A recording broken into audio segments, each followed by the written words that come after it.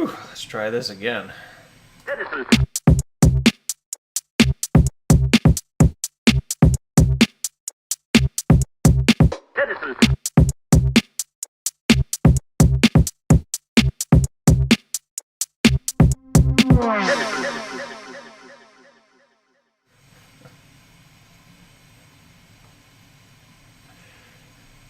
Okay, sorry about that. It's very much a Monday morning right now. I accidentally just showed credentials on the stream and can't be having that. Okay, can't find my live stream.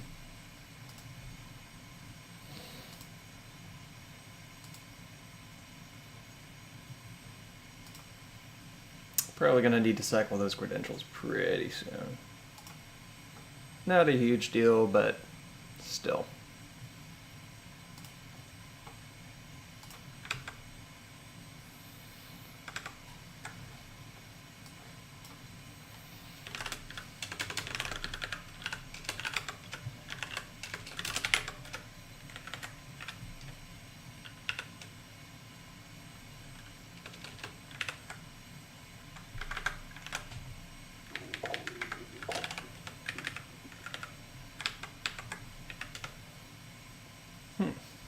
And now the live chat didn't work.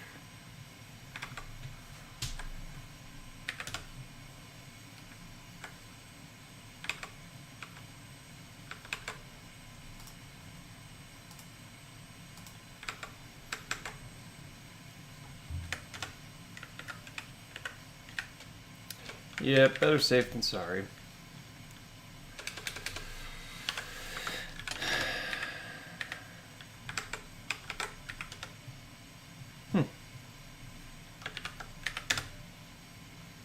Oh, come on. Can't find live.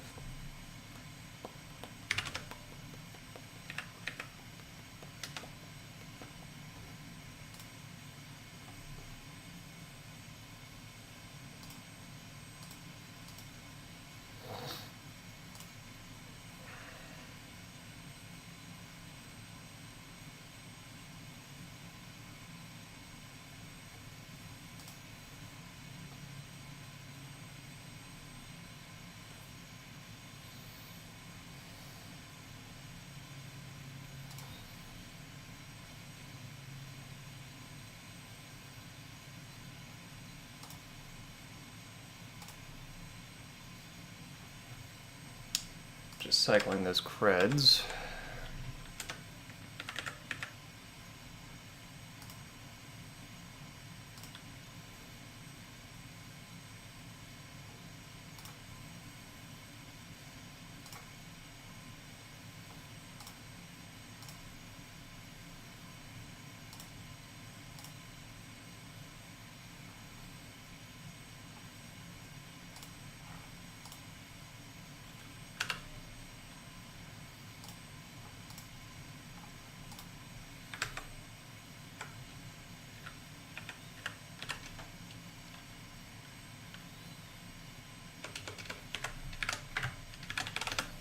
This will so totally be worth it because we're gonna get a cool chat visualization.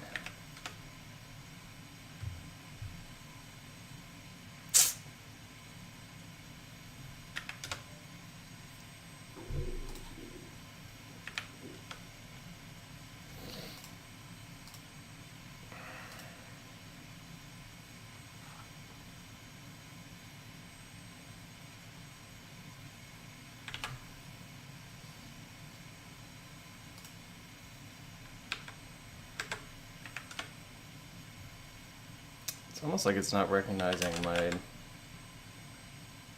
credential changes here.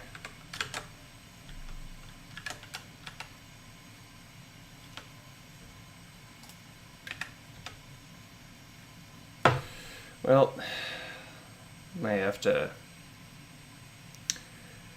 just save this for another time.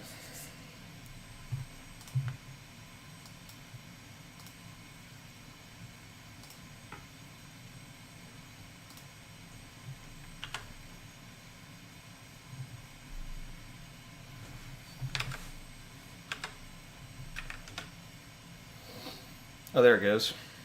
Dang it. Oh, there it goes. Well, that's bizarre. Huh. Well, simple solution to that.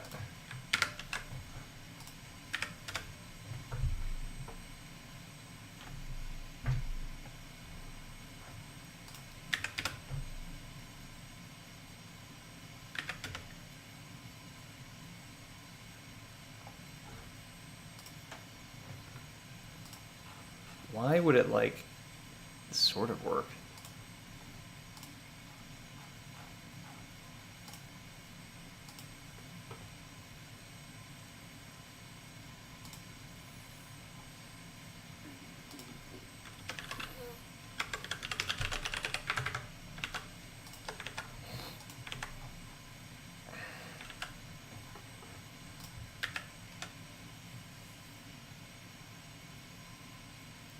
Oh, okay. I'm using a different terminal emulator called Cool Retro Term.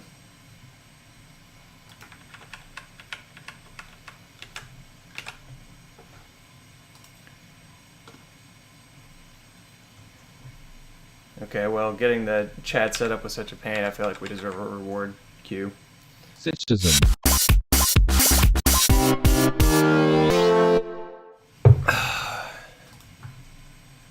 I should make a generic reward queue. Same thing, just different message.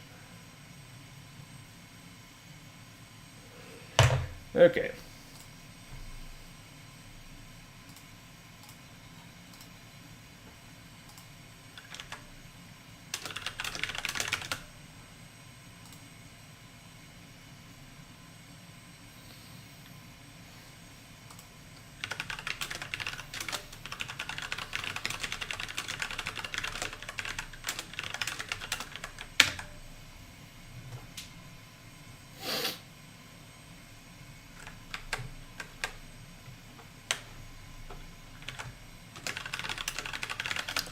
So now we can do this for real. Back to whatever the heck. Okay, so we're gonna pick back up on performance today. It was just kind of over the weekend I was sitting and thinking about the performance we were seeing and just feeling kind of dissatisfied with it. And so I'm so far committed to not ever doing any work on the stream, excuse me, not to do any work on Citizen without doing it on the stream. I'm trying to build everything on the stream right now. We'll see how long that continues. But so I promise I didn't do a lot of work over the weekend. I just put together a quick benchmarking script for us. And the results are just not encouraging. Really simple test case here. One server, 10 users, 100 posts, 100 comments, 100 votes. And let's get our terminal out here.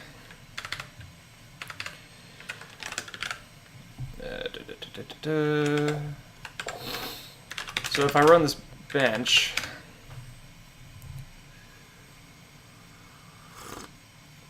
so we can see exactly how much activity is occurring and how long it takes, and it's just not fast enough. Like, look at that. Almost 5 seconds to generate 100 comments. That's crazy. Maybe if the stack were more complicated, or the application were more complicated, I might allow a throughput like that, but it's not. So where did I leave off? The code. So one of the interesting things about this that I found is what happens whenever I replace the post's create method with something that just returns immediately. This is a very interesting clue about where some of our overhead is going.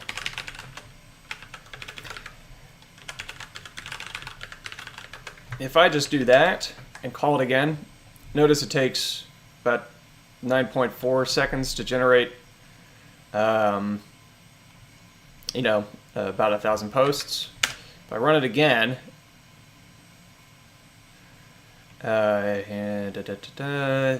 Okay. So there it's taking about 6.6 seconds if none of the actual work is done. So that's a really bad baseline overhead. That suggests that only, 2.5 seconds are being spent on the actual database operation. So I'm kind of inclined to think that our RPC layer is performing really terribly. Excuse me. So we're going to start with that. We're going to start by seeing if our RPC layer is just hot garbage. And if it is, then we're going to need to take a different approach to it. I'm thinking what we should do is create another function for creating a test server, one that just spawns it in memory or in the current process so that we can call directly to it and see what the performance looks like whenever you're not using the RPC layer, and see whether that makes a significant difference. So I'm going to duplicate this.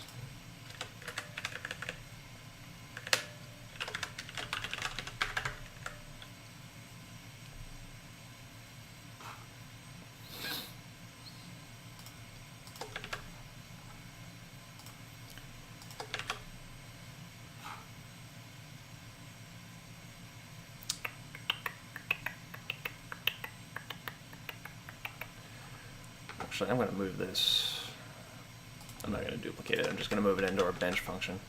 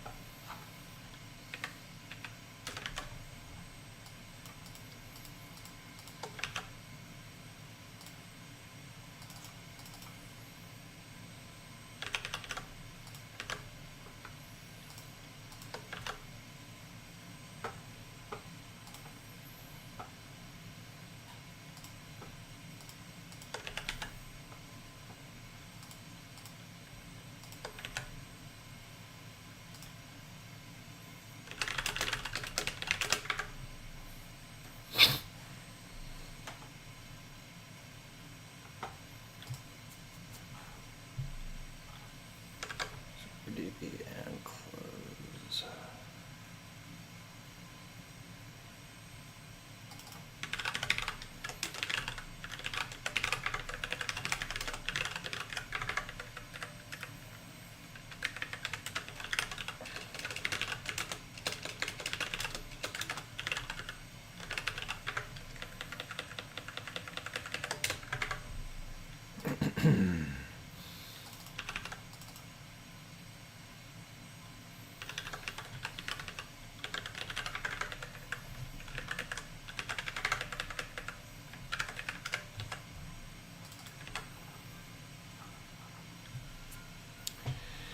And I'm just going to set up a really simple test here where I'm going to just take a look at the post logic separately.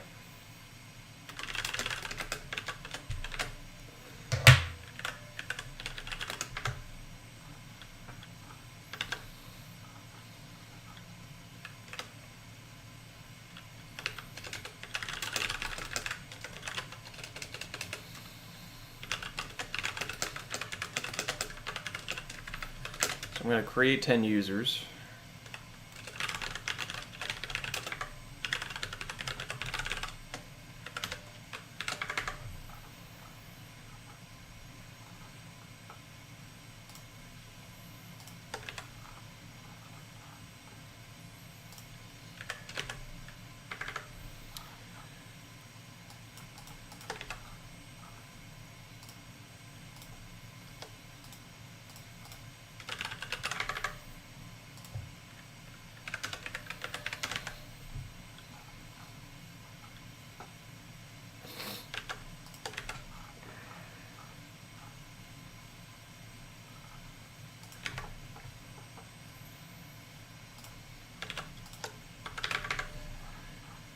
And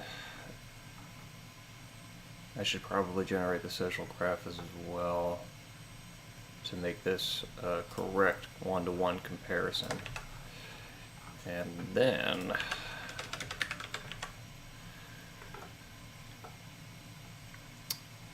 we will create the posts. Okay, generating users, user.username.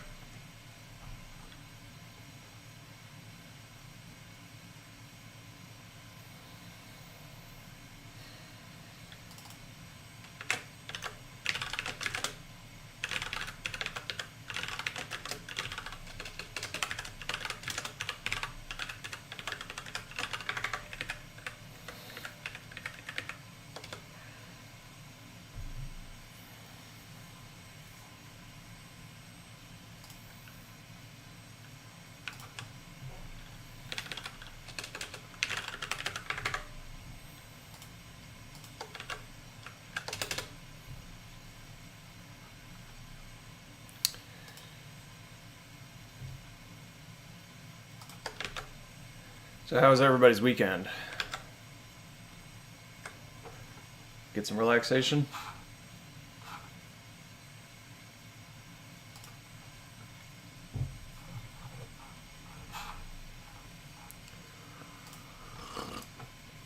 I got a chance to see my family. Had some birthdays, which is nice.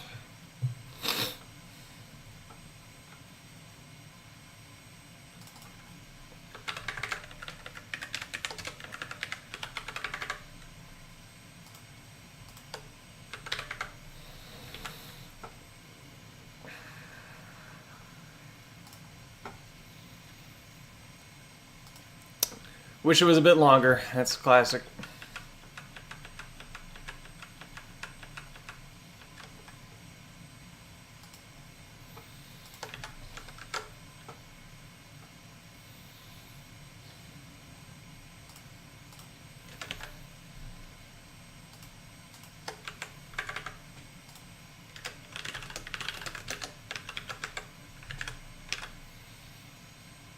Forgot you're not supposed to work on the weekend.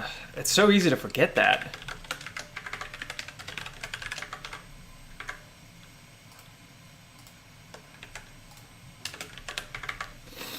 What'd you work on?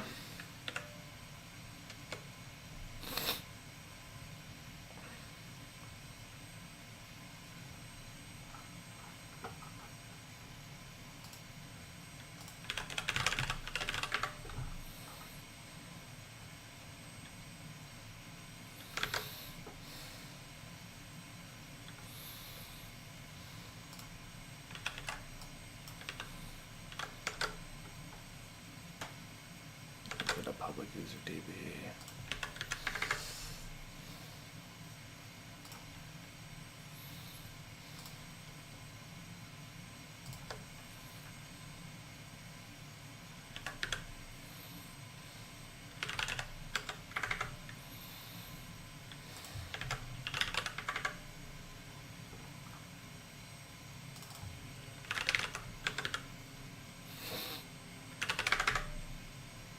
Mostly dot. Cool.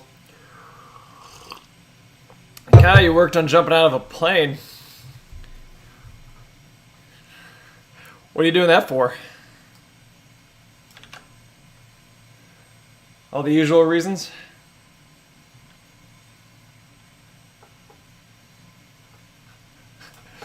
Who needs an explanation? Worked on jumping out of a plane. Why? Why not?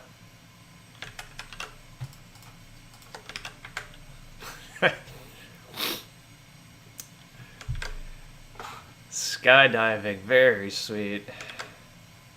Yeah, did you mention that recently? I think actually I remember now you said you're...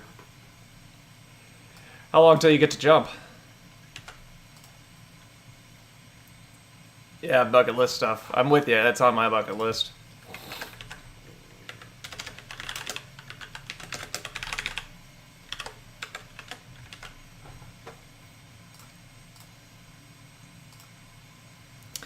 March, very sweet.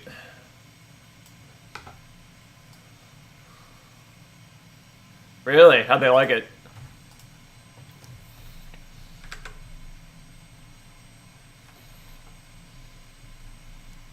Oh no, our live stream updater isn't working anymore. Our chat.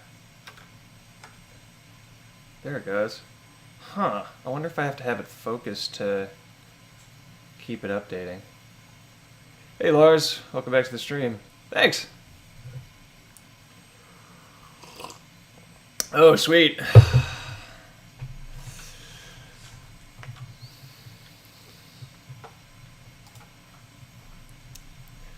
So he must be good help for skydiving. All right, let's see if I've got this bench right. In server is not defined.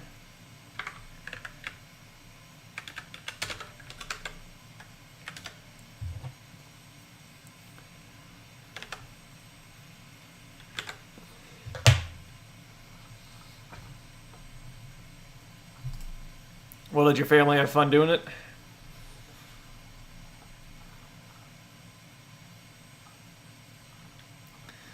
That's fun, the whole family doing it. It's pretty rare that everybody can get on board. Usually it's just like 1 or 2 people that are excited about it. Way worth it.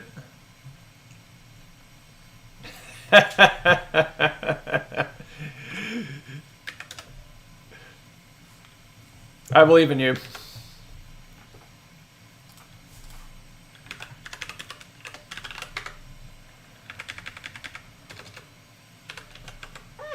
Hey, Lemonade, welcome back.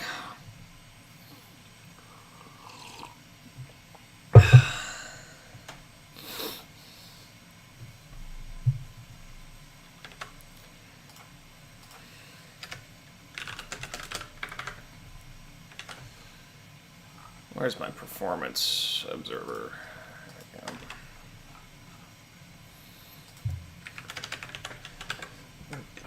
So for everybody just joining, guy with no legs on his 36th jump. I mean, if you don't have any legs, you might as well do some skydiving.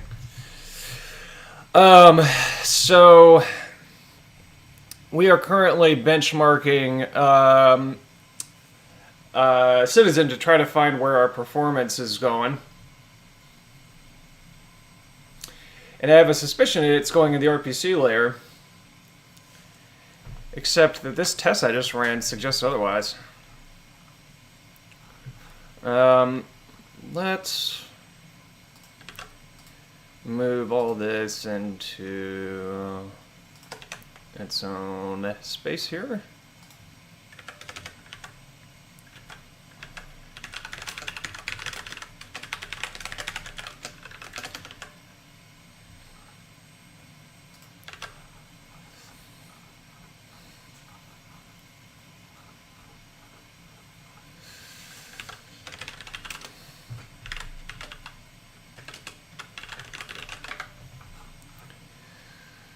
So, let's try that again, because I just ran it, and it kind of didn't look like the RPC layer was the problem.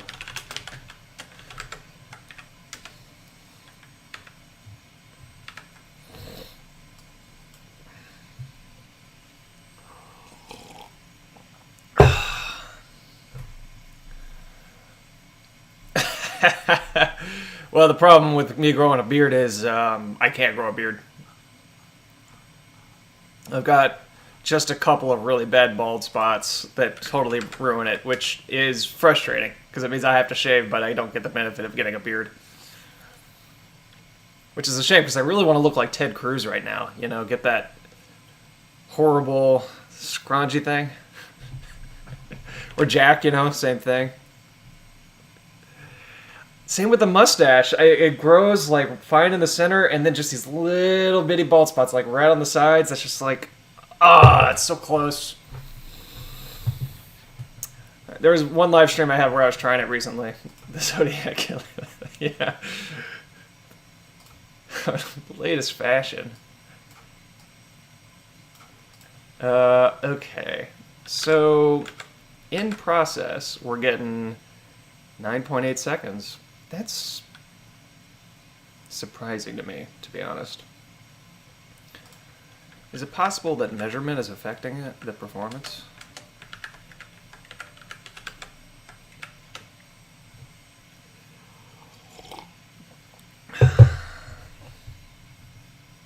Whoa! Measurement is affecting performance. Yikes! We just went from 9.8 seconds to 0.1 second. Oh boy, always check your assumptions. Okay, interesting. That is surprising. Let's run the same bench again with the measurement removed on...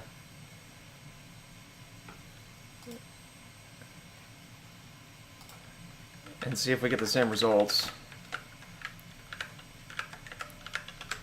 That is some terrible measurement overhead. Something uncertainty principle, I know, right? I mean, I'd be happy if it's not our RPC layer because... okay, no, so...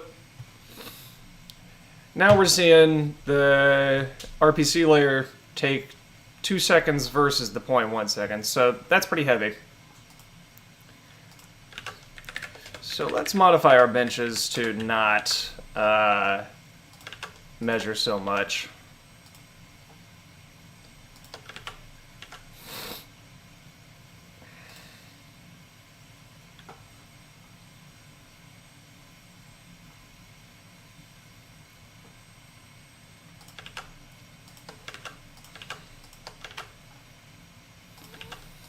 That's a shocking level of overhead for the performance measurement.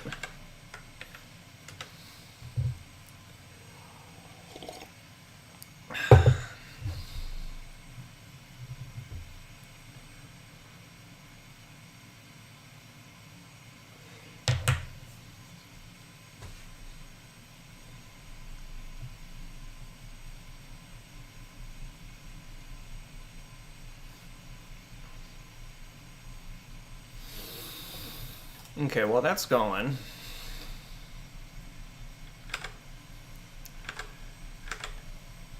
Uh-oh. Can't read properties sequence of undefined. Ooh. That's a real bad... that sounds like a bug in our indexer. Gonna have to come back to that. Okay. I'm gonna make a note of that for us to tackle later. Let's get a little more info out of our benching here.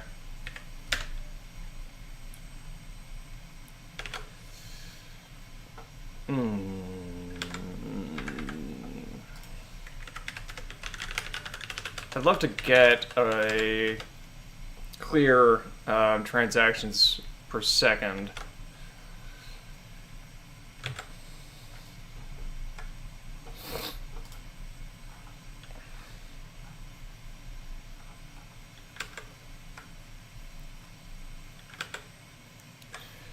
Okay, we can do it like this. We'll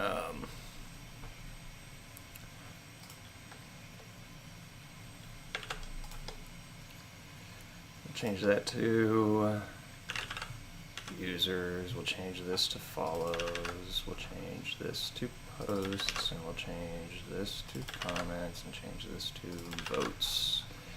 And then over here...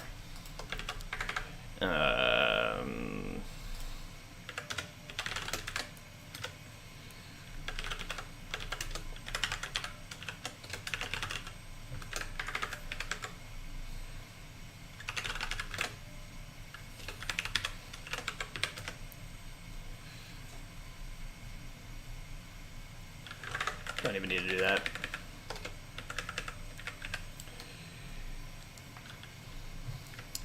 so we can get the, oh no, you know, we do actually need to have a little information known. So there'll be that many users. For posts, there will be num users times num posts. What's the VS Code theme? Synthwave 84. And it has a cool thing where if you add some custom CSS that they provide, it'll give a bloom filter on it, which is pretty sweet. But don't have that running right now. Well, the retro theme thing really doesn't want to update unless I keep it focused. That's a shame. That may actually be a deficiency of the terminal emulator.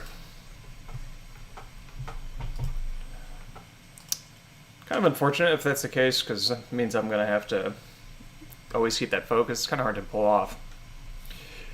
Okay, especially because I have to run it in the VS in my Retina screen or it renders incorrectly. Okay, for comments, it's num users times num comments. For follows, it's num users minus 1 times num users. And for votes, it's num users times num votes.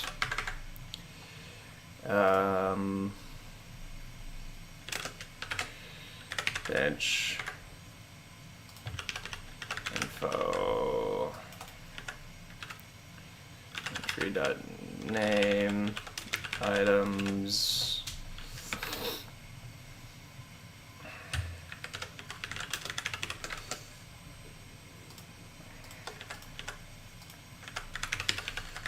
which means it's the number divided the duration TPS. Yeah, I looked around to see if there was like maybe an always on top that I could use or something.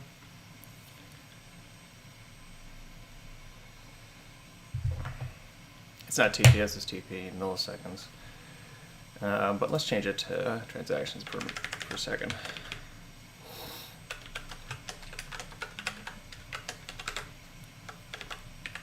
Nope, at least that bug is reproducible.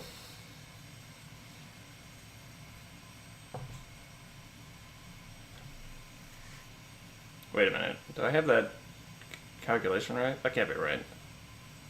We're doing 1,000 items.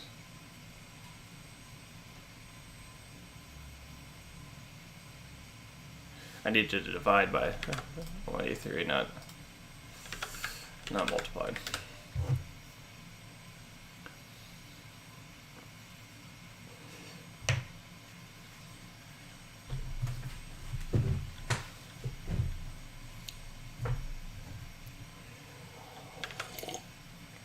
Okay, so we're getting about 383 posts per second when using RPC. Now let's do this exact same thing on our in-process bench.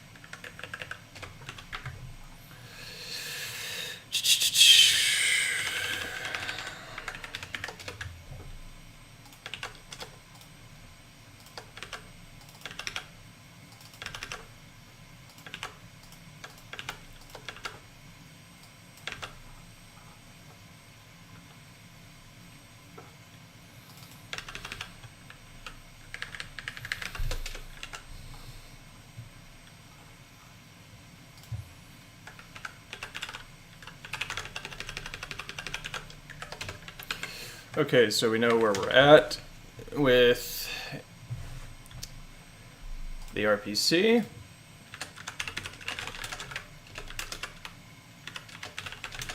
And without the RPC, we're at what?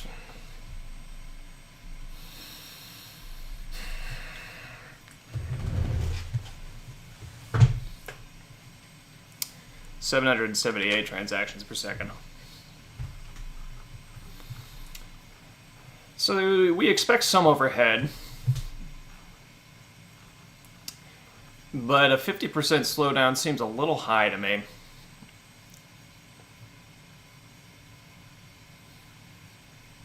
That's what we're getting for when we're using RPC, and that's what we're getting when we're not using RPC.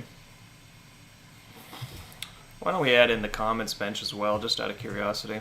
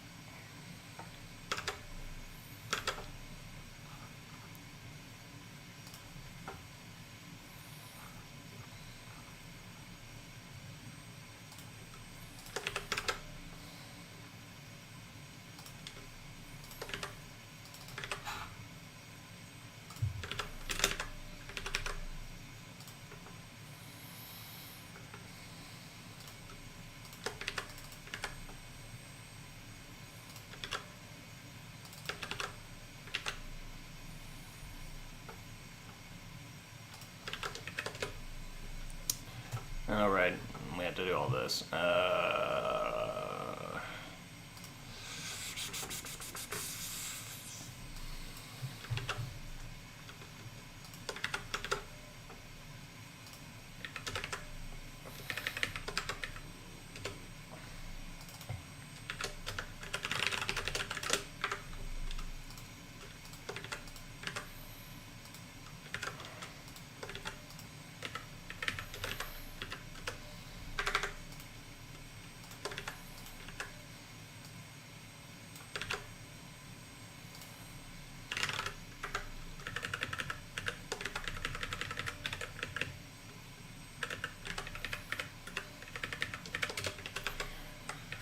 Of course, if we're going to run into our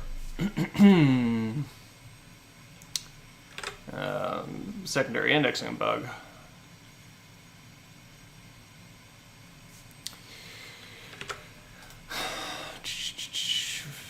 may have to fix that now. Oh, you know what? That's not enough posts. We're not doing an accurate bench. Okay.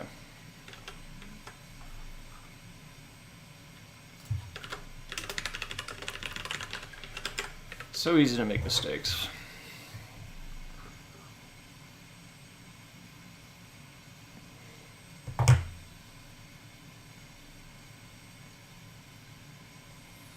Okay.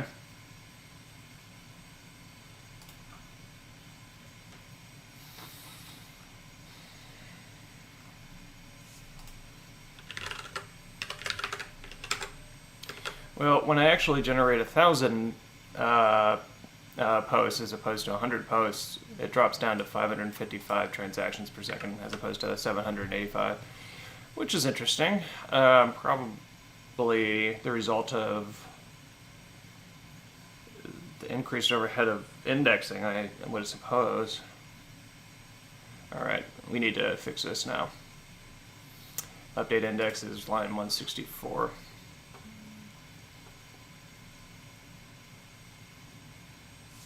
In what base?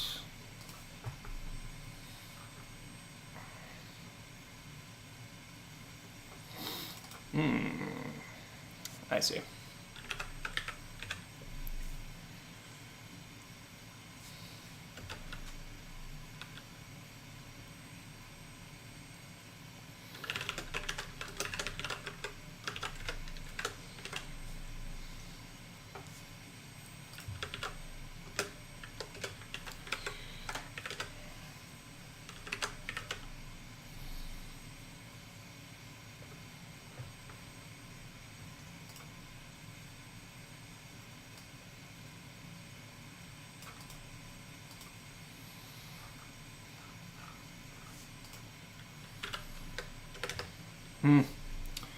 Yeah, our live streamer is just not keeping our chat screen here is not staying updated. That's too bad. I think we're gonna have to give up on this idea.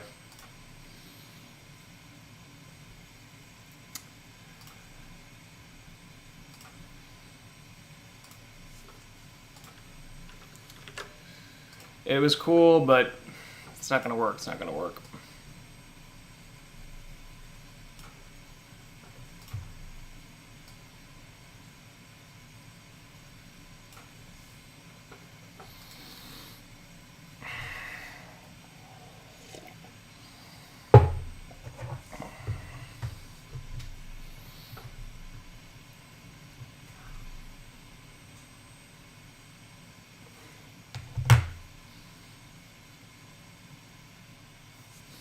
Dang it.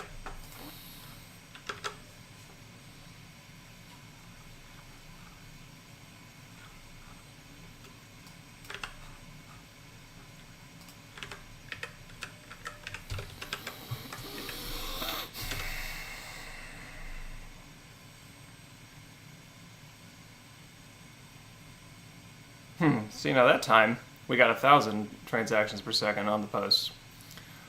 So there's definitely some variance in the performance.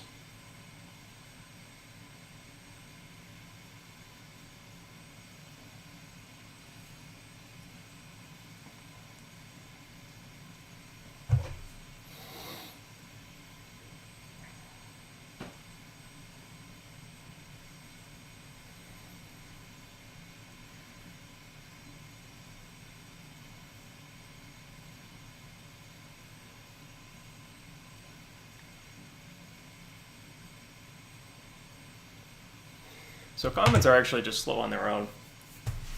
Like, what we're looking at there is the comments generation in process at 24 comments generated per second. That's not good. Really, just about everything ought to be closer to what posts are doing, around 1,000 per second. If we're not getting 1,000 per second at this minimal test case with the data structures in memory, then we're just doing something wrong. Hi, Andre. Will citizens support PageRank style ranking of posts? Specifically, users can rate or download a post, classify it, and users themselves can be rated. Thanks. In the long run, I absolutely intend for that to be the case. The basic view that I have is that servers themselves ought to be defining how those algorithms work in sort of coordination with their users. And algorithms are an important part of that, but algorithms are always an extrapolation of user opinion. That's what they're always designed to do. Even PageRank, arguably is an extrapolation of what the web thinks. What you're trying to do, in a way, anytime you're applying an algorithm, is maximize the effect of user actions. And in fact, PageRank specifically, what it's doing is it's treating links as a vote, but it's sort of taking into account that there's a reputation to every user in the system, basically every website in the system. And so all those graph analysis functions are like PageRank. What they're designed to do is try to dynamically ascertain the reputation of websites in the system to give weight to their votes. So, all that is a long-winded way of saying that the point is to reflect what users in the server think. That probably won't require an advanced algorithm at first, because part of what we're aiming for is to create a system in which there's a pretty close kind of community identity and community influence on things like what's trending. And so, and kind of create a structure which is more defined than the web is. The web is very unstructured. It's the only data set that, you know, the initial PageRank algorithm was working off of was just links and websites. Of course, it's gotten much more sophisticated since then. And in fact, at this stage, Google probably works off of search result clicks by consuming users more than the initial PageRank algorithm.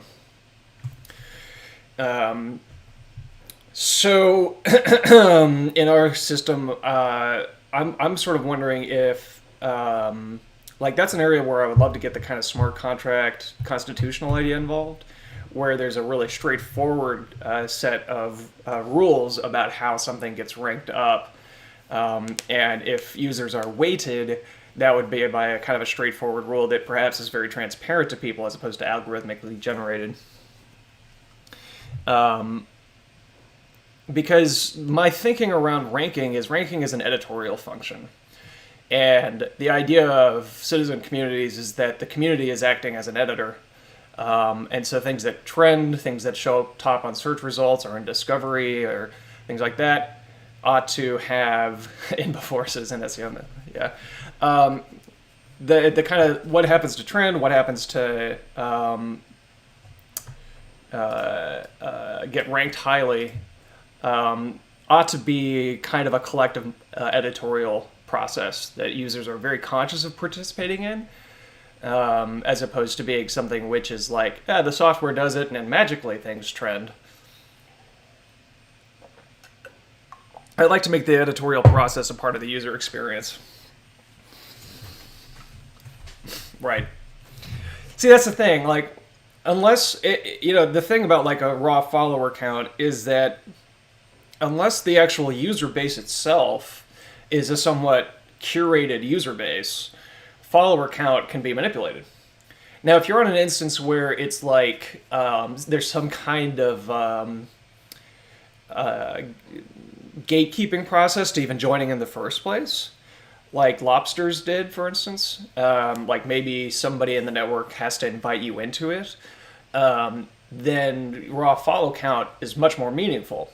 But if it's like an open-end thing where anybody can join, then of course you can make a lot of sock puppet accounts, and then follow count becomes meaningless, at which point you might want to consider other ways of weighting users. And one way you could do that if it's an open registration is to have a sort of a system of perhaps authority where you have a root node, which is the admin, and they say, they give a thumbs up to a set of users, and those users can give thumbs up to other sets of users, and you create a sort of authority graph, or authority tree, really, and then use that to weight users. Followers can be rankings if the user set is curated. But in large instances, that won't be the case. But if it's an invite-only community, it could be. You want to do domain-specific reputation? Also doable. And in fact, what I would like would be for Citizen to have a sort of generic layer that makes it possible for people to cook up different ways of ranking people. Gosh, that sounds terrible when I say it, but I would like for that layer to be flexible. We'll see how practical it is to make that flexible in the short term. First, we have to be able to handle some bandwidth, some throughput. So we need to get our performance up first. And yeah, 24 comments per second when everything is in memory is just really bad. So I need to figure out what's going on. And I have some ideas about what's going on. It's probably this right here, which is updating the index. Like that's doing a global index update every time a comment is created. That needs to be much more targeted. But I'm going to start by scrutinizing our RPC layer and making sure that's not giving us undue overhead. So okay, we're getting consistently 1,000 comments per second, or excuse me, posts per second when it's in memory. That's the one that I'm going to focus on right now. And when we do it via RPC,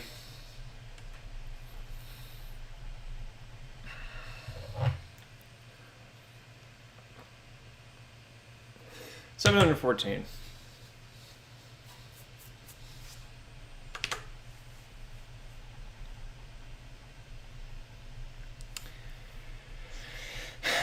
That's not like terrible for the RPC layer.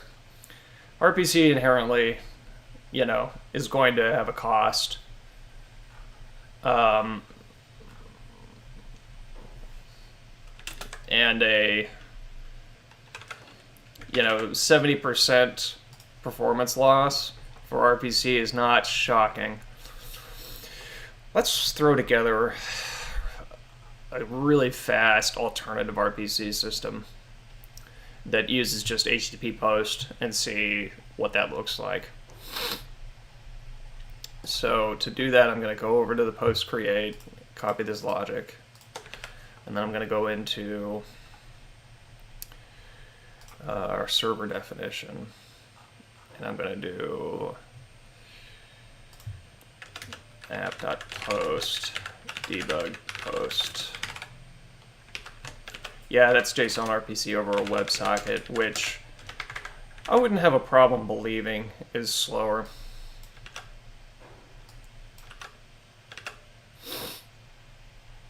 Wasn't RPC meant to be a fallback to Hypercore? The servers are users' interface to Hypercore, and so there has to be an RPC layer for the users to access the Hypercores.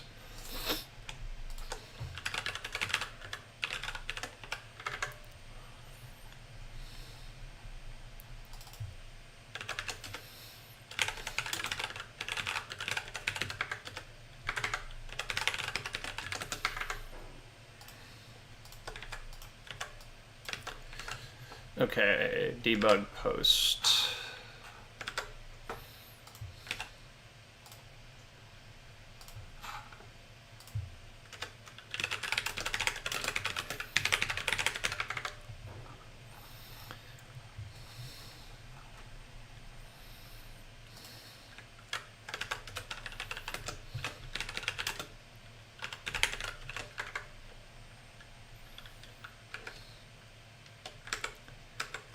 Okay, now I need to re-familiarize myself with fetch post.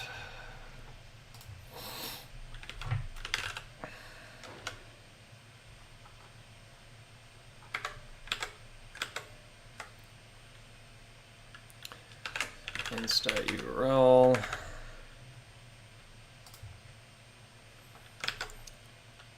Debug post.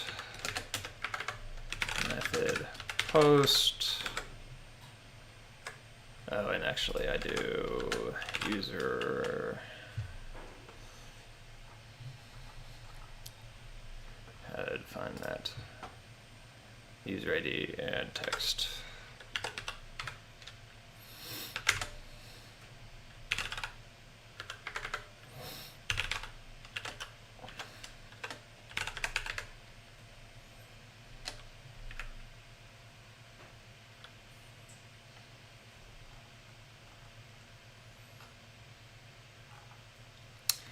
Wrong one.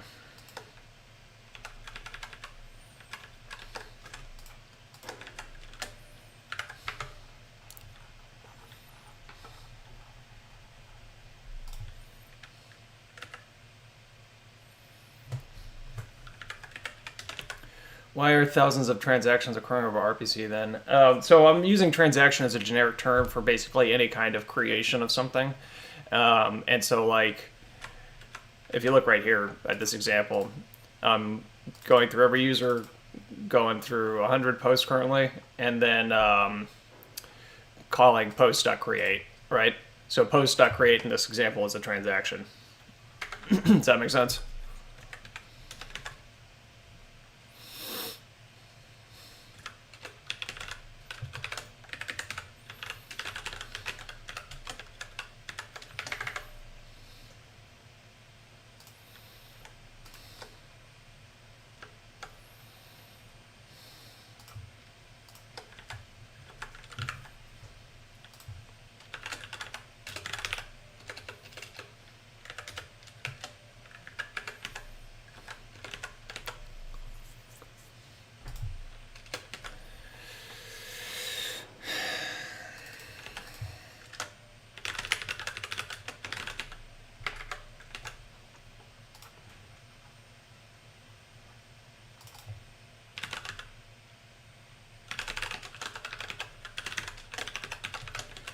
Okay, let's try that out and see if HTTP is faster.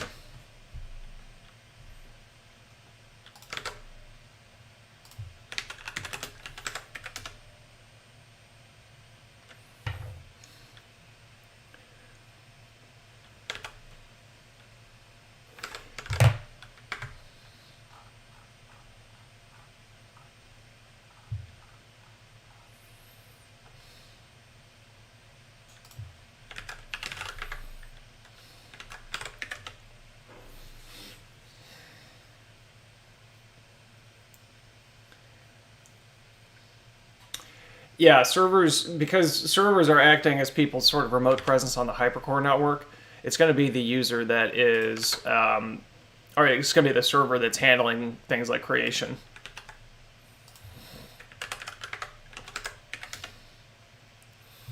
We've got it set up so that users can maintain their own hypercores and sync them up to the server, but the default behavior is for the server to maintain it for you.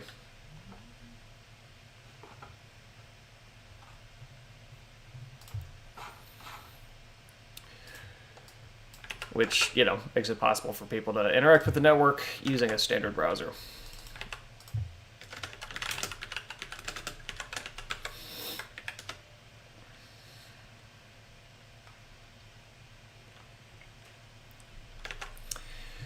Hey.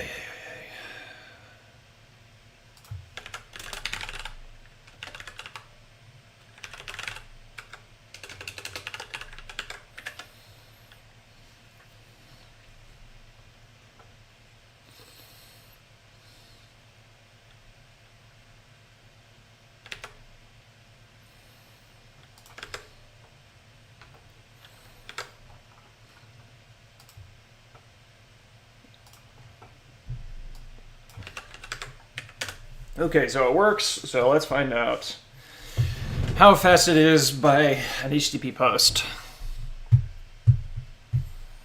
And this is a very simple post.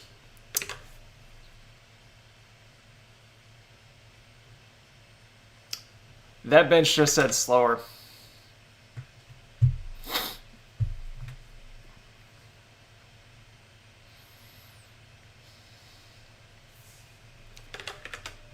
It's looking like it's slower to use HTTP.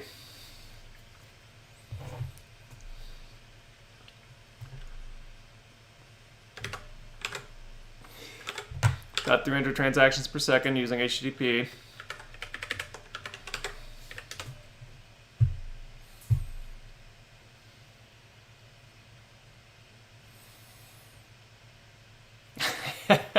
And about 7, wow. Okay, well, falsely accused. Unless something is involved here that I'm not understanding, using HTTP post is about less than half as fast as using our JSON RPC. So, I mean, it does make sense because if you're using a WebSocket, you don't have to recreate the connection every time. You're using an ongoing socket. And JSON RPC is a very lightweight RPC layer. I would expect this, but I was suspicious that the JSON RPC implementation might be poorly designed. But like I said, falsely accused. So that RPC cost is just an unavoidable cost. We go from about 1,000 to about 760 transactions per second. So about 25% overhead. Which, yeah, I mean, that's about what I would expect. Yeah, you know. Because you have to serialize and send over the socket and deserialize, and that's going to cost cycles. Okay, well, good news.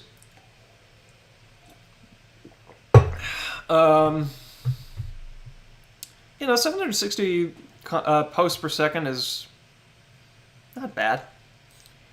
Yeah, it's not bad. Of course, the comments are now where the real action begins. Because that's where we're doing something incredibly inefficient.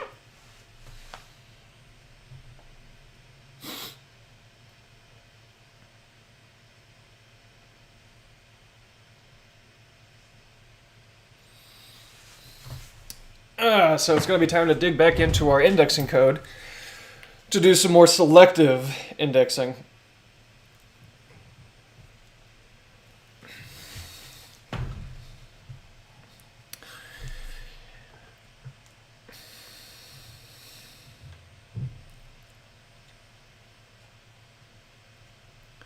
So with our current approach where we update all indexes when a comment is created, we get 27 transactions per second. Let's go into our code and just remove that. See how fast it goes.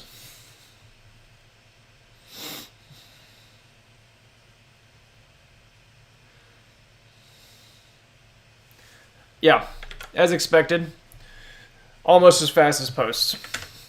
About 561 comments per second.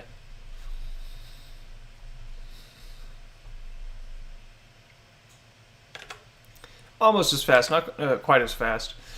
I do think we see, I mean, that's not super surprising because there's a lot more indexing that still occurs for comments, and that's going to be getting triggered in the background. But our optimistic index update needs to occur because some of the indexes that get updated involve basically your thread view, which you need to have immediately updated so that,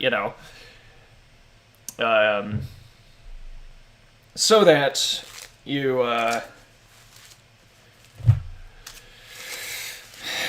are seeing the comment that you just created. I don't think it would be wise to asynchronously update that, because if the indexes are updating slowly, you never know when that's going to come about. I think all we have to do, though, is update the server's private index. The user indexes can update asynchronously, but as long as the server one is updated, because that gets merged together with the user's personal indexes, it will be all the update that's required. So we can target this pretty simply.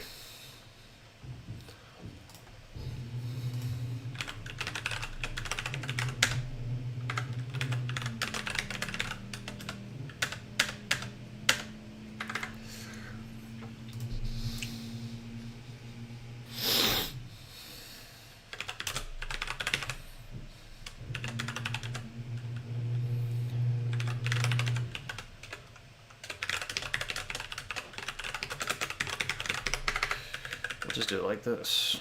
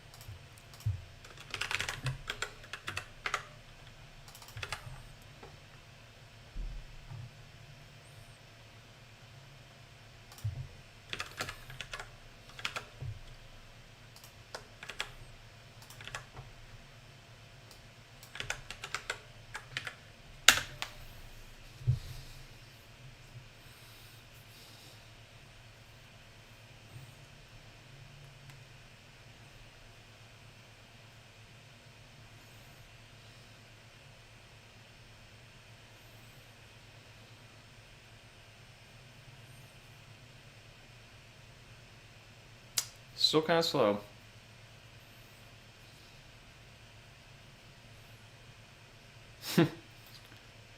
We got up to 52 transactions per second. Not amazing. That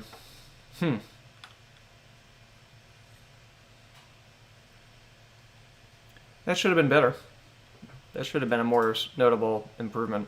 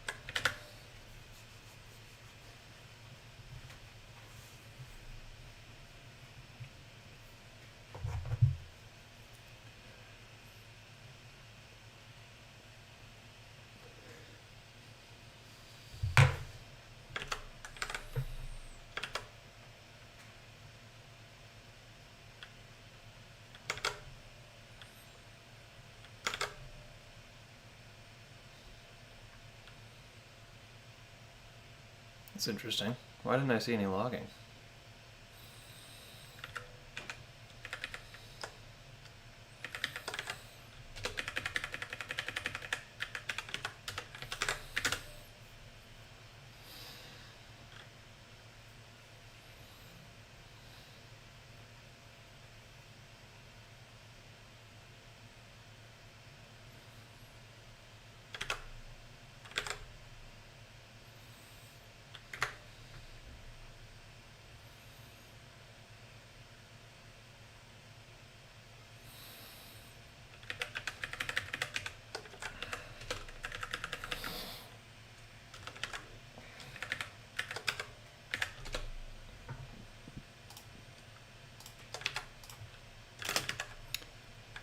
Where is that index generated? Maybe it's actually generated on the public one.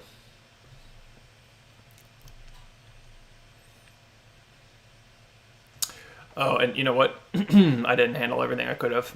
Okay, so real quick, let's check which server database it is that does this. Okay, it's the public server that does the indexing. So that's why we just saw what we did.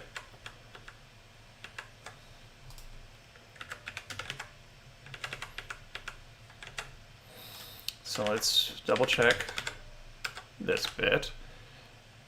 Change this to be public server database.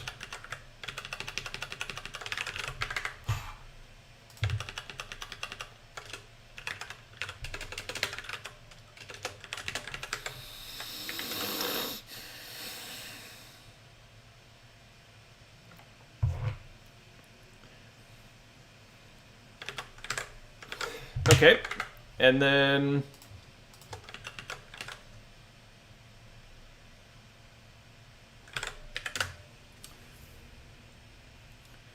so, yeah, let's see what happens now that I have the right index in there.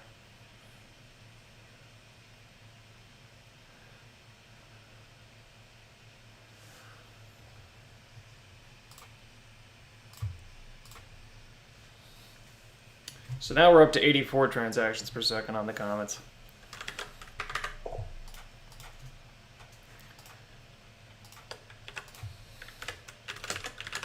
Oh, wait. Right here. Paying the cost of forgetting how I changed up my function.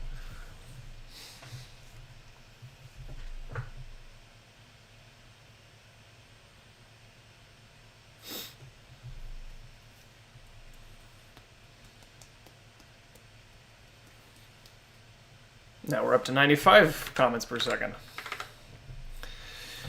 Okay.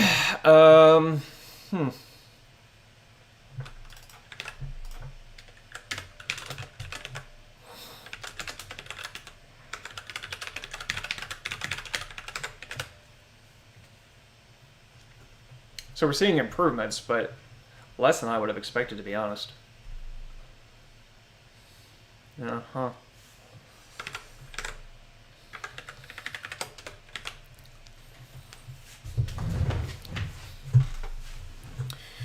So, supposing we're calling on database change, let's, for the sake of experiment, see what happens if I take out the asynchronous database updates, which means turning off the watching behavior, and see how fast this goes.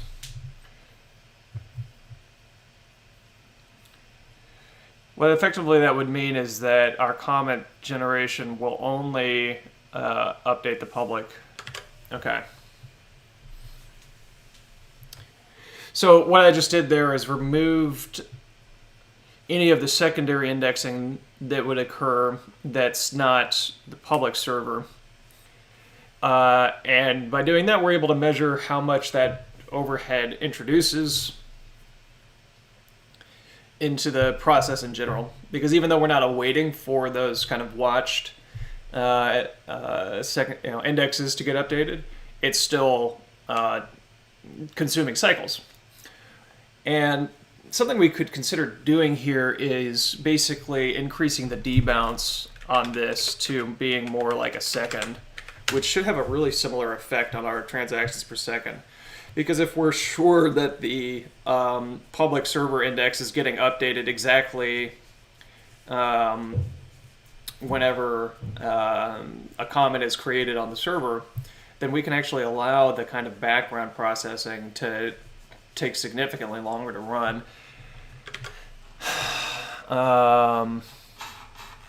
That part can have a delay.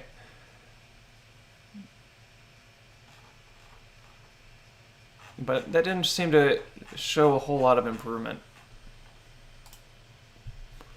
Let's take it up to 10 seconds.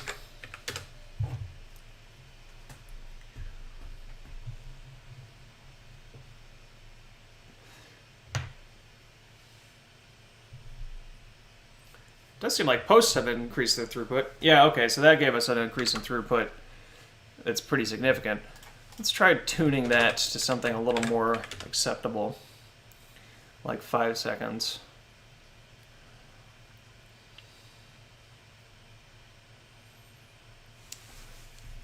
I'm a little surprised actually that 1 second isn't enough, because I would assume that this thing is, because it's updating rapid fire, there wouldn't be a 1 second interval.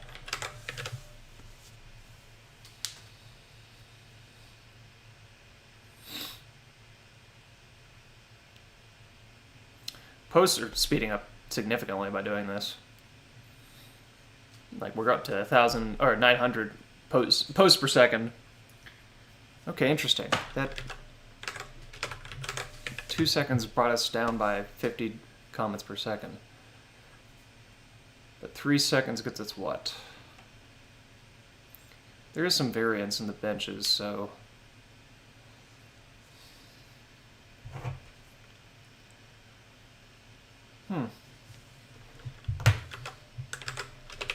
this could be a sign that something's happening I'm not aware of, because a second ought to be enough time. So for 5 seconds to make a difference while 3 seconds doesn't would indicate something's amiss. But we'll come back to that. Let's actually define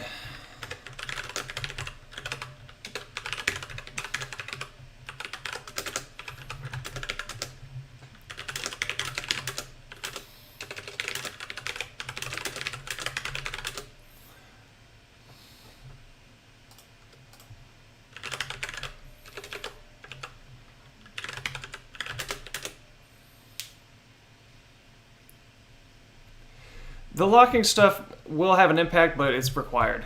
And I've tuned those locks to be row level, so I don't know if those can. We could do another pass on them, but I'm pretty sure those are as tuned as can be. Let's take a quick look at the debounce function, because what I may need to do is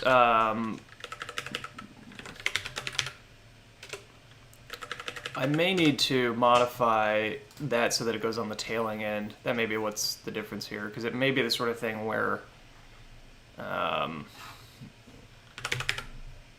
it's invoking immediately. No? Okay, so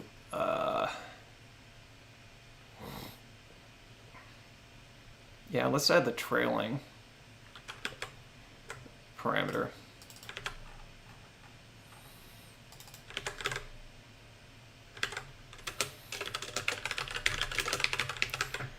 That will basically always force it to delay by that amount of time.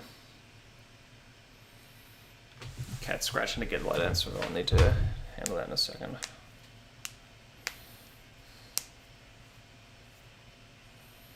Okay, so that brings us up to 164, so let's see if we can take this down to 1 second now. I'm gonna let the cat in.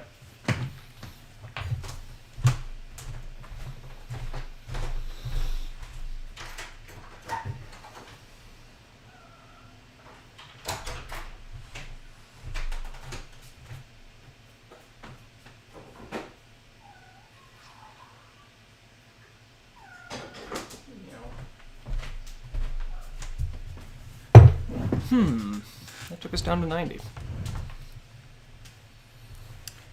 that's really surprising to me, because the debouncer with a 1 second delay should mean that, like, basically secondary indexing doesn't occur until all of the comments have been created, because we're rapid fire creating them.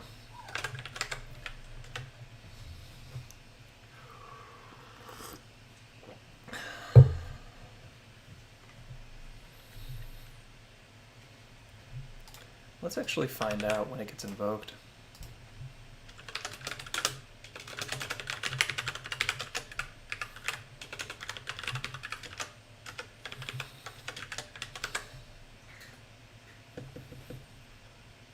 It's got even slower that time? So this must just be some variance in our benchmarks.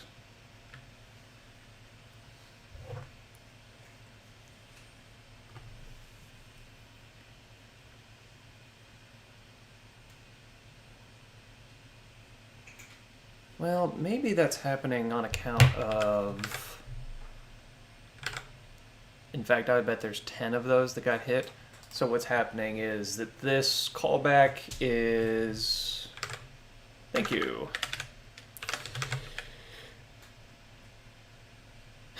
And when I don't actually invoke it, of course, it jumps up significantly. But it looks like what's happening is this callback is getting invoked. This is not surprising. It's getting invoked per user. So when a user finishes creating its comments, the timeout is hitting and it's invoking. And so that's actually not surprising, which means that by increasing it to 5 seconds, we're getting closer to letting all the comments get created before it gets invoked. Therefore, none of the indexer passes get run. Yeah, see, there we go. And now they're all getting invoked.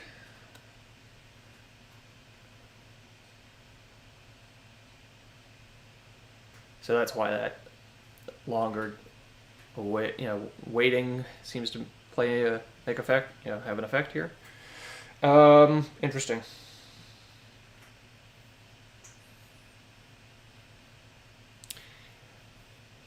So the question is, how do we feel about that kind of modification to this logic? A 5 second delay on the user's individual indexes is effectively what this produces, which I don't think is an intolerable delay, to be honest.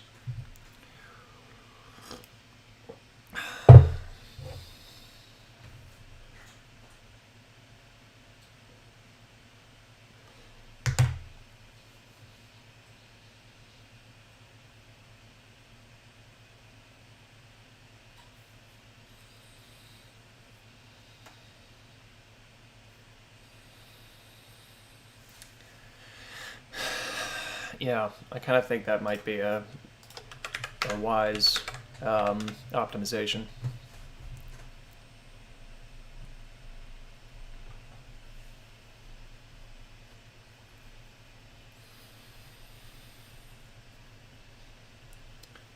It depends on whether or not there are any. No, that might be the right way to do it. It takes us up to 182 comments per second.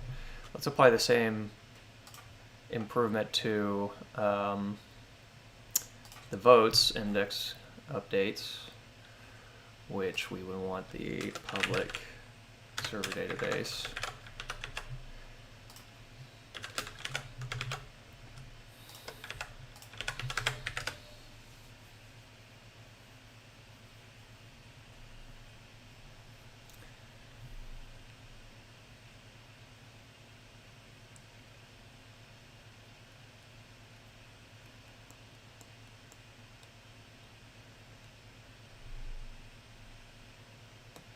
Votes seem to actually be even slower than comments, which I find interesting. Yeah. At least it gets us into a vaguely tolerable range, but that's still way too long. Shouldn't be any slower than commenting. Let's, for the sake of experiment, try removing the indexing.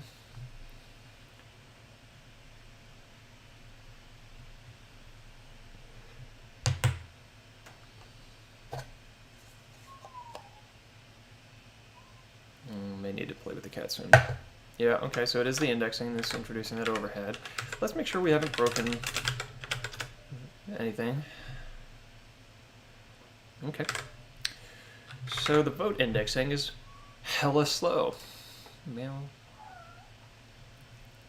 Ah, that's still a global lock. Did I not? I must have missed that one. So there you go. Here's a... Lars, you were right. I didn't get a row level lock on the votes. Why would I not do that? That's odd. Did I do it for the individual user indexing? Meow meow. I didn't do it for the individual users either. What a slob. So I hear you. Yeah, you. Yeah. I think I'm gonna have to. I think I'm gonna have to play with this cat in a second.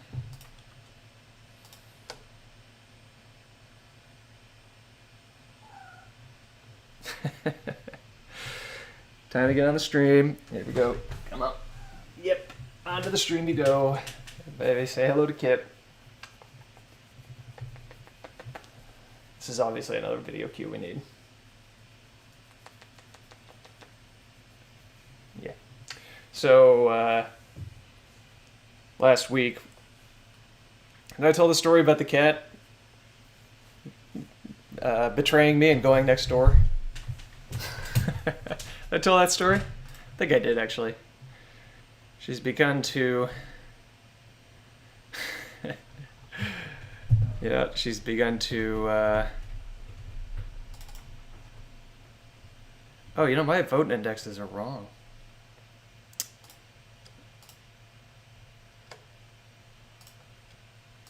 Are they? Let me think.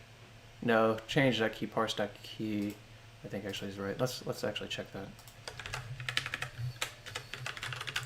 Because I think the key is actually a URL, which is disgusting, but... yeah, she apparently... I'll tell the story again.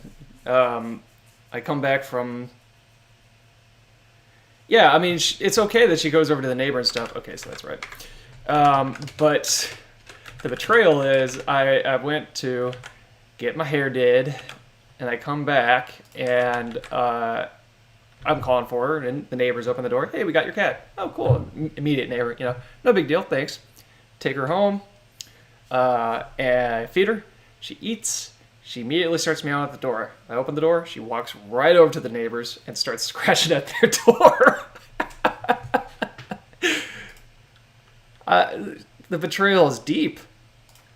So I knocked on their door, like, hey, I think Kit wants to hang out with y'all right now. Is that okay? And they're like, yeah, sure. So you know, the betrayal is very deep. Um, and like I've been locking her out of my bedroom and wearing earplugs because she wakes me up so much at night. I'm talking like 3 or 4 times a night. And part of me is like, is this payback? Is that what this is, Kit? She came from the streets. I adopted her because she just walked in one day. So of the streets and to the streets she will go, apparently. So okay, wait a minute. Row level locking didn't seem to make a significant difference here. Oh, she real cute. So took off the row level lock on votes. Let's see how long it takes.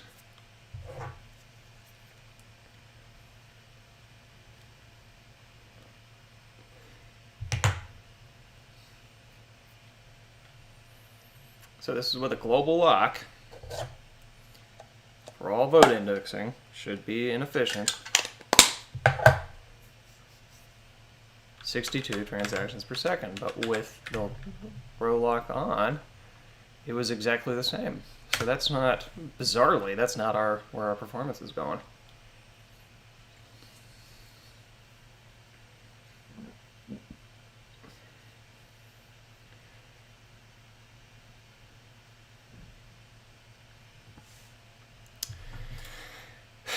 Supposing we, oh, yeah, excuse me.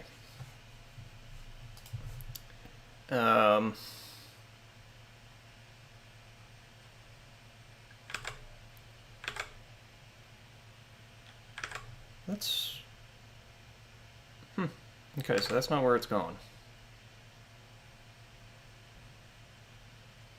Okay, she didn't want to play, she's sleeping.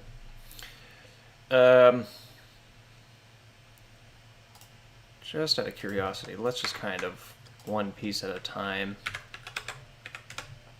take out and add back in the various indexes. I did update this, so let's also make sure that our bench isn't introducing some kind of cost in the bench itself. Does its login, does a random range. Let's make sure the random range isn't actually costing us anything, because it certainly could be. Wouldn't that be funny?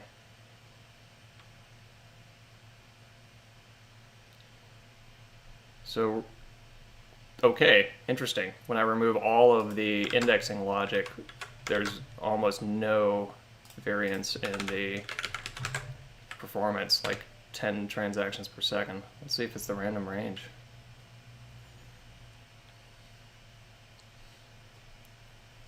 I could maybe see math.random. Math.random should be fast.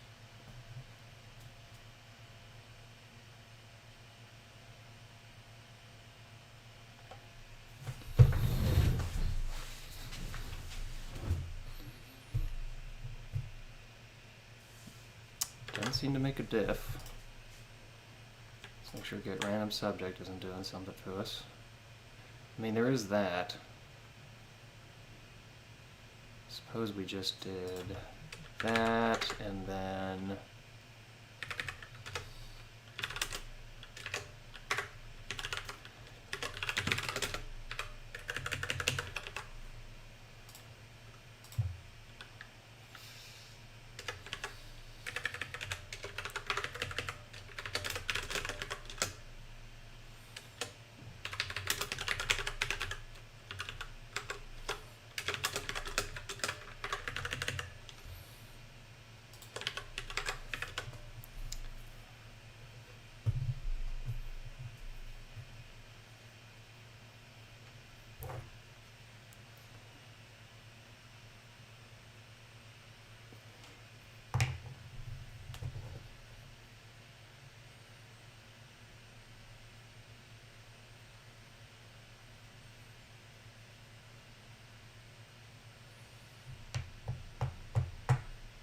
okay, so it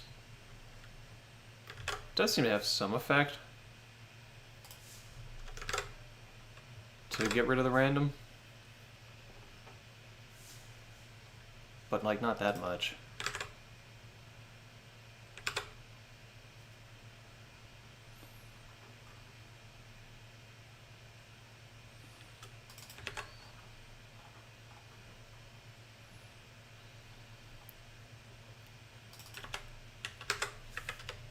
Let's see how much comments get affected by that. So comments with random was at 181.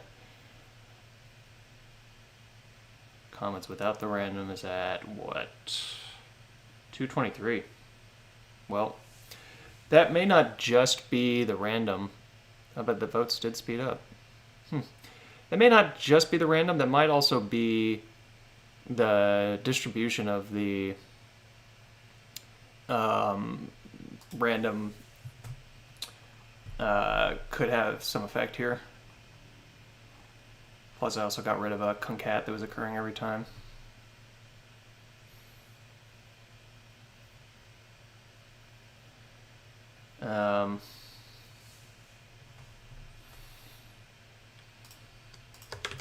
But let's go ahead and just remove the random to ensure that we're not, you know, introducing overhead in our bench that throws off our results.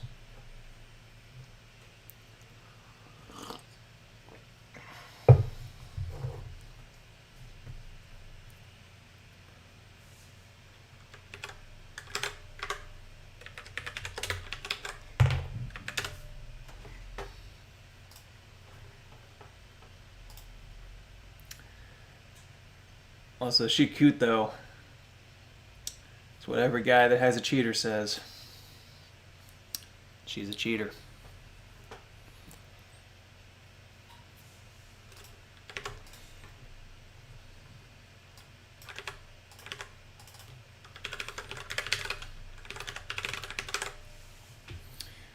Okay, so we're doing better. But I'm actually very interested in what we saw a moment ago, which was that removing the vote indexing logic didn't seem to affect performance, which shocks me to my core.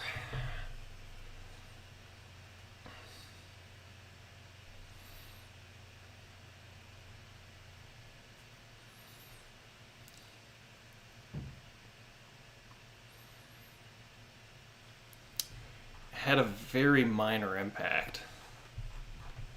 Took it from 5 seconds to 4.5 seconds. Let's remove it in the user as well. Oh, I removed it in the wrong area. Interesting. So if I remove it in the server,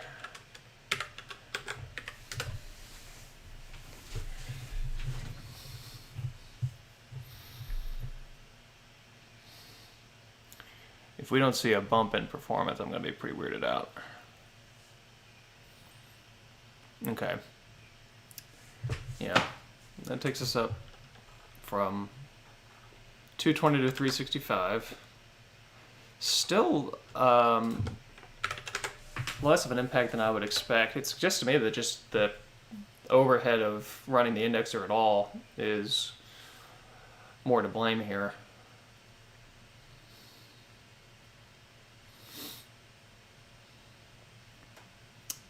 You know, something that occurs to me is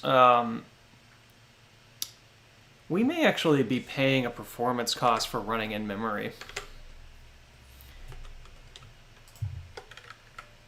Believe it or not. Because we're not getting the benefit of asynchronous execution.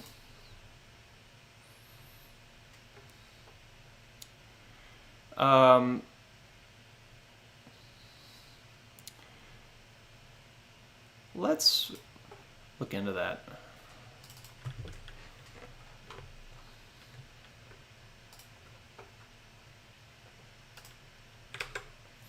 So let's see if we can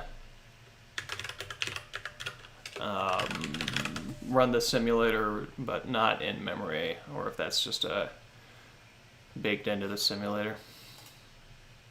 No, it's baked into the simulator. So,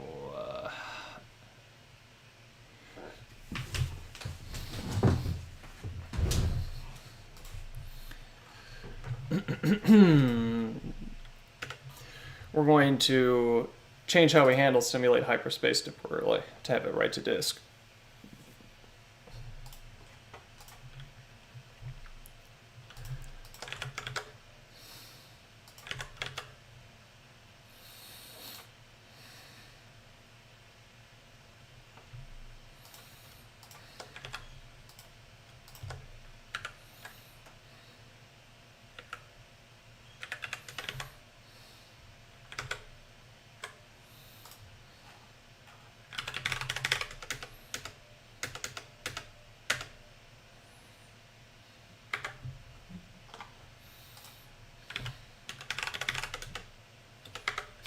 we not talking about the server? Yeah, it's not great. Okay, so server ops, storage.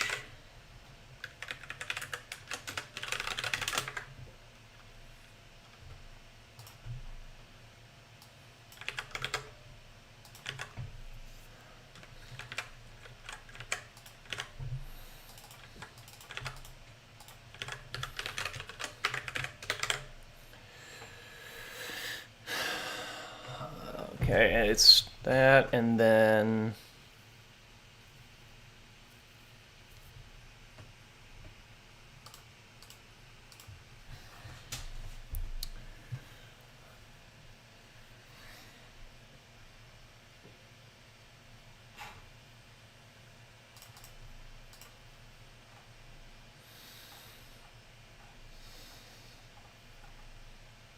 host.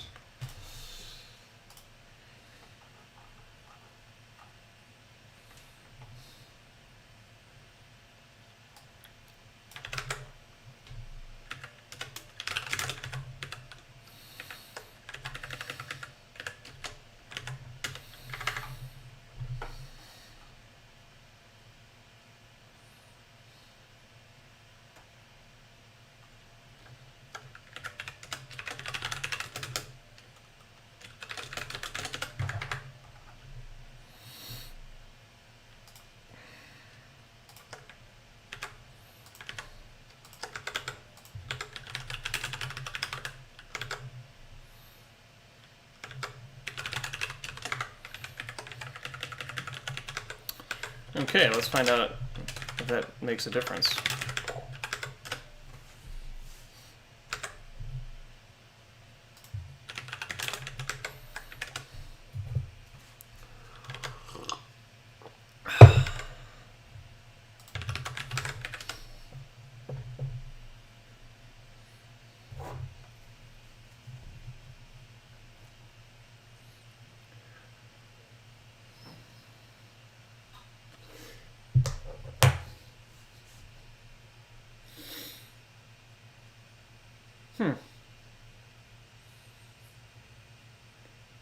Basically none. Oh no, actually, a little slower. Okay. It's a nice theory to test.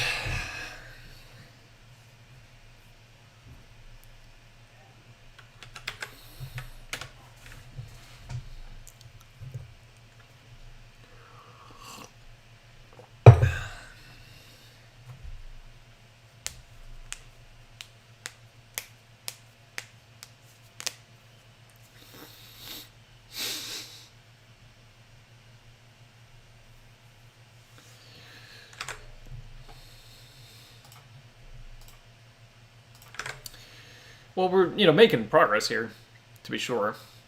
Let's go ahead and make sure we're updating all on database change code. Yeah, all the manual triggers are updated as they should be.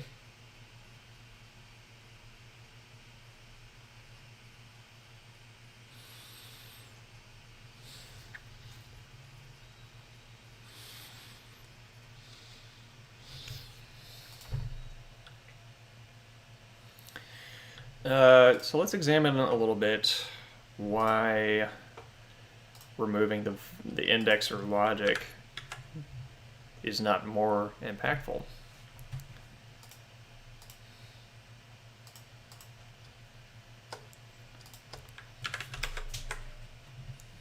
And votes and comments are now roughly the same speed, so let's actually do this on comments and see if it has the same issue.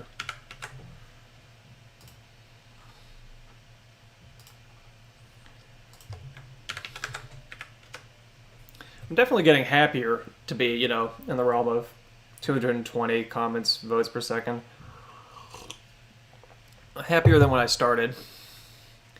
But yeah, see, that's interesting. It only updates it to around 300 comments per second off of 220. I would expect it to be a better effect. I mean, it's good. It means that this code right here is not costing us a ton. but something else is. And if we get rid of the indexing entirely,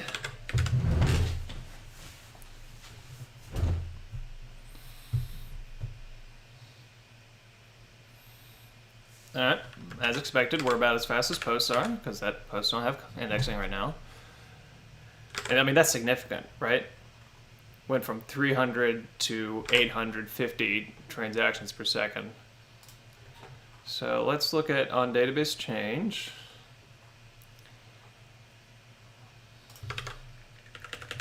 And we'll try first just returning here. And just look for the spot that's giving us that overhead.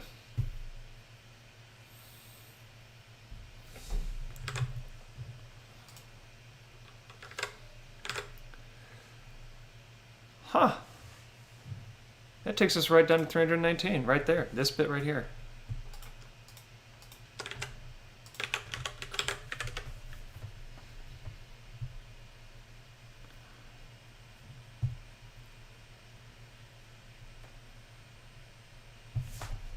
Wow. This bit right here is doing it to us. The get state function is doing it to us.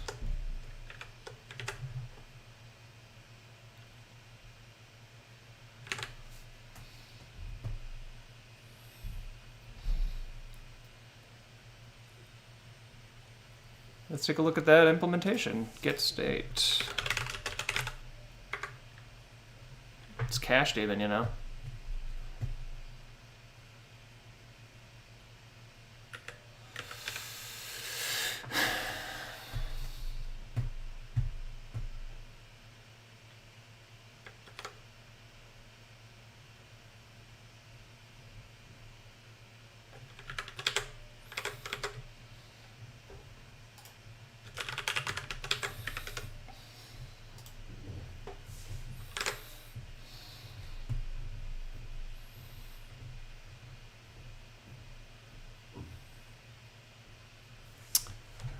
Whoa.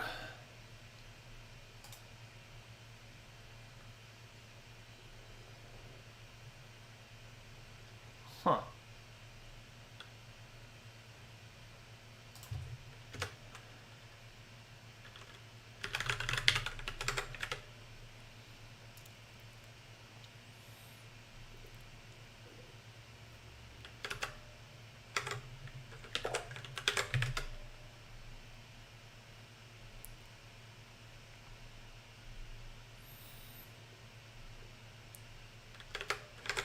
Get subscribed URLs is actually costing us quite a bit.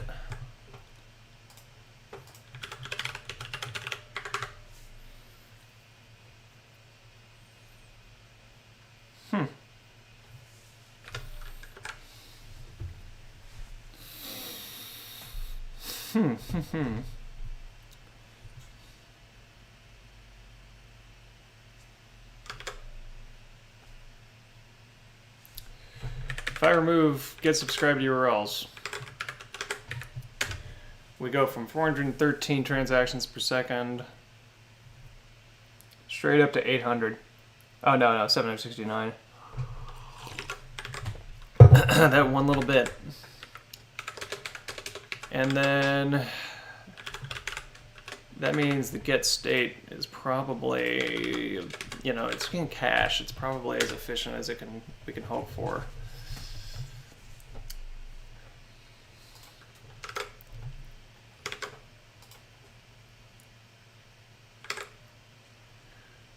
Oh, interesting. With the get state, we go from 413 to 214 transactions per second. Those fetches should not be costing us this much.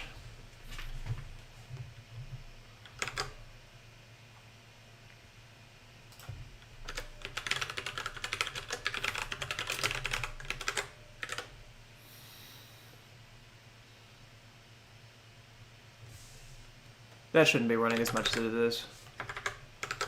Get state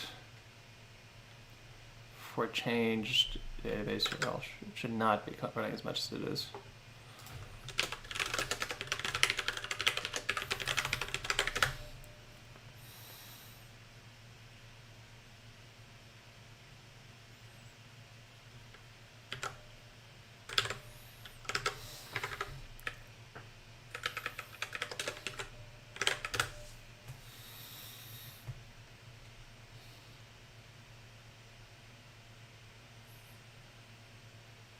Okay, now it's getting cached.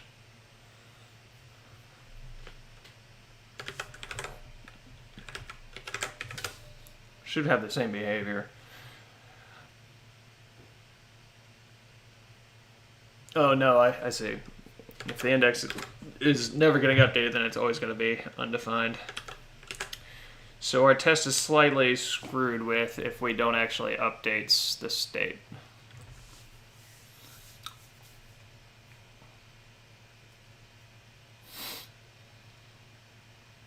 So we can't really... I mean, one way we could actually test this is by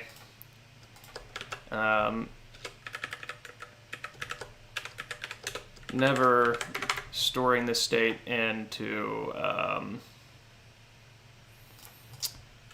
database. So the state is just completely cached in memory. Where does that put us? Really shouldn't be a significant difference. That puts us at 342.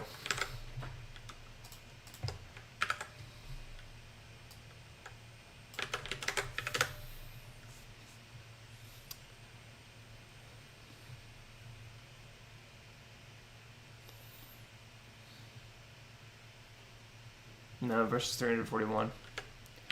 So that's not our cost. Get state, not the problem.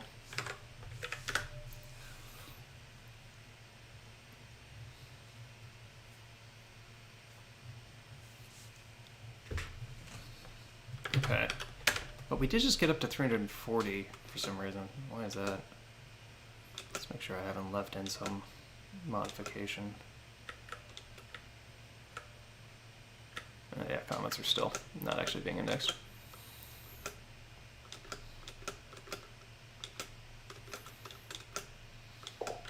Okay.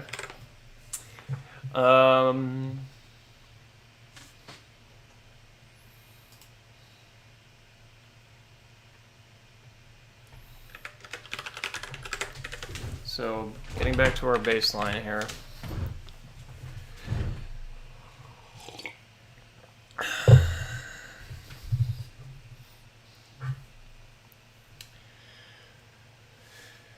We get 320 transactions per second if we don't do get subscribed URLs.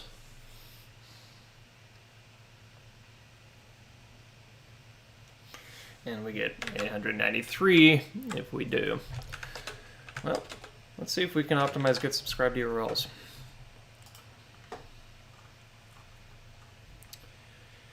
So that's just a users list.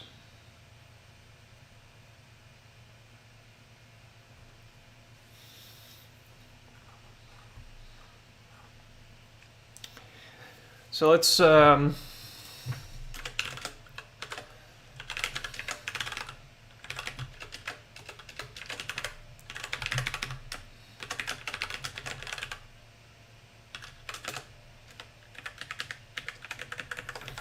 some caching here.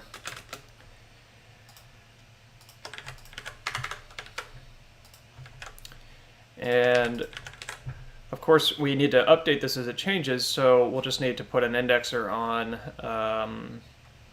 the users table.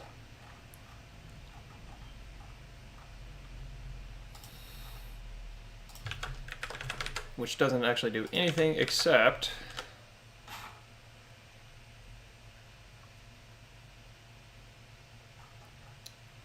so we'll have to actually add a facility for this. It's just going to watch the user table. And when it changes, we update the cache.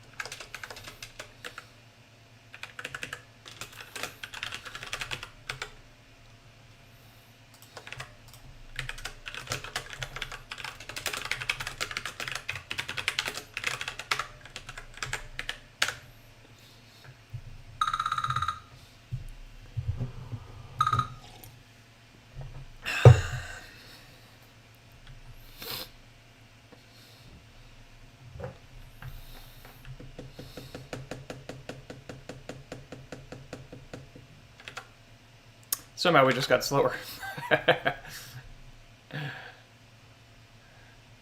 Huh. How do we get slower?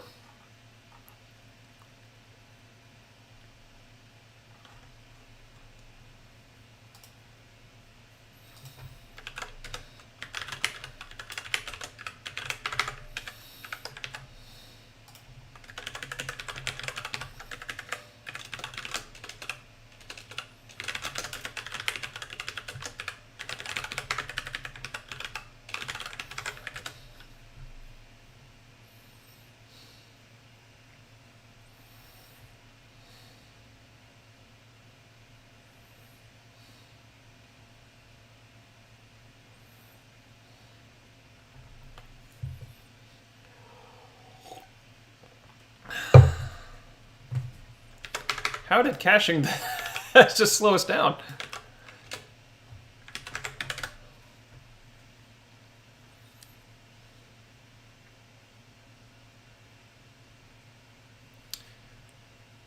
Also, how did this never get hit?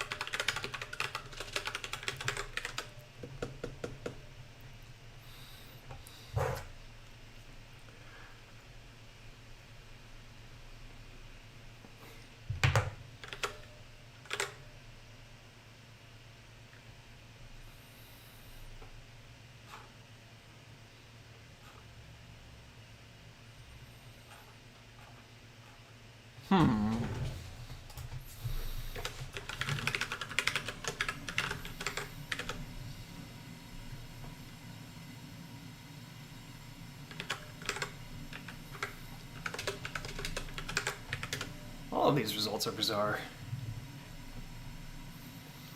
Because even with the subscribe URLs not updating the way it should, that should make the comments generation significantly faster. And yet what we're seeing is that the comment generation is, and the post, yeah, the comment generation got significantly slower. So something is terribly wrong.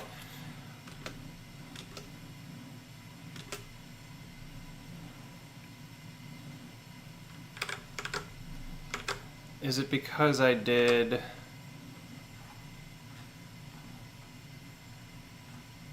these changes over?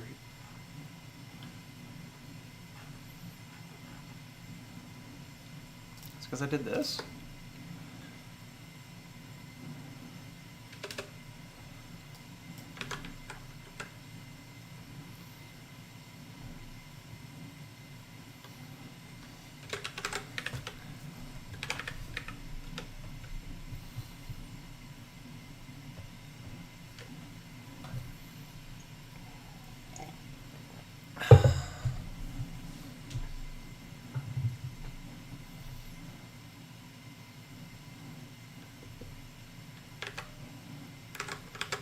What?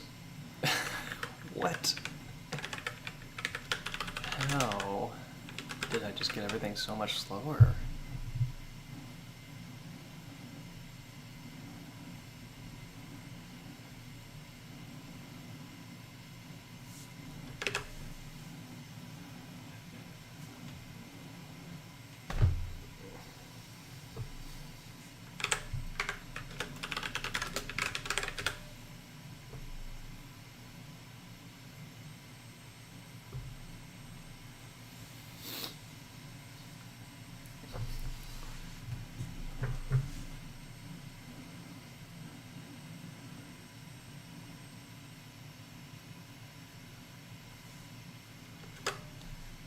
That's a fascinating result right there. If get subscribed URLs returns an empty array, we're somehow getting a significant performance cost. Why would that happen?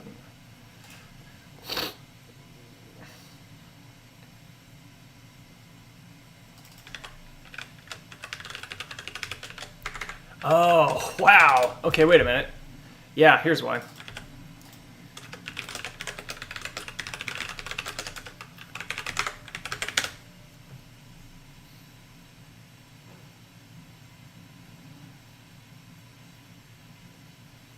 Yeah. That's hilarious. Okay, so we had a edge case where if a database was actually not interested in a given update, it was creating a situation where it was still running the updating logic, but with lowest start set to 0, which would mean we were doing a needless create history stream. Interesting. So I wonder if that's going to affect our performance at all here. So if we go back to our baseline real quick, let's see what it looks like. Probably not. That shouldn't have any effect except on that edge case that we were hitting, which I don't think we should have been hitting. Yeah, that's about where we were. Okay, so let's try to get this whole thing working. Find out why it's not getting hit. Oh, because it needs to subscribe to itself. That's why.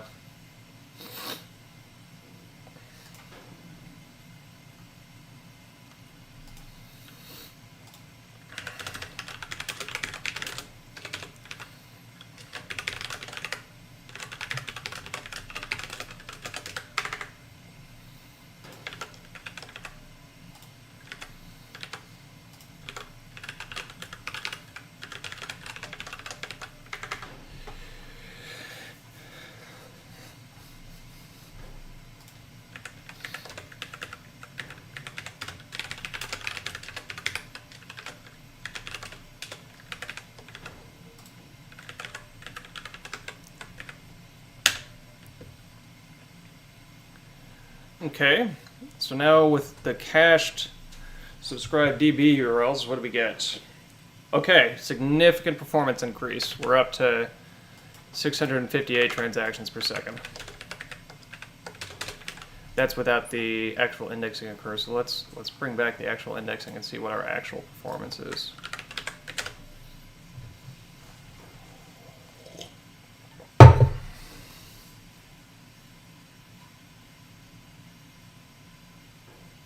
So actual performance is now at 333. Votes got faster too. If we remove the actual logic, where are we at?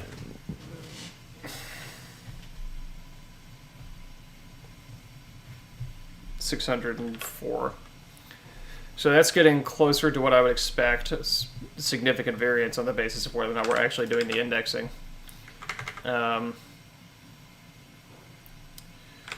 So 604 without the indexing logic, without the core of the logic, the actual indexing. But if we remove the entire wrapper behavior, we get up to 877. So we still have about 200 transactions per second that we could potentially earn out of this.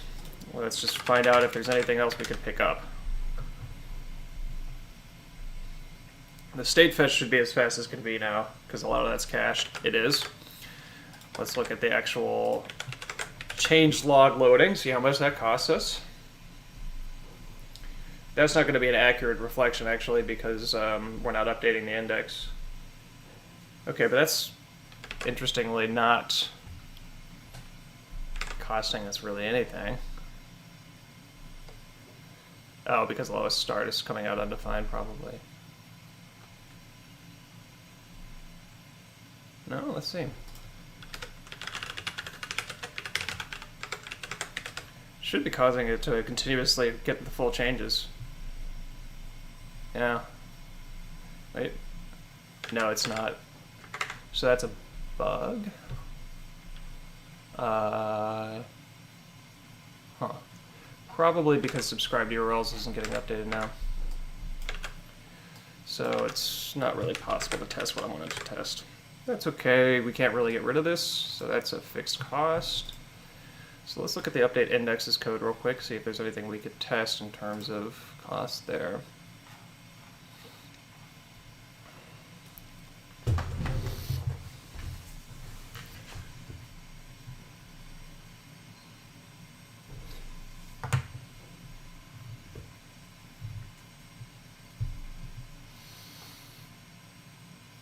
Okay, let's modify this so I don't pass in lowest start. Oh, no, I can't. Okay.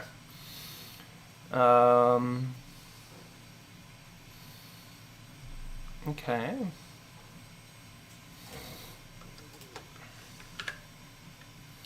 So if I don't run this stuff and instead set last change to be changes.slice.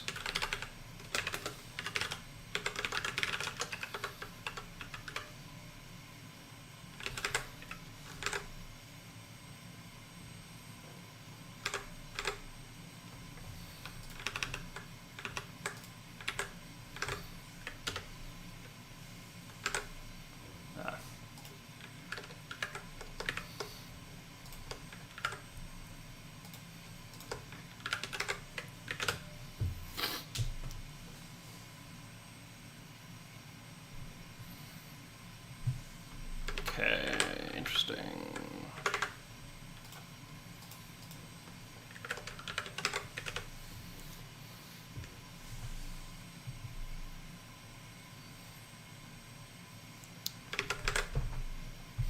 So we're doing pretty good here because on the comments now, if we comment everything about the indexing process out except for this piece right here, the actual index run, we're at 938 transactions per second. If we include that, but the actual commenting logic won't occur,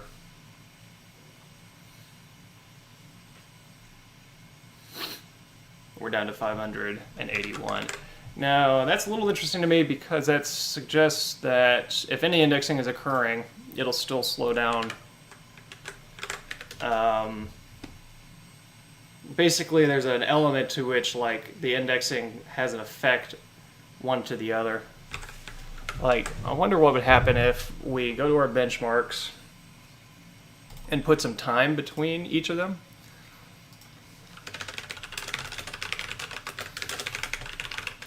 Like, let's wait 10 seconds after the posts all get generated and see if that affects the amount of time it takes to run the comments indexer.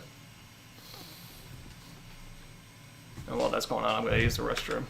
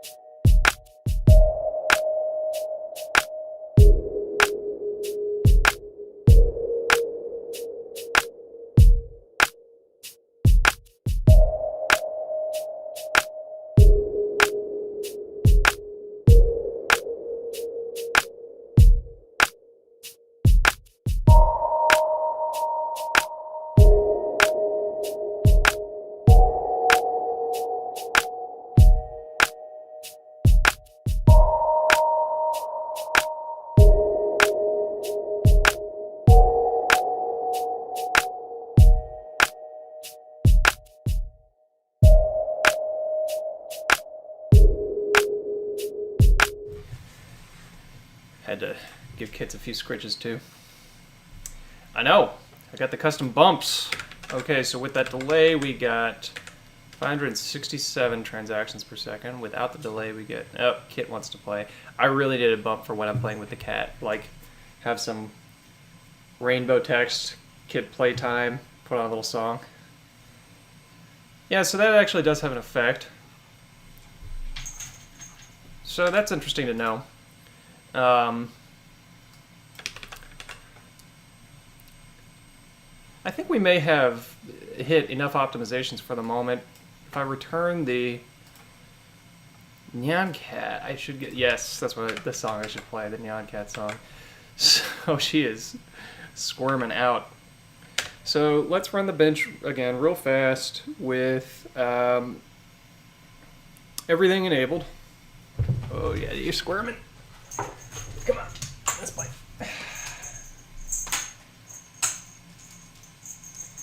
So, I forget where we were at. We were at like 20 transactions a second with comments and votes when we started, and we're now up to 300 or so. That's good. That's over order of magnitude improvement. So, why don't I play with Kit for a second and we do some more significant benches here.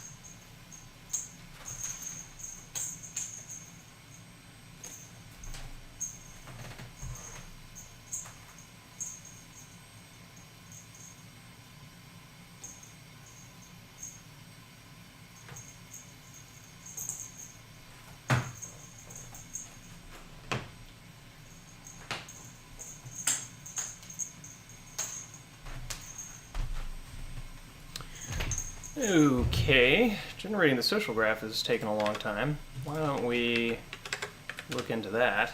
Because that actually is moving pretty slowly here. We got, 100 items being created, and yeah, that's so. What's going on with follows?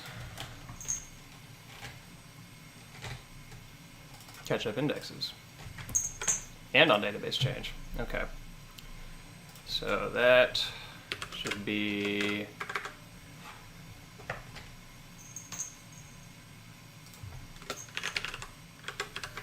Let's just get this one optimization involved, see what that does for us.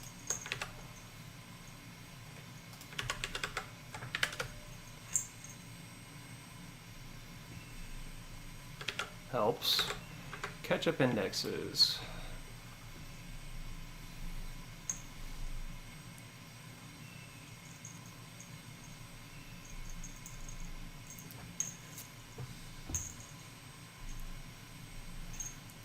Maybe we don't await that.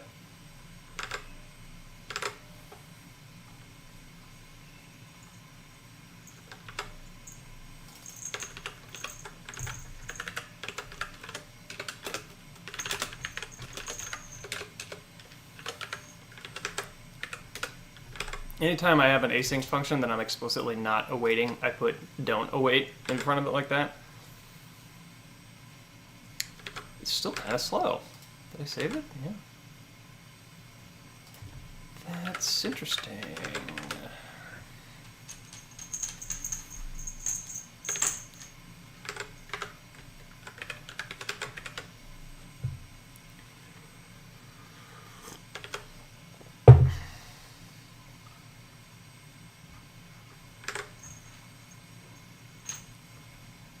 Okay, let's start by looking at why updating the follow index is so slow.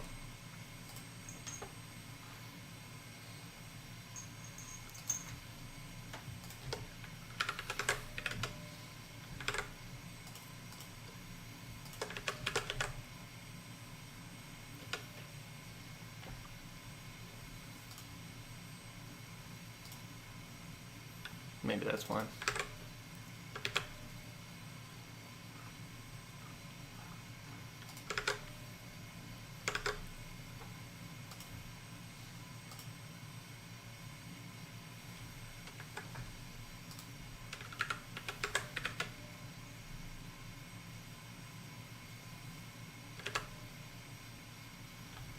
That's still pretty dang slow. Maybe it's because it's indexing multiple things?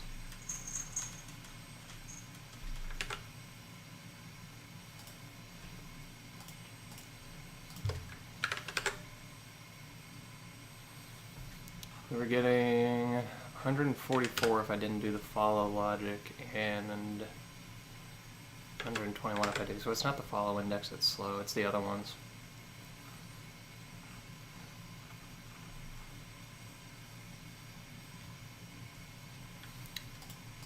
What happens if I remove this guy?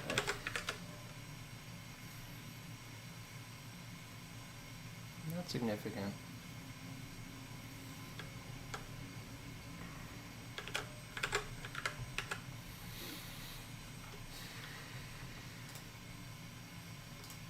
You're still commented out. You shouldn't be commented out anymore.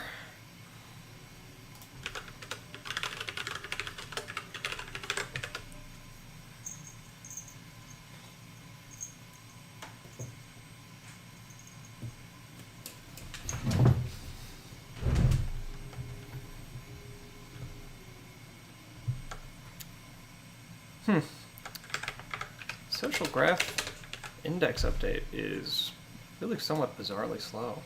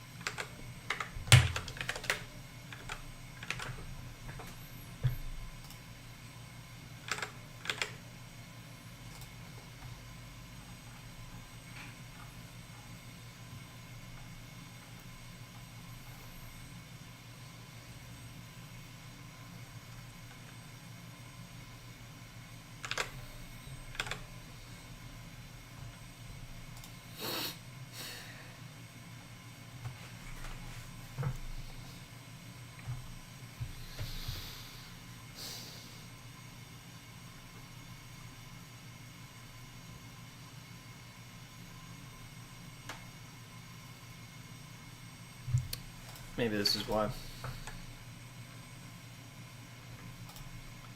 that's actually, I don't have a problem with that.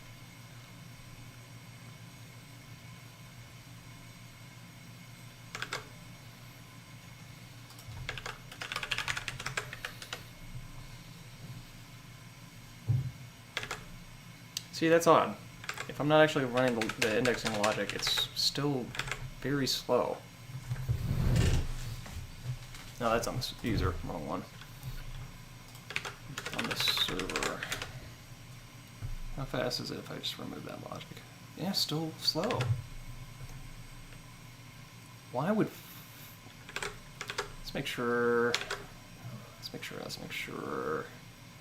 that it's not, what's this?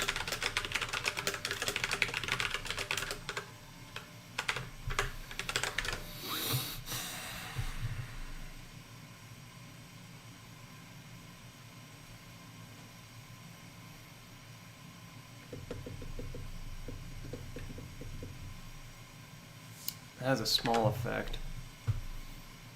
Yeah, it's a noticeable effect.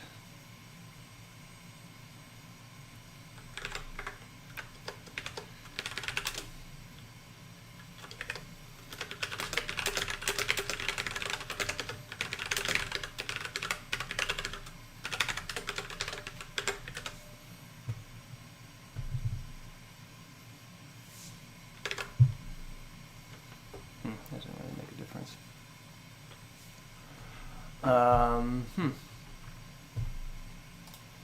Well, let's speed up the user indexing. which we can do right here. The only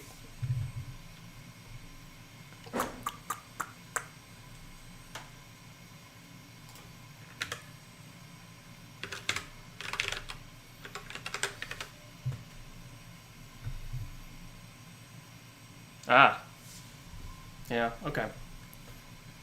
There we go. Optimizing user creation to not do global index updates helped us. What's disabled? Did I disable anything else?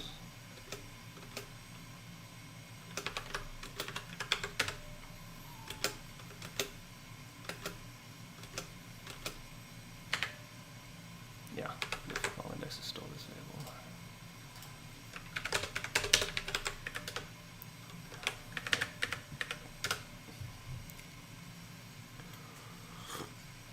Okay, that takes us up to 400 transactions per second. Let's make sure that nothing else is disabled.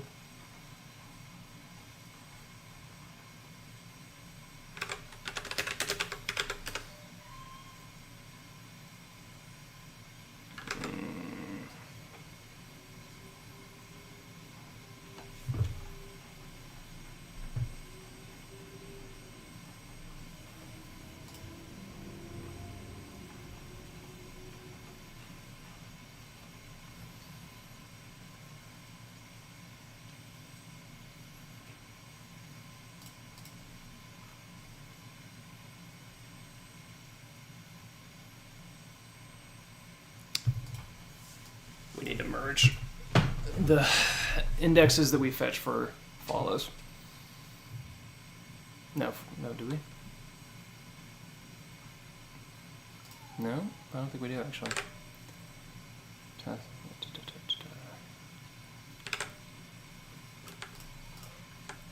Yeah, fetch followers ID is already doing that. So we've broken our followers index somehow. And we've broken comments. Not posts. We've broken all of our indexes.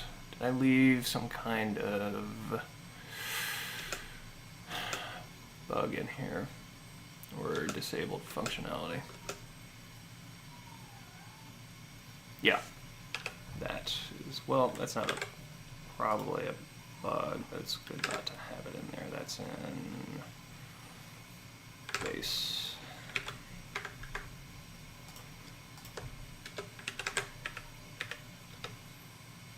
That one was fine.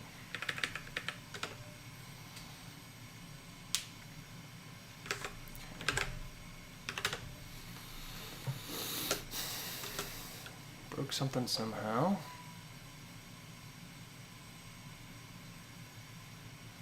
On database change when I create a user.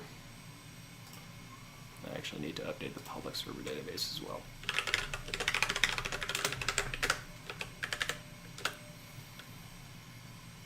Yep.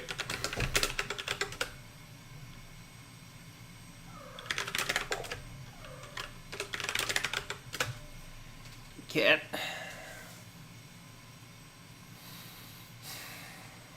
Still not great. Follows should not be so significantly slower. But I think it can be attributed to the user generation. Test that one more time.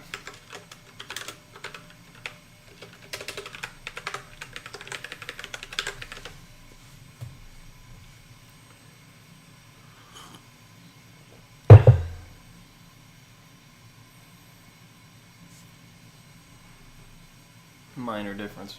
That's not the problem.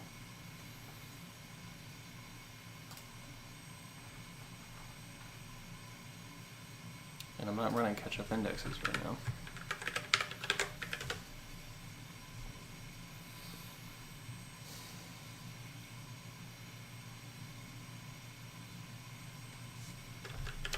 See, even that baseline, 482, it ought to be as fast as creating a post. Maybe it has to do with fetching the user info.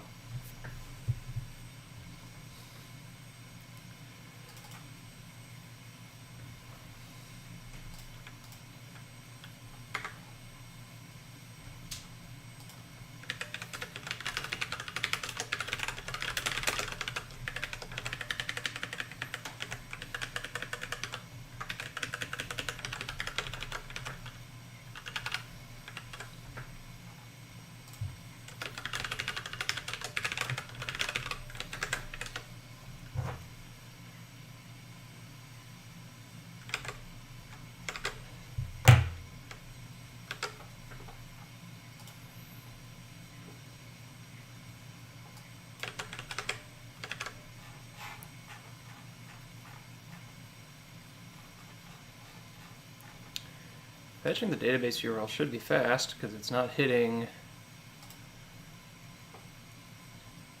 It's just doing this. I wonder if it's possible that the map could be slow. I mean, that really shouldn't make a difference here.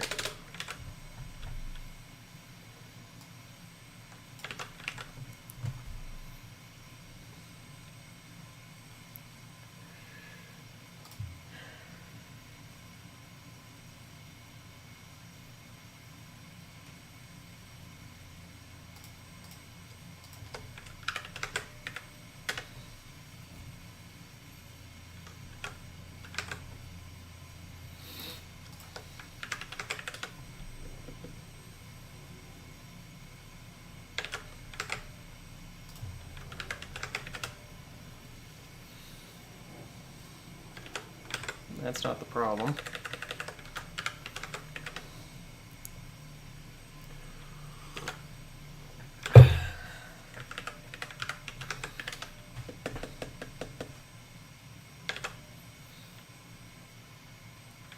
Why would pudding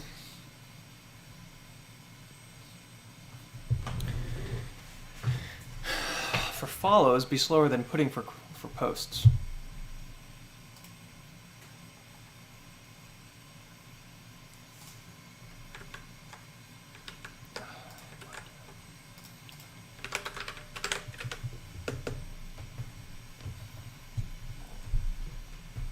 Follows and posts ought to be exactly the same speed right now.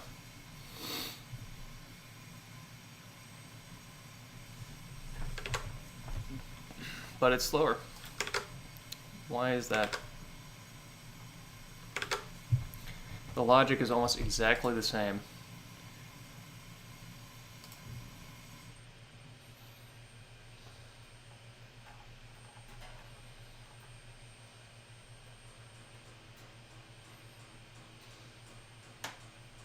The only difference is the fetch user info bit.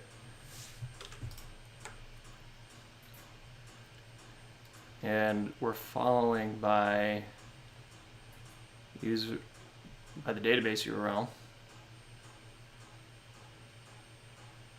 No, what are we following by?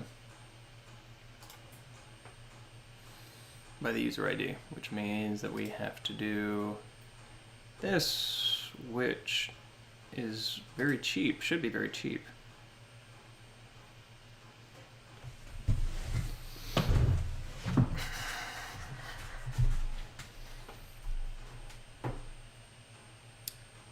Supposing we make a small modification to get rid of that, just for testing, where we pass in both the user ID and the database URL.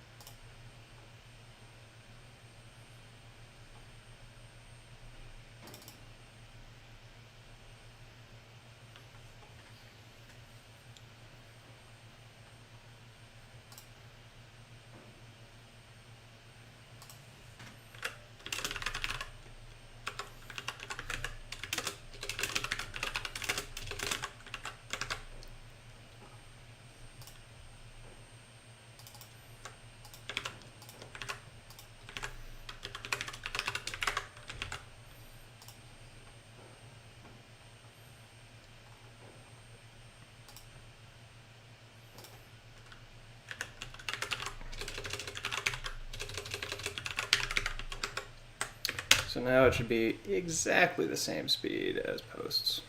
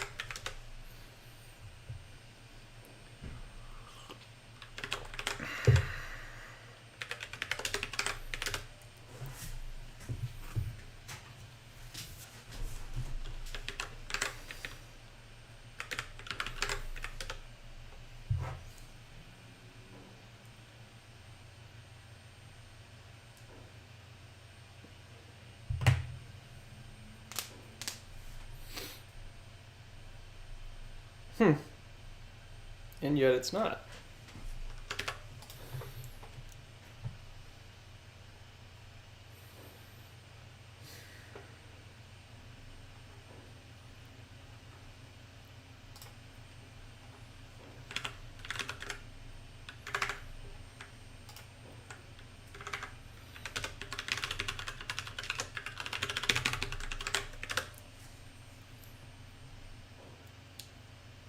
So the indexing logic should not get triggered during the follows bit, but there it is, getting triggered.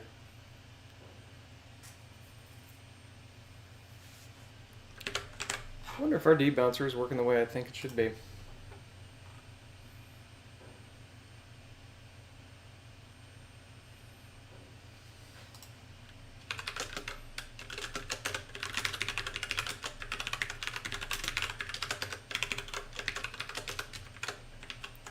Because our following code is not manually hitting this.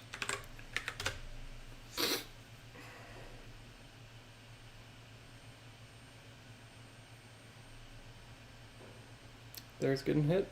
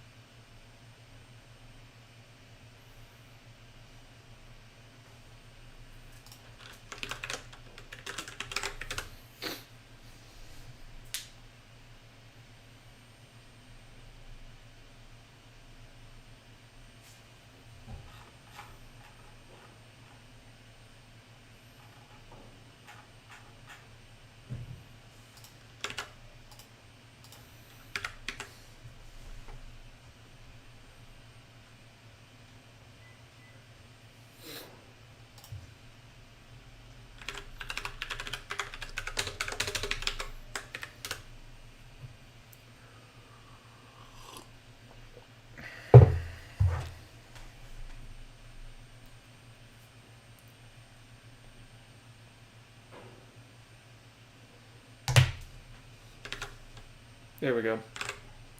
Our debouncing logic was not working quite the way I wanted to, so manually implementing it solved that. So now let's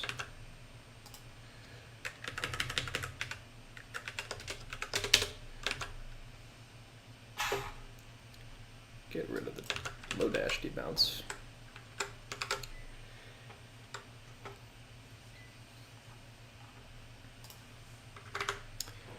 And that may give us some performance improvements across the board. Let's find out. Nope, what's wrong? Debounce was being used. Where was it? Oh, right, elsewhere.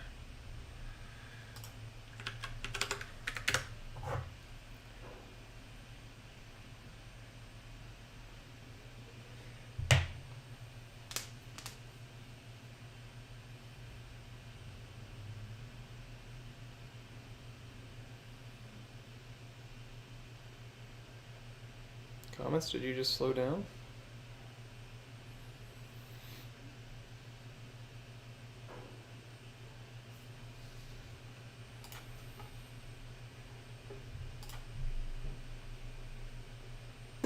What the heck?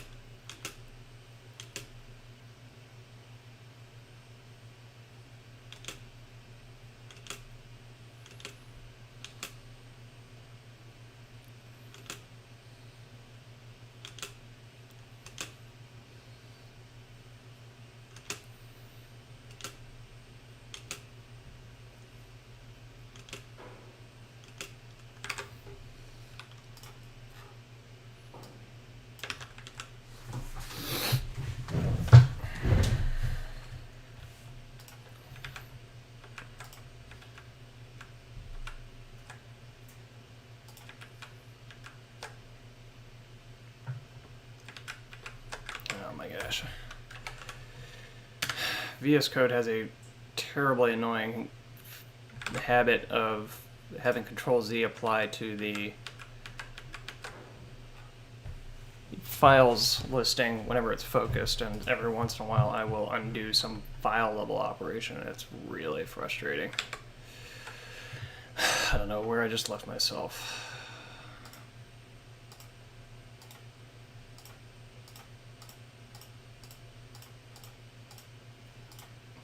Great.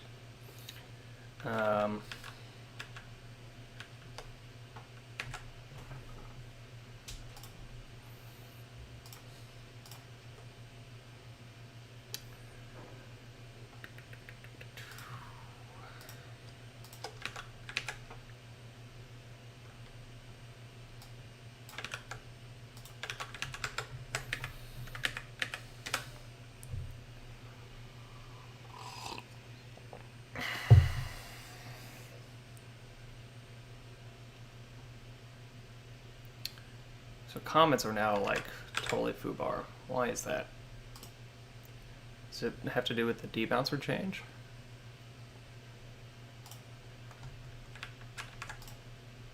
Oh my gosh, it did it again. You gotta be kidding me. Is there a way to disable that?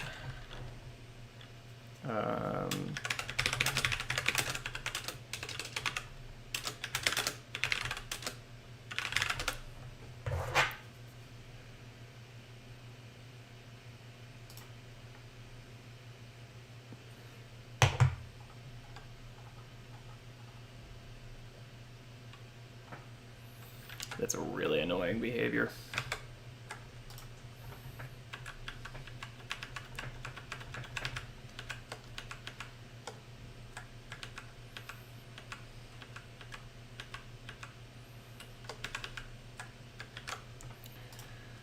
So let's bring back the original debounce behavior and see if that saves the comments.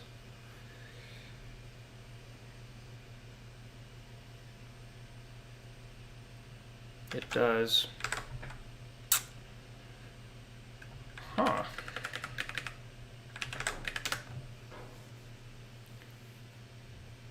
Wonder if that's because the debouncer is suddenly getting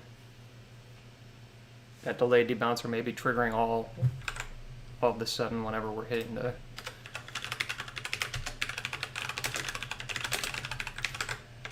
comment generation. Let's find out.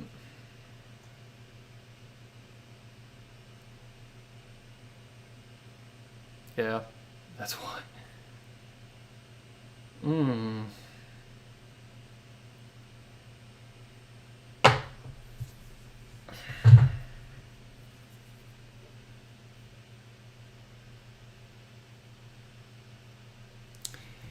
You know, what we sort of need is a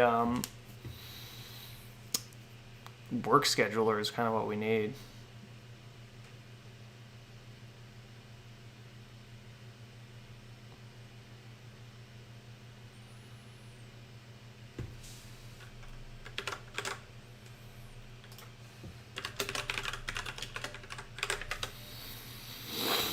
So that this kind of background indexing can happen whenever the server's not under load.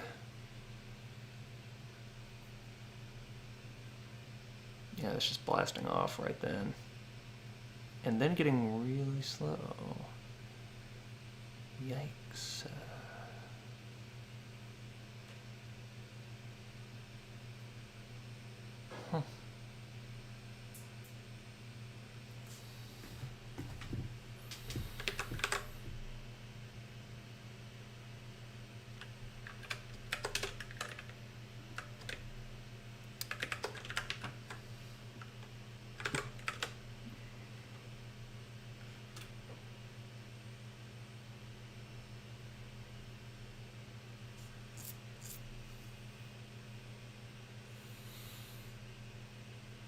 Don't forget to pet the kitty.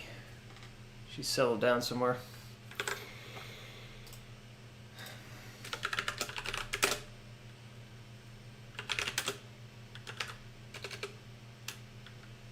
Yeah, so that's just not going to be an option. What we really need is, like I was describing, a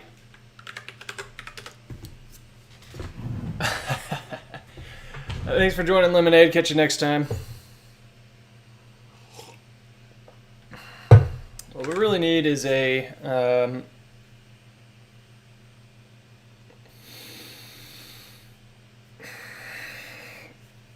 workload scheduler. Still very bizarre, though, that the follows indexing is so much slower than everything else. If I set that delay, does it get up to the... It should at least be as fast as comments. So there's all those debounce hitting. And then they're done. Okay, but that actually still... Let's give a little more time in between.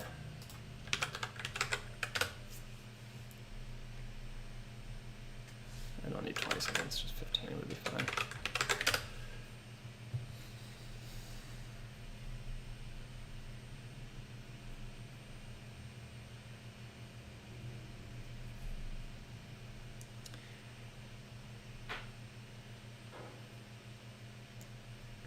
So if this is as fast as...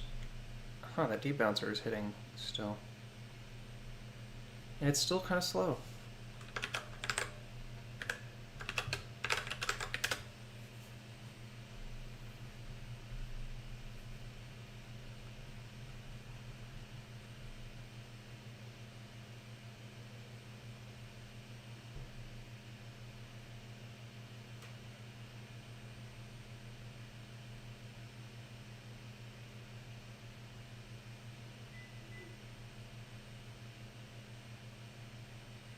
This is interesting.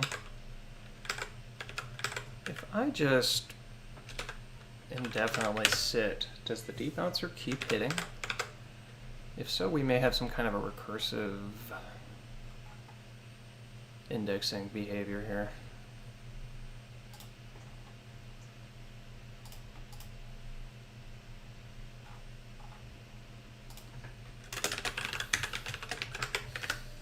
Which isn't impossible, because like if the index changes are triggering this,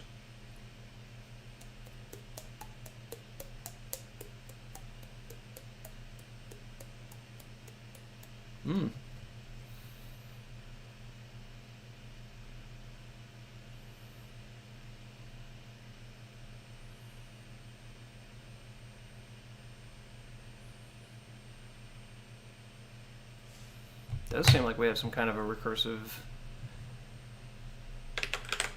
Okay, that seems like something we should solve. So let's jump into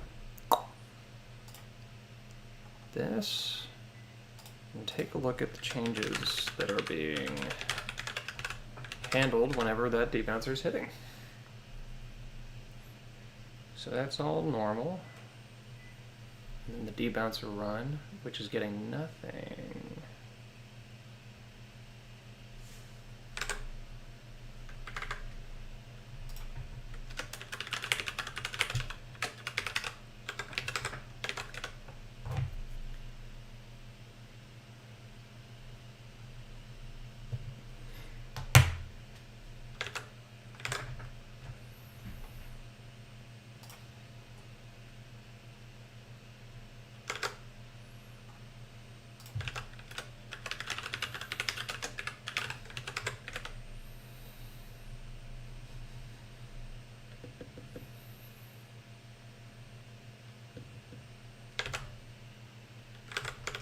That's,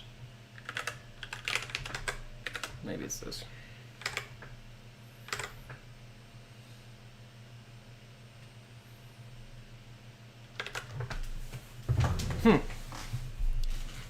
The debounce is being called, but on database changed doesn't seem to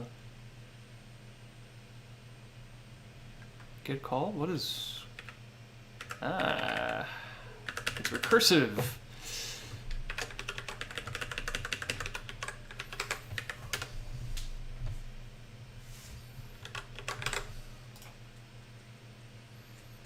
What did I just do? CB is not defined.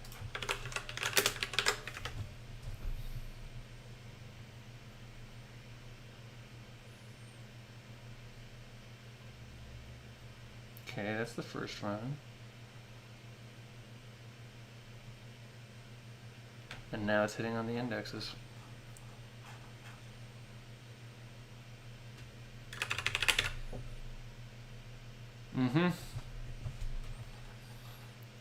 So watching self creates this kind of a problem. And that's a damn tricky problem. We need some way to ignore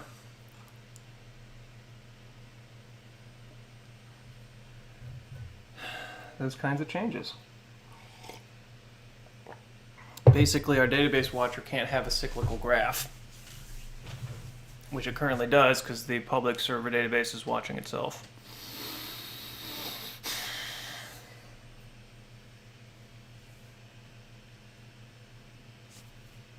Pretty sure that if that's the only one that's doing it.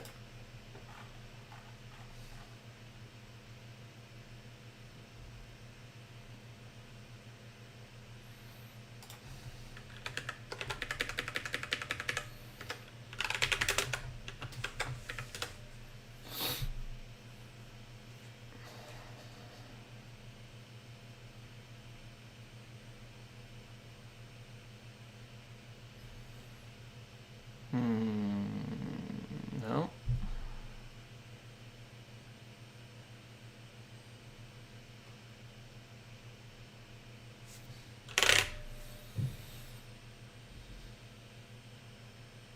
Yeah.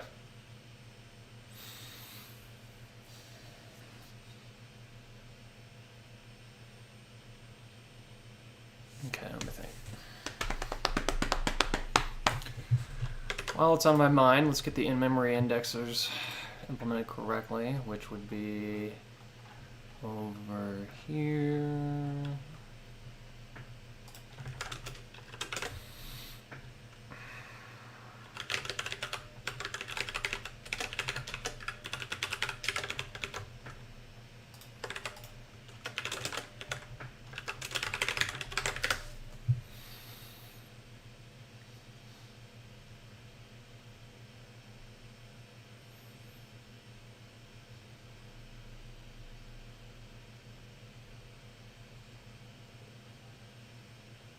The cyclical graph might be why my custom debouncer was failing. It's certainly possible.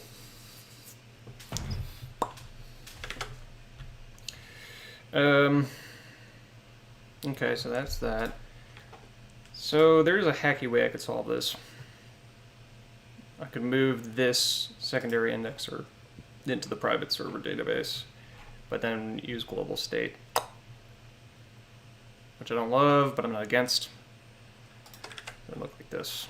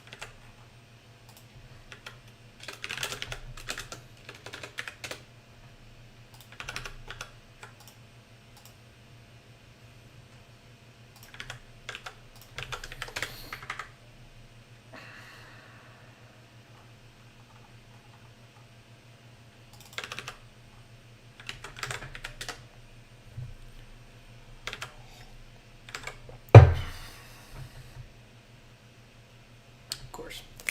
Let me think.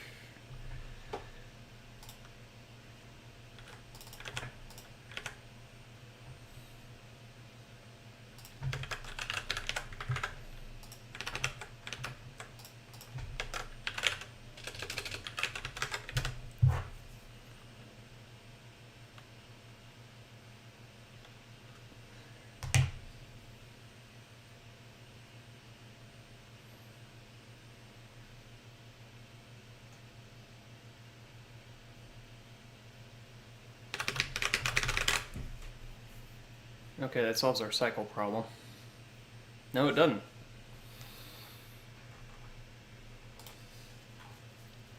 Ah, no? Huh. Ah, right. Yes. This. That's fine. Now, hopefully it's solved.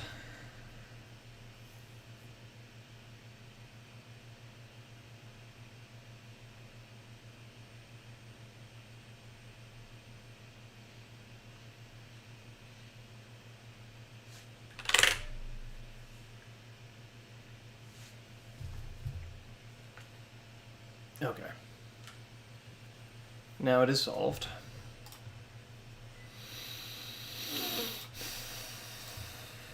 Okay. Let's get rid of that logging.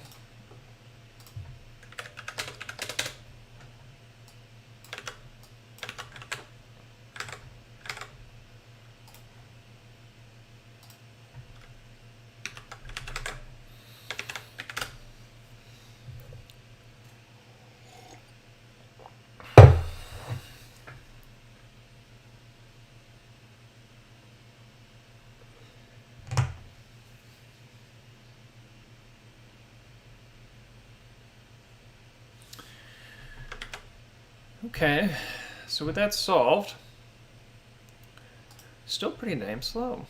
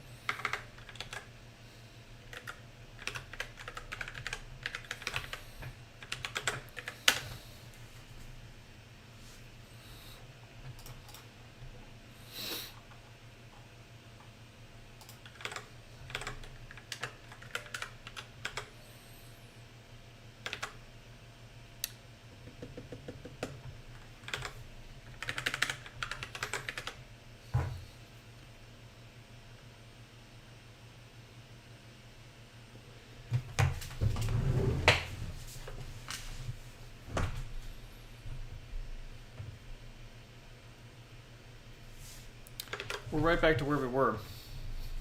You know, fewer bugs, but like, why In fact, this is, yeah, I mean, like generating, maybe it's a smaller set that is causing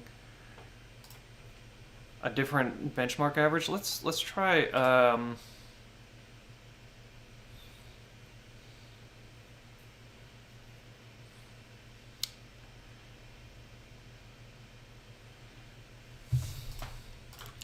if I do this 10 more times, so basically I have a bunch of redundant follows, that will get us to the same number of follow transactions as, or close to the same number, same follow transactions as post transactions. Let's see if the TPS increases. No. So it's not like the whole thing like averages out in some different way whenever more occur. In fact, it got slower.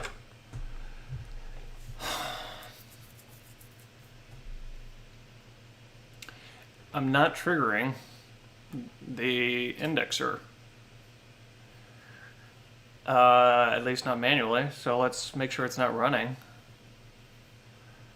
Let's just go over to this and just remove it. And that should really get us to have posts as, I mean, if this shouldn't have any effect actually. If it does, that means that somehow the indexer is running. Yeah, what is this about? Like, these two numbers should be almost exactly the same. Because indexing isn't occurring, it's just a put. Is it possible that the validation is slower? That's not impossible, actually. Let's try going to follows and getting rid of these things.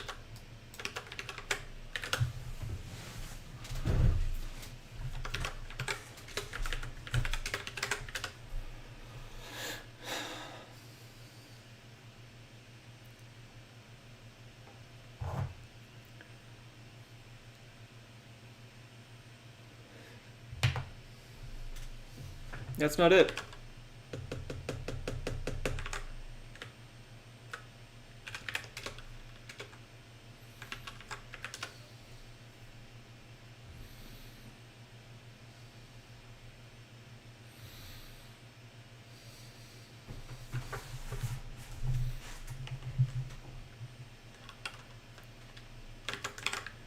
Does not appear. I mean, let's try removing all validation from follows.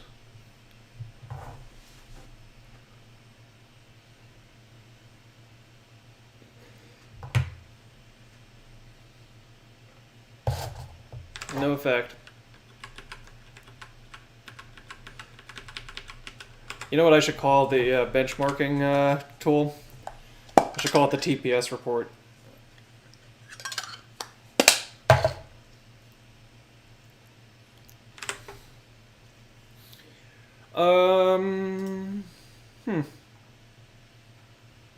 Let's just triple confirm that the subject info fetching, isn't it? Oh no, that's unfollow.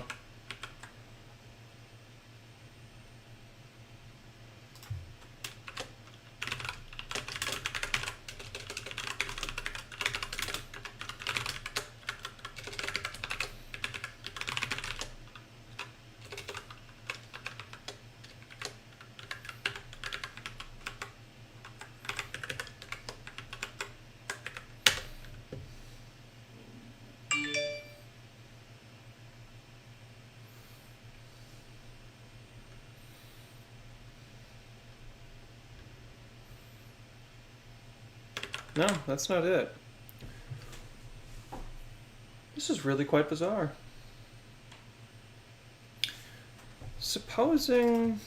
I'm now just like desperately trying to isolate what could be different about the follow API versus the post API. So I'm going to try this. I'm going to get rid of the validation so this will work.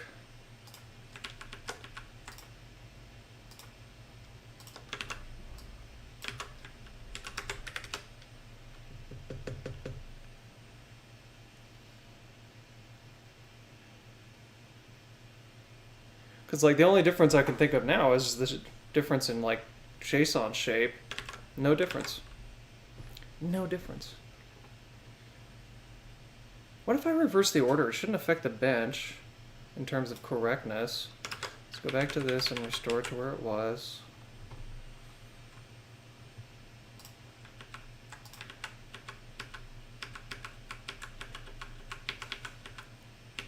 So I'm going to go over to the bench and do the posts before I do the follows. And let's see if that changes our results.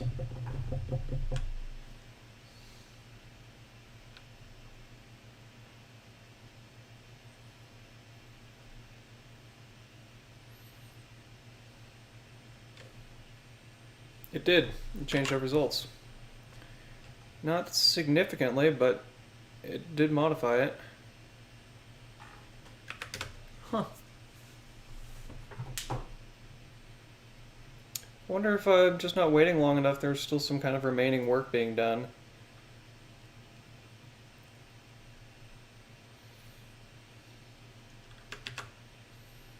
That gets them about equal, reversing the order.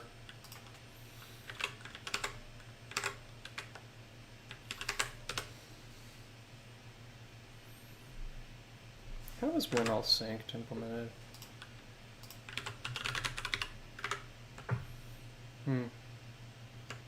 That could have some effect.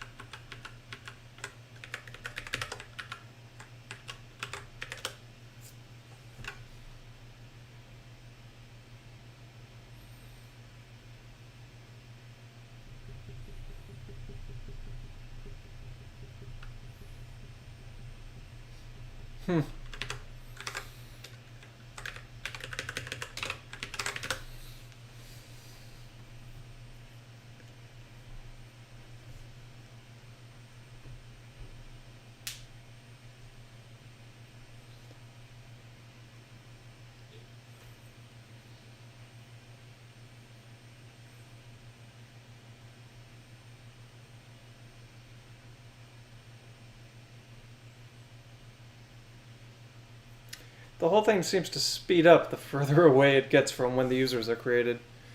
Because I've turned off indexing, and look at this. The follows, then the posts, then the votes, then the comments. Gonna wait 30 seconds. Oh, and while we do this, since this will take a little time, let's start making our kit playtime video bump. So I'm gonna duplicate the current one.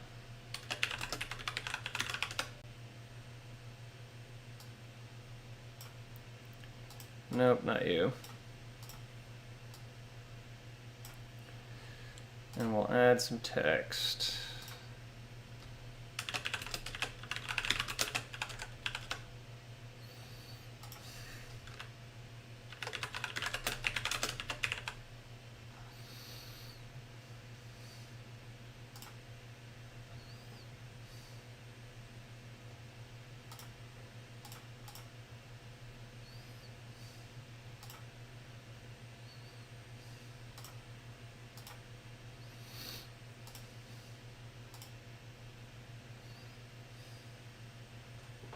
Huh. That is quite strange. Everything just seems to speed up. Delay makes no difference.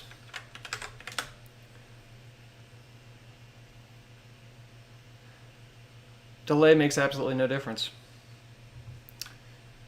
Huh. So our bench is kind of screwy. I'm not really sure what could possibly, contribute to things getting faster as it goes. I have no idea.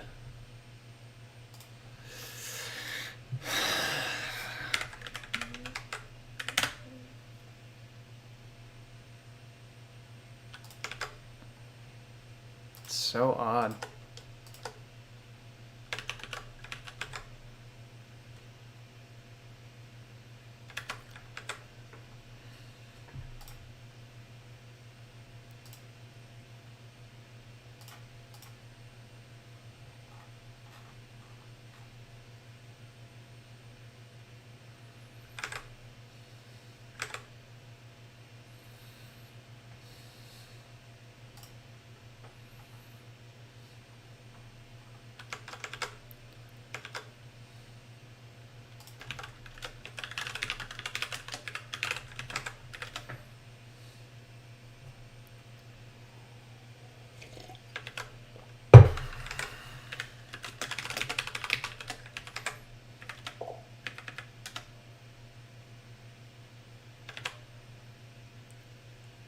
catch up indexes.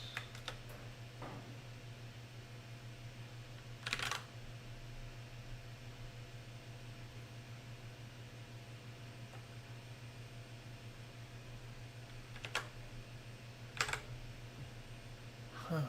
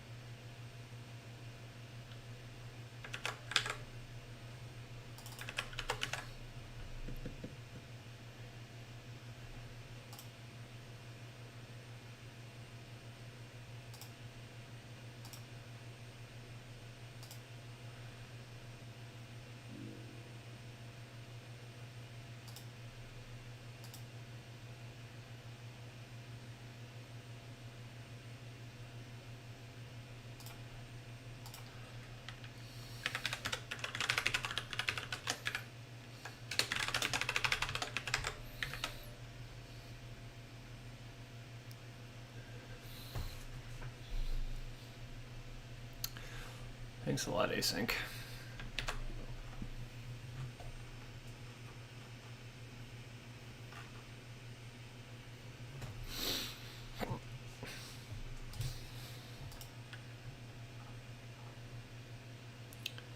We might need to optimize catch-up indexes.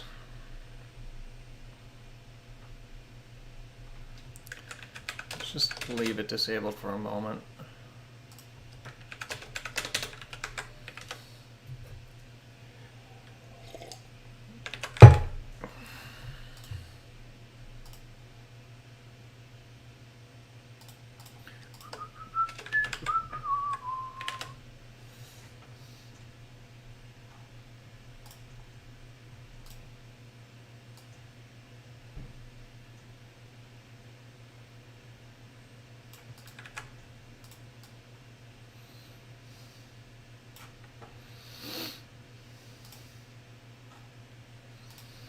We'll get back to that.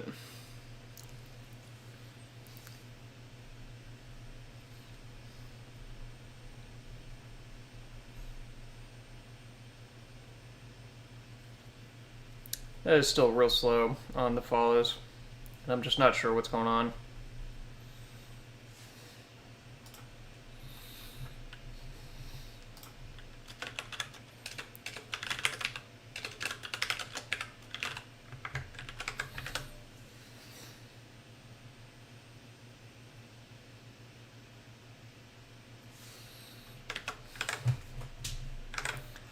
It's not like creating the social graph generated a shocking number of hits on the indexer.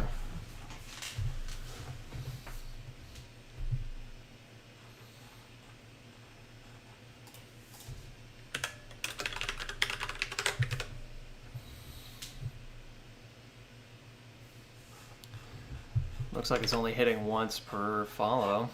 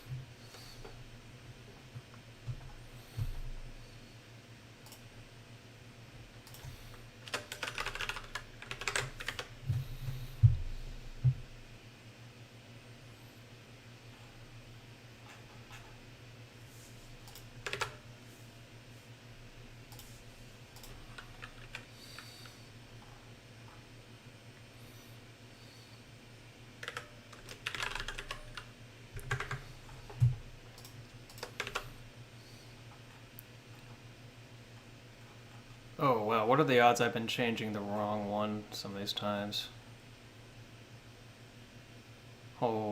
that surely is not the case.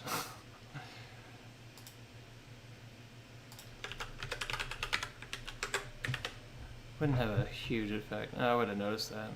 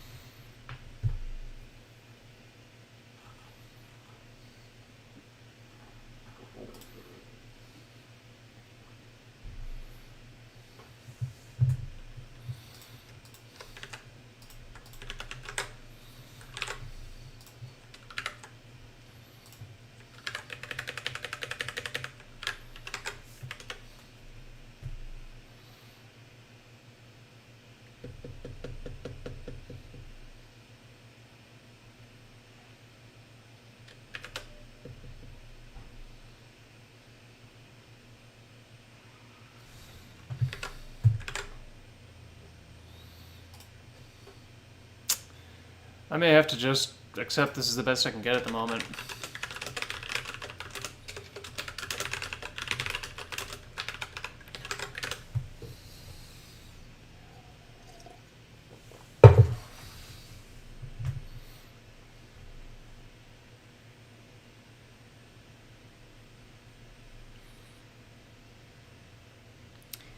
I can't wrap my head around why follows is as slow as it is.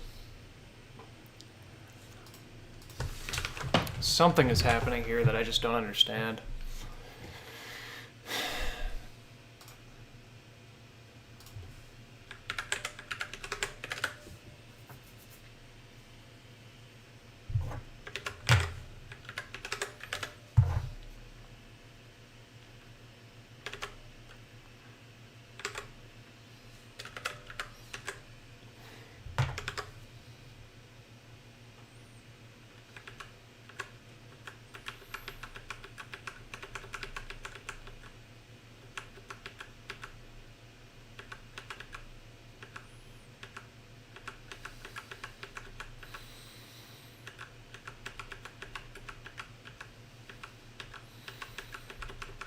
Let's bring everything back to its correct state. Get rid of all my debugging.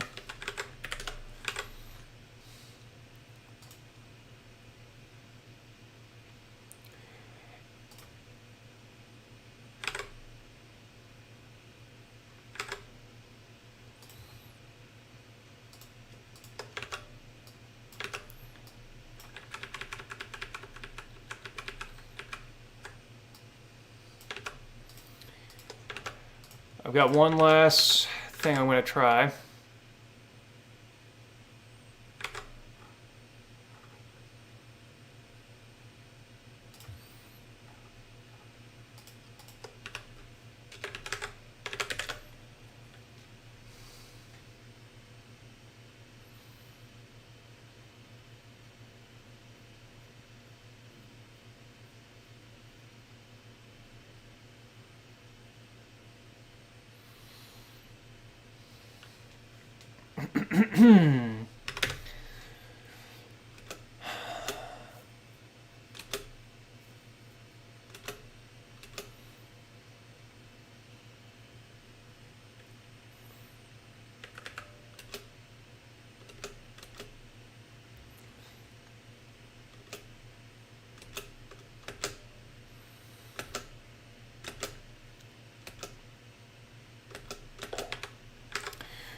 Okay, one last thing I could try.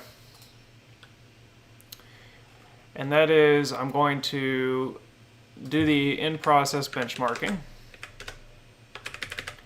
and attach the profiler and see if we can't answer some of these questions about where the performance is going.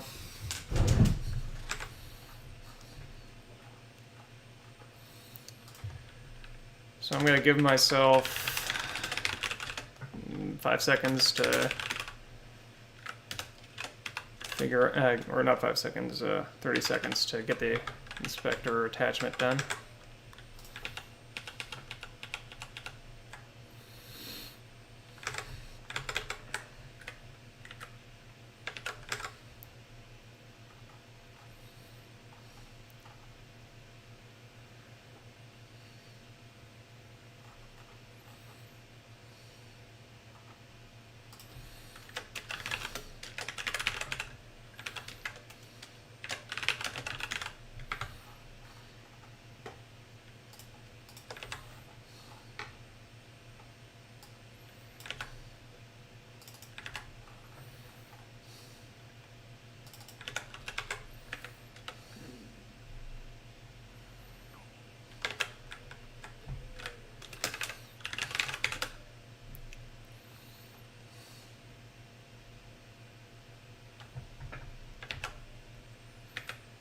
Yeah, let me know when did I get that right?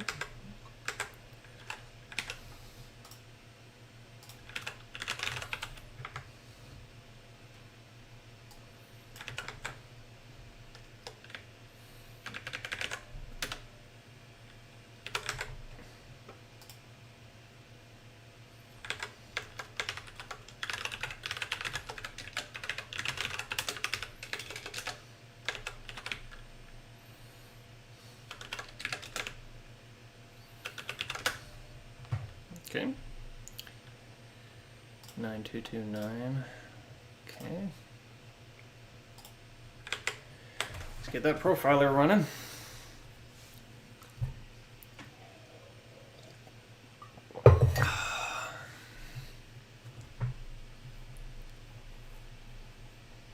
Probably didn't need 30 seconds to do that. I didn't need 30 seconds.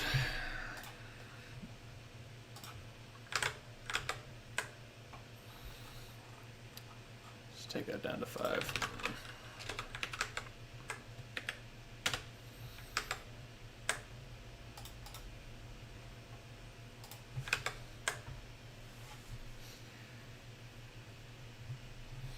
This will slow things down a little bit, but not significantly.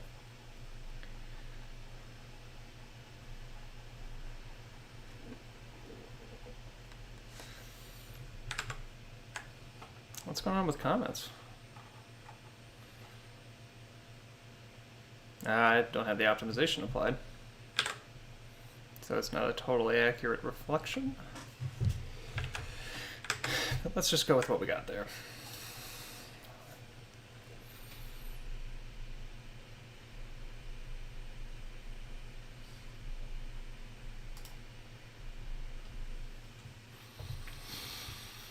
While I'm young, please.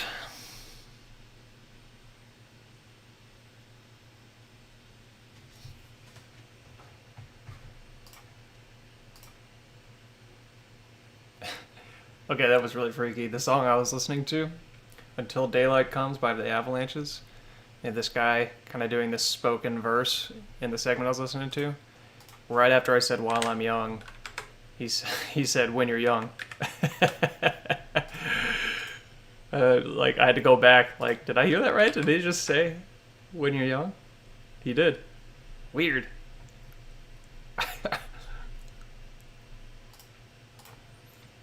Okay. Where is our time getting used?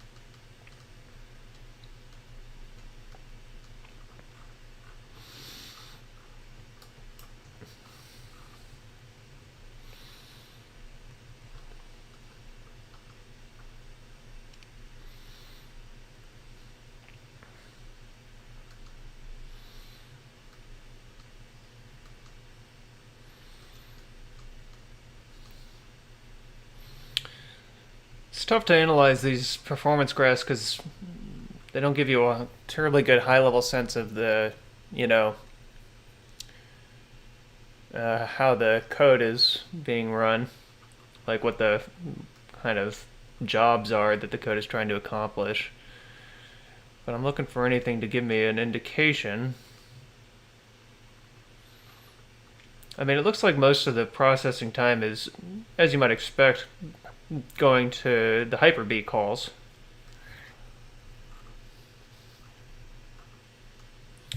Out of curiosity, if we turn off networking, I wonder if that affects performance.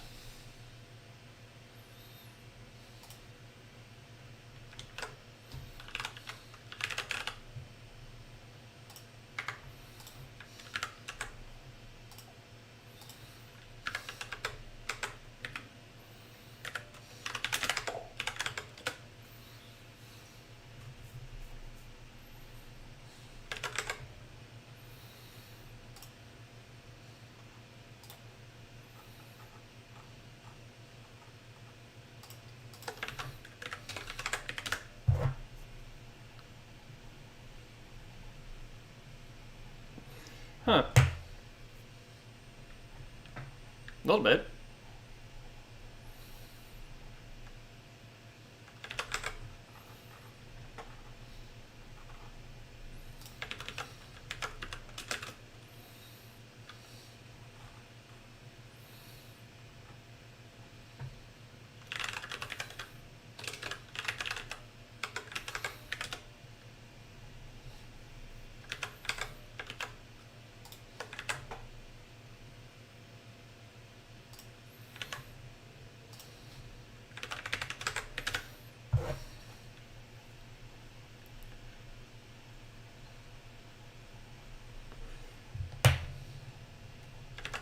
Not really.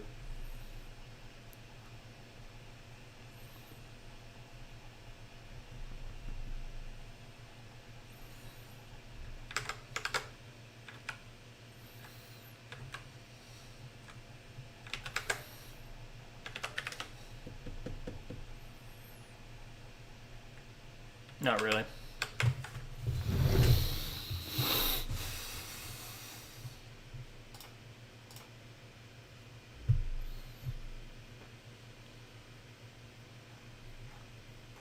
Yeah, this just isn't going to give us the kind of information I need. because it's not giving us the concept of a task in terms of like, you know. Okay, let me think.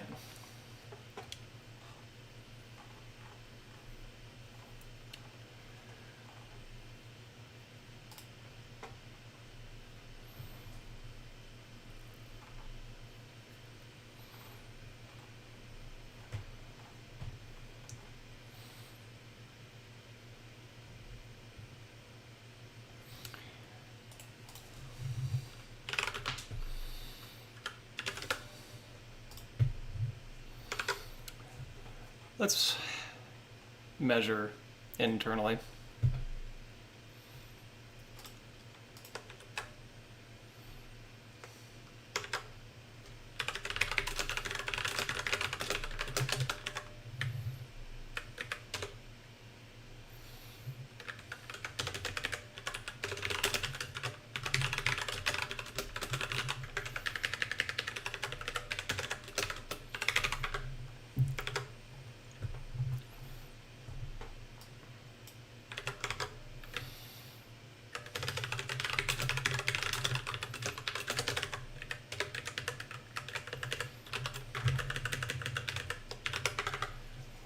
Probably would be wise to go ahead and commit some of the optimizations we've completed.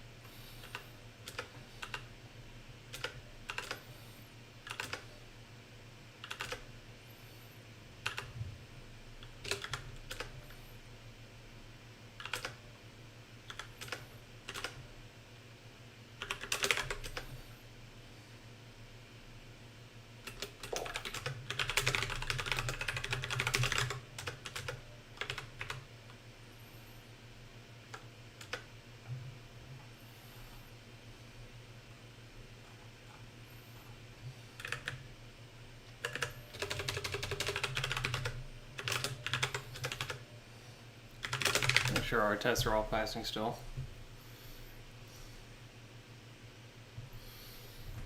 Nope, they're not.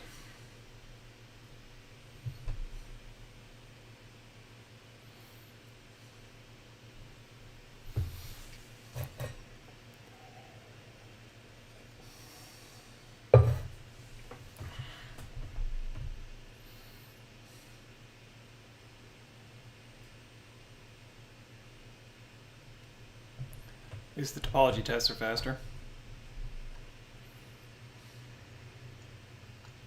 Right, I think, no, what's causing this? The followers indexes are wrong.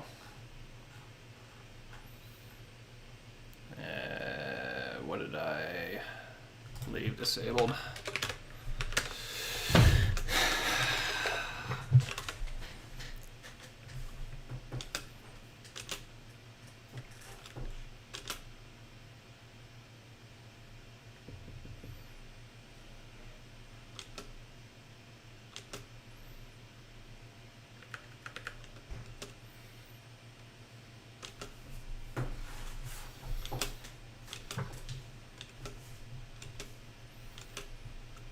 Didn't leave anything disabled.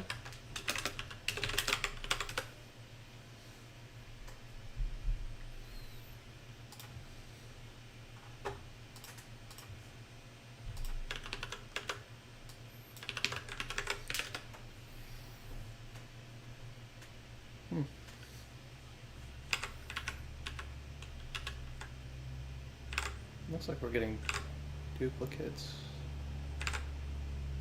Expected 1, got 2. Is unfollow? Ah, that's a problem. That's not good. We actually have to do a total index update on unfollow.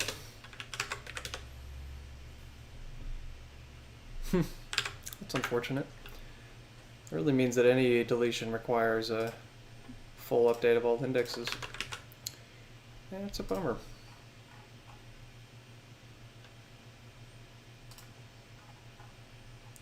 Because basically, since we're merging the indexes, if the user indexes are wrong, then the results will be wrong.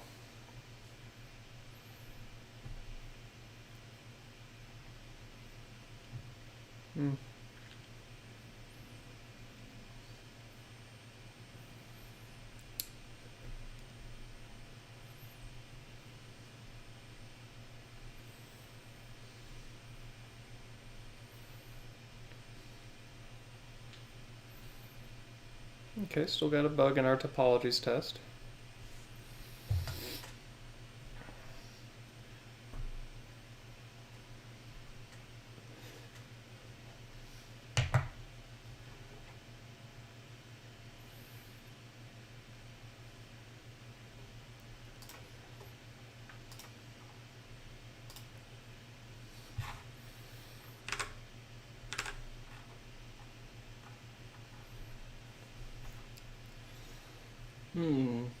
Yeah.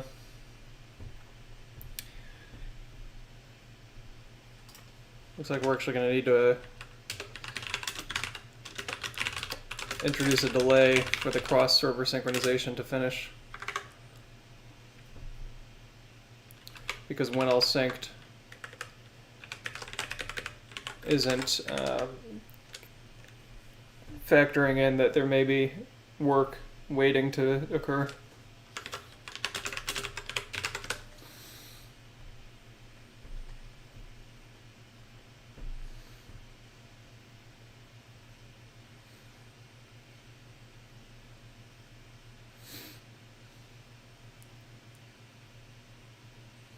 Yeah.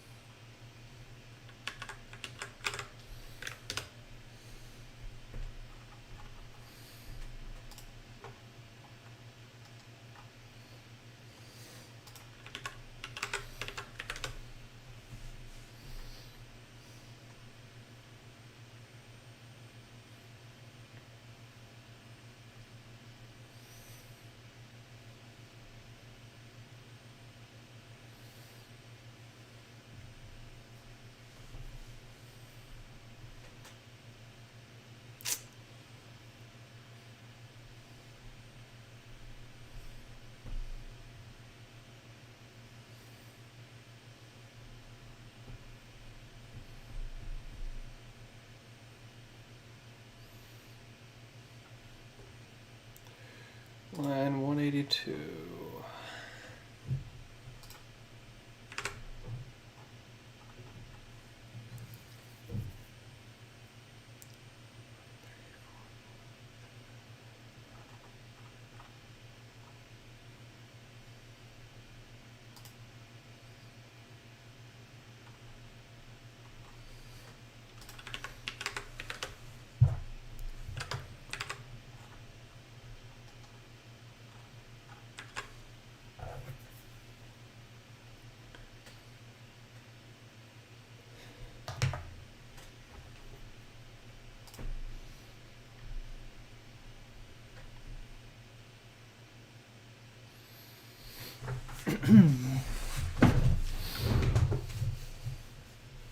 There we go.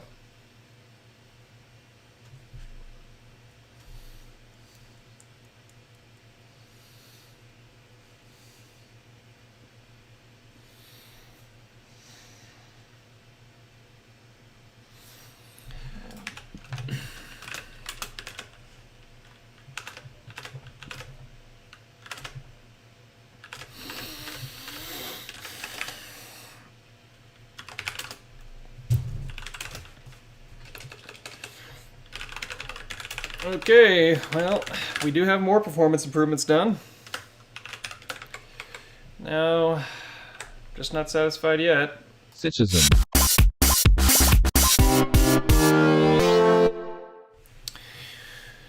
So, next up we're going to tool the innards of the server with some performance hooks and try to learn a little more.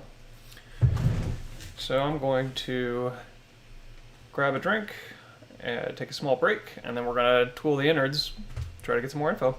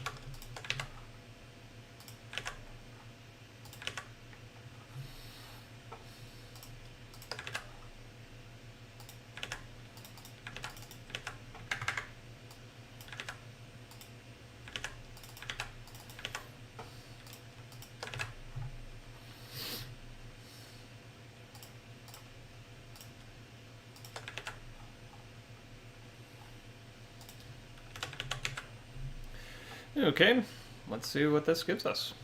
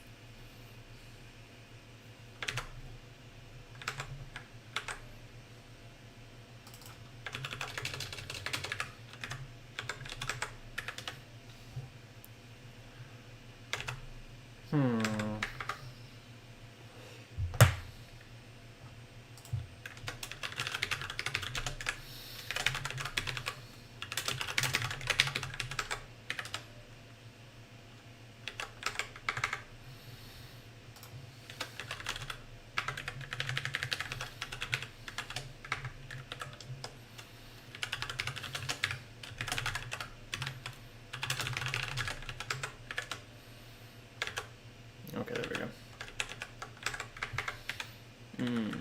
But I don't want to...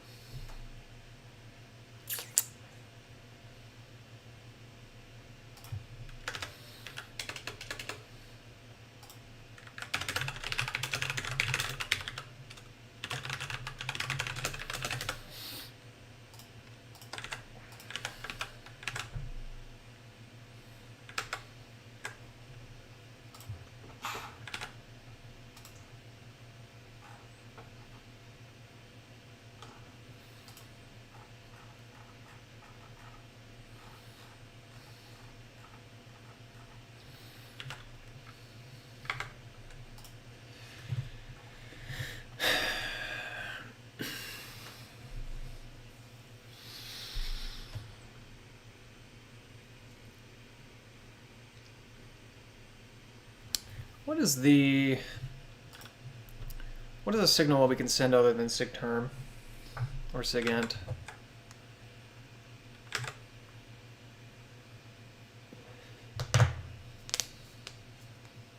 Like, what is dash send signal not sigint?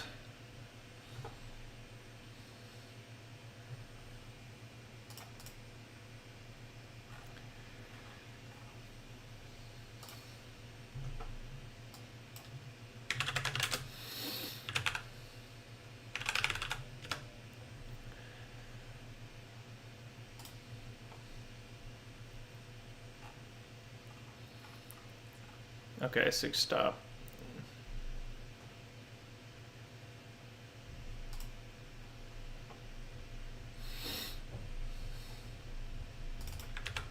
Can't have a listener installed.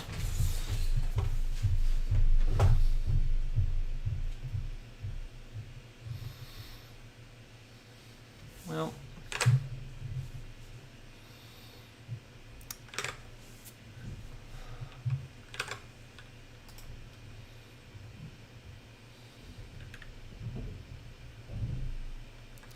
why isn't before exit doing what it's supposed to do? Nah, that's not the one. Nope.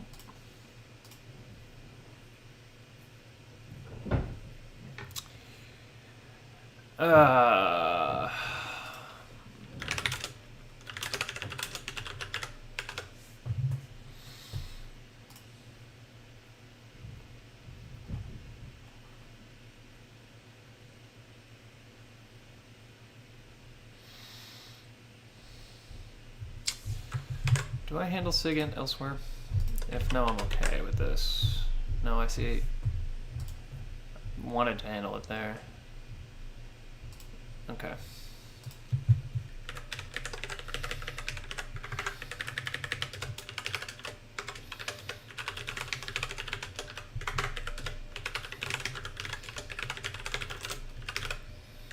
Okay.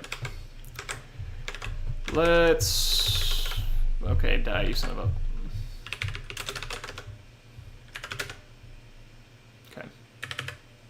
Let's try again.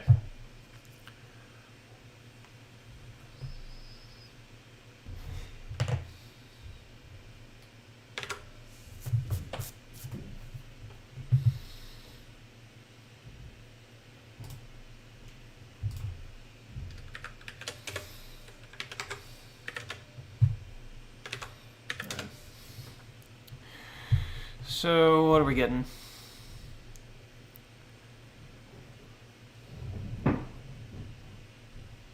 Is that right?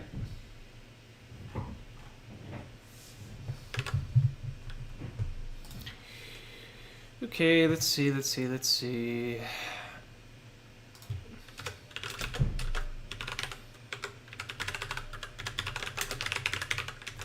It's possible that the tooling is just slowing things down, so we should measure. I'll go back to adding the measurements in here.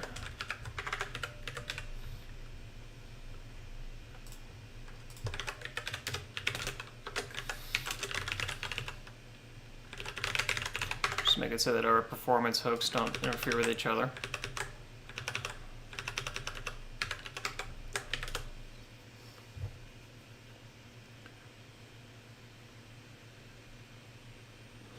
Yeah, so some performance costs being created by, hooking here, but catch-up indexes is pretty slow.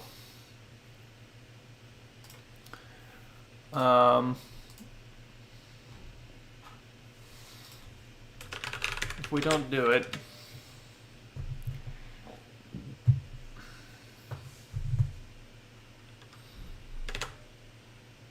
then on database change dramatically speeds up.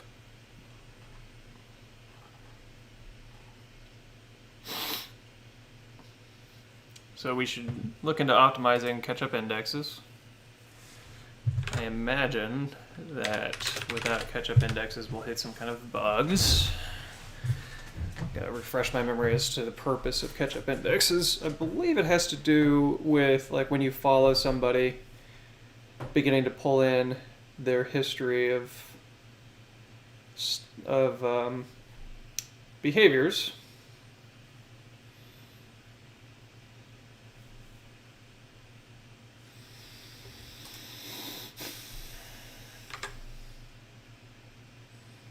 But all of our tests seem to pass without it.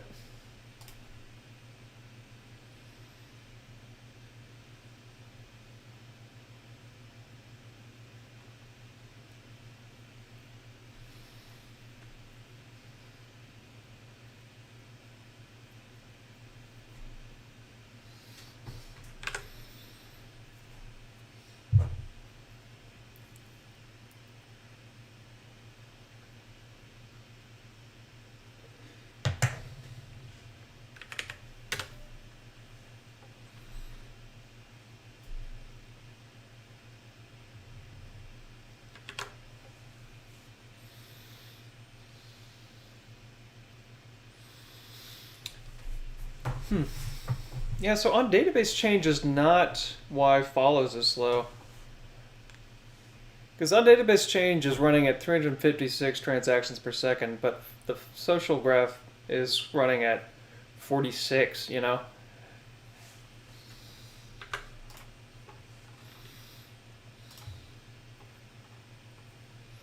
Let's add profiling to the actual follow call.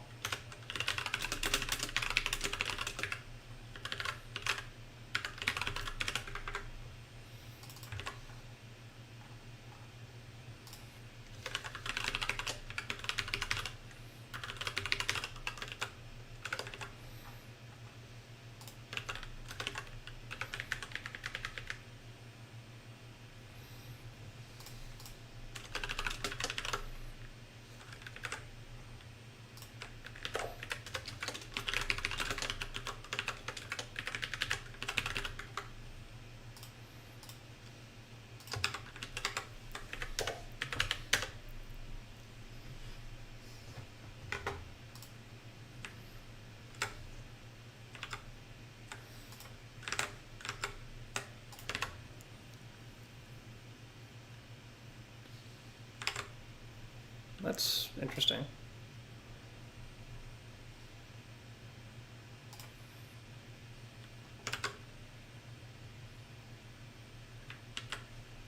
Why did we not see follow to follow show up?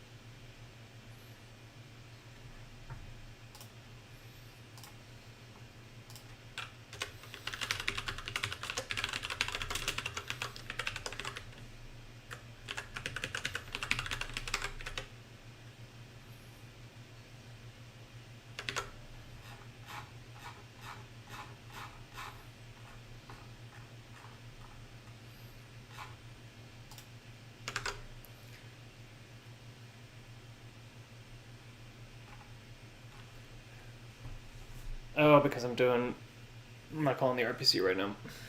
That's why.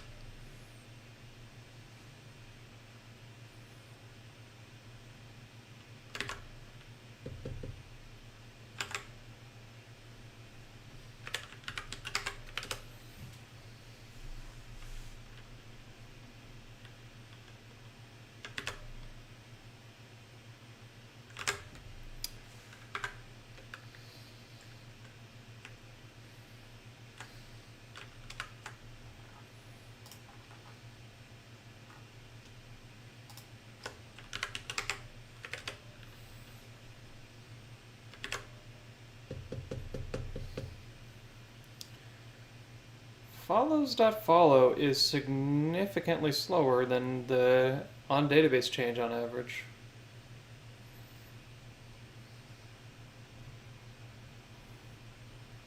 In fact, I mean, it's taking way longer. What could account for that overhead?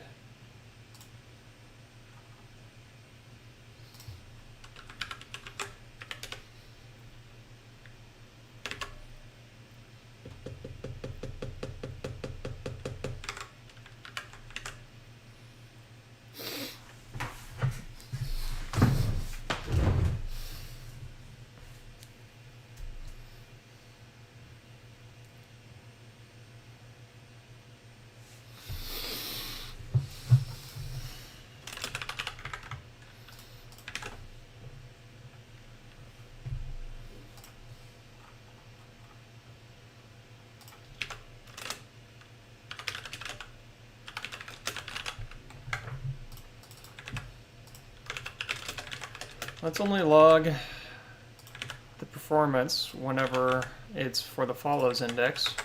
See if it matches a little closer.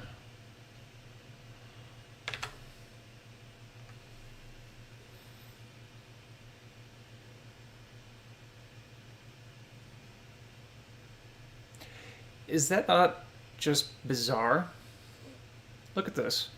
The follow logic is running at 0.55 transactions per second, but the indexing stuff is going at 148 transactions per second. That is an enormous delta here.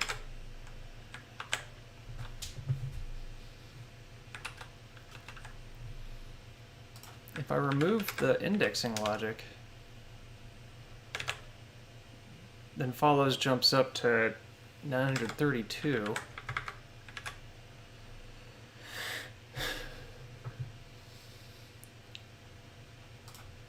Something is happening in all of this which we're not getting insight into. Something just misunderstood.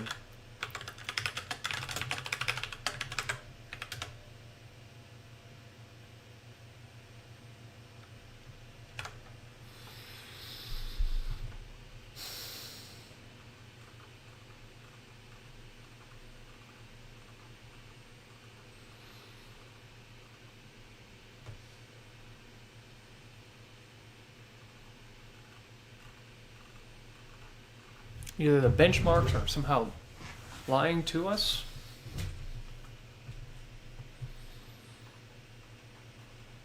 which is not impossible. The only way that on-database change is getting called right now is by manually calling it, and somehow the performance stuff must be telling us something wrong.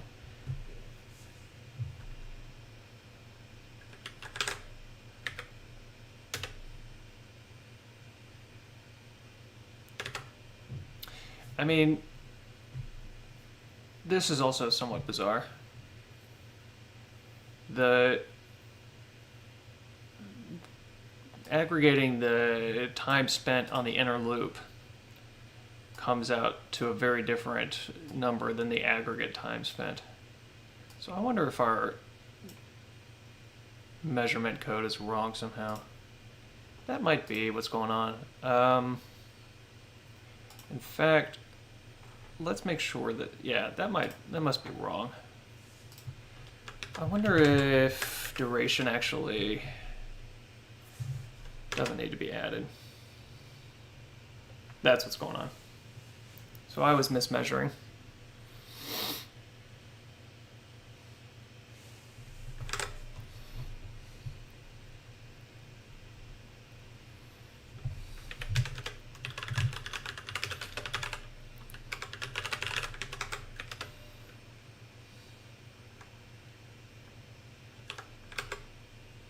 Was I mismeasuring?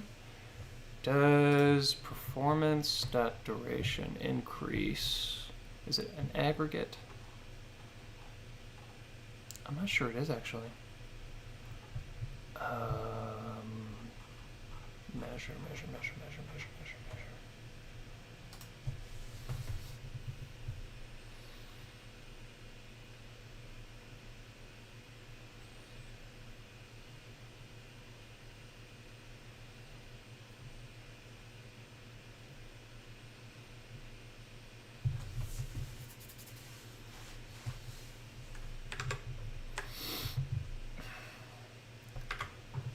Why don't we do this manually? So rather than using the performance observer, why don't we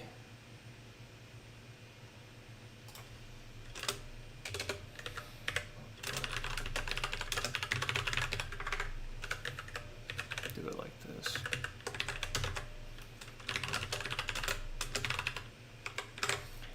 Performance.now actually gives you, yeah, just a number, okay. And so then over here, we'll do performance.duration equals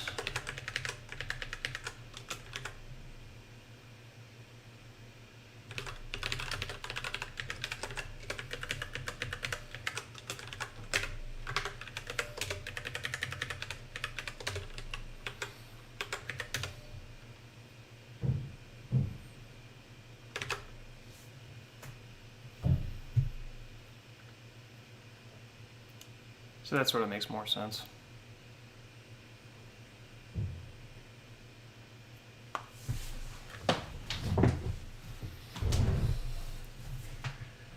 What is performance.now in?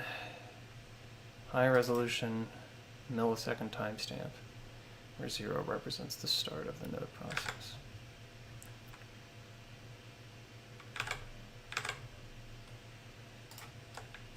That needs to be plussed. That's what's wrong.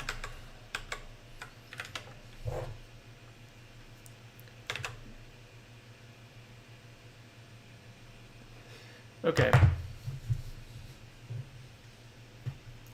Now it makes sense. Now the numbers are jiving. Significantly more. Glad to have not bizarre answers anymore on our benches.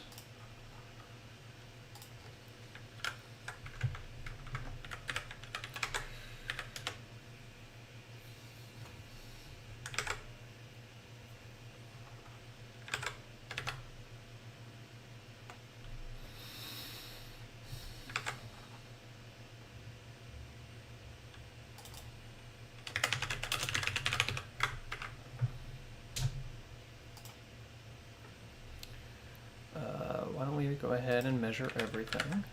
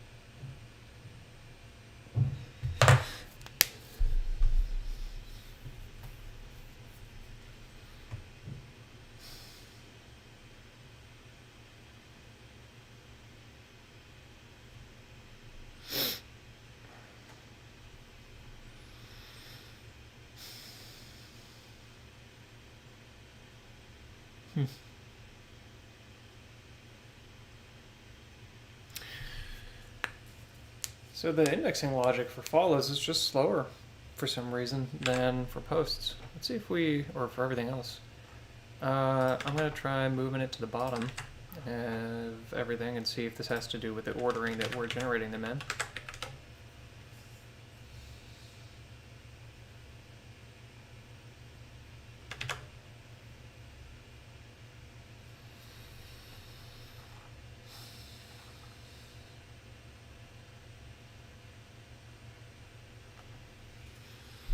$126, $181.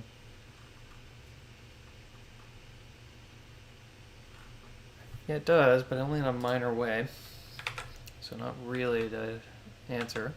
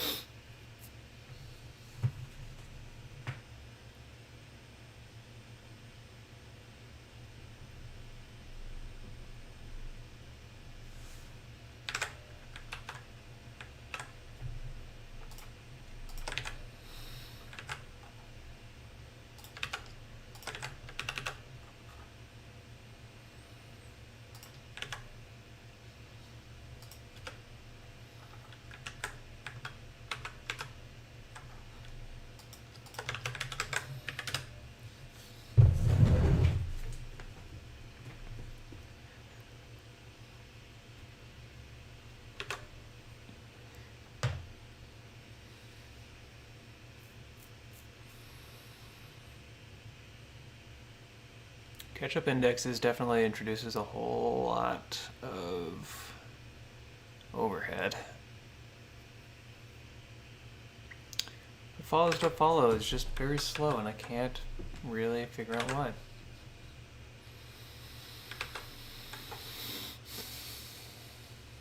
It's really a mystery.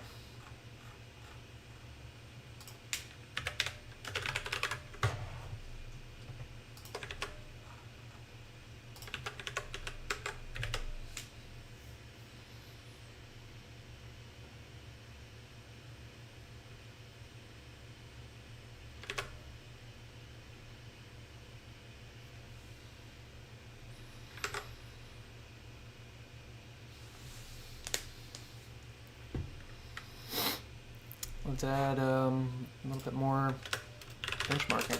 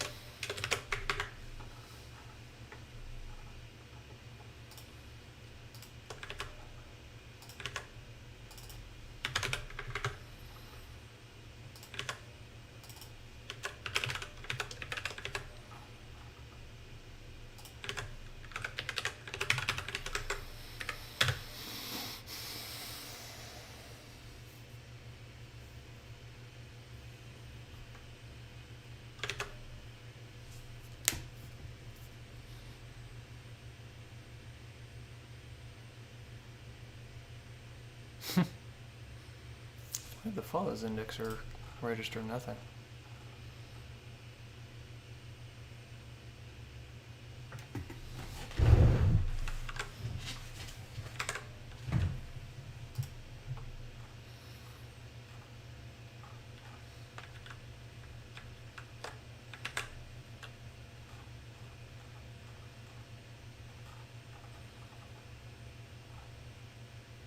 Ah, that's fine.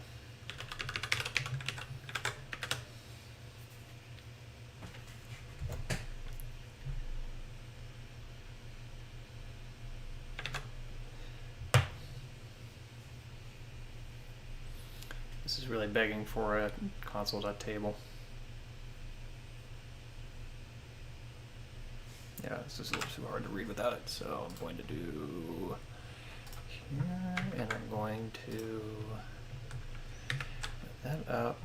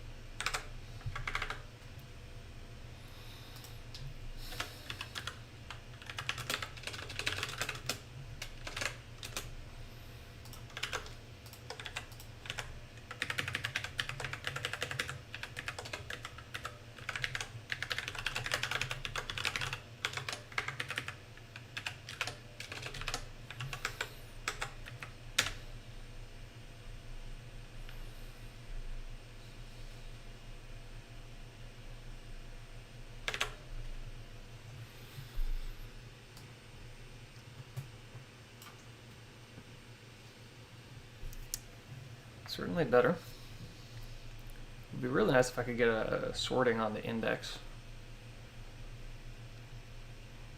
Maybe if I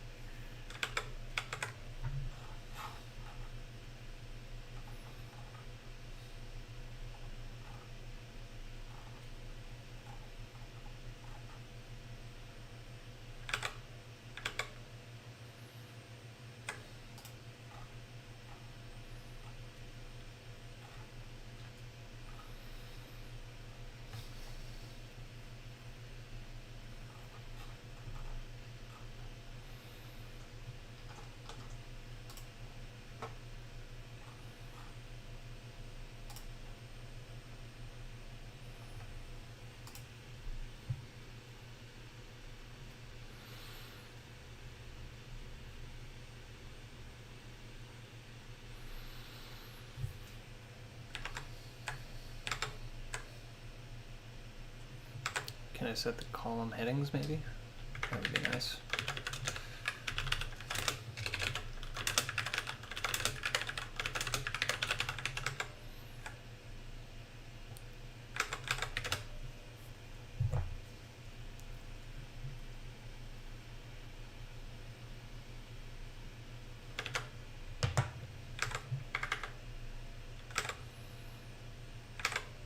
Nope. Not without turning it back into an object, which ruins my sorting.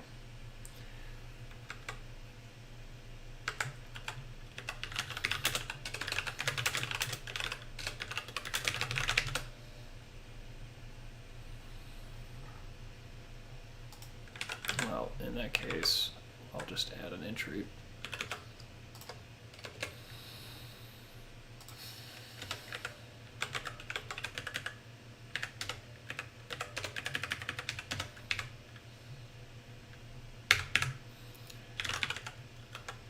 Don't need that. It would be name, calls, TPS, and duration. Concat. Okay.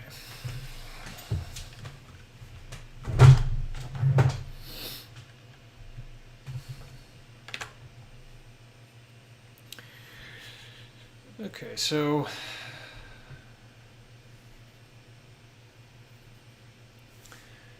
that's not all the public server database items, is it?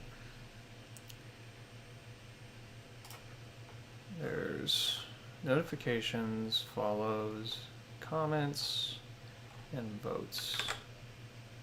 So I guess no votes got created, so that's why. And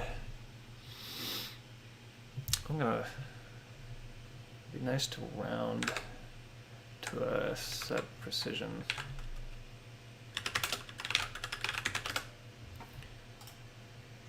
To precision, that's what I want.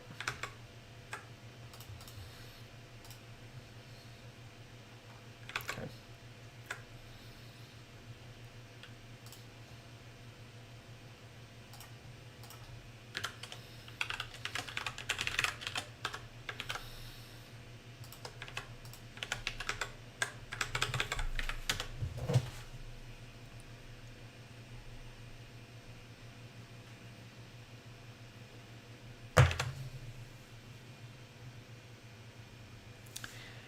Only want it on the decimals.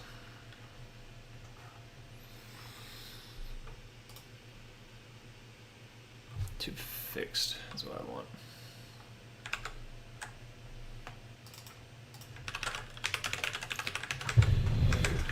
When you spend more time on your debugging tools than on the actual code. Okay, there we go. Okay, so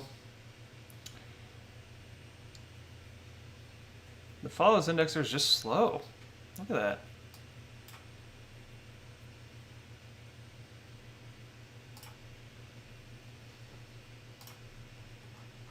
Why would it be so slow?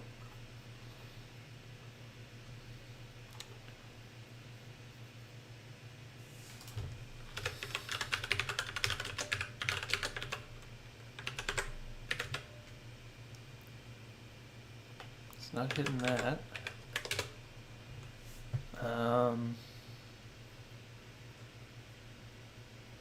Is it because of the fetch user ID bit? Could be.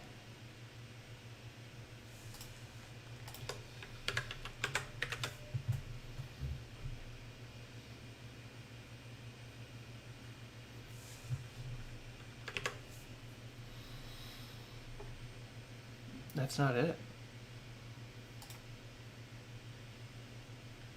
Let's make sure this isn't like, you know. That's the console.table. Comes standard with every Node.js implementation. Don't have to install anything.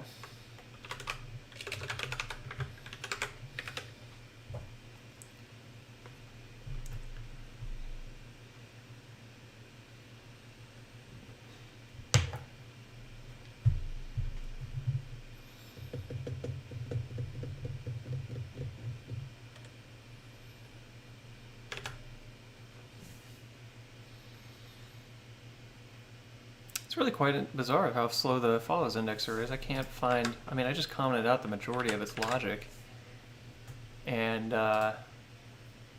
it had no effect. Is it possibly this bit right? No, but that's not getting measured. If I comment out all of it, is it possibly the lock that's being slow on us? It could be the lock. It actually could be the lock.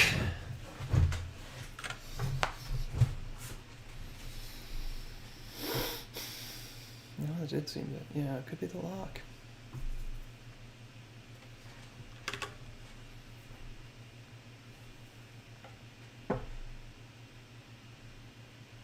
No, look at that. It just popped up to...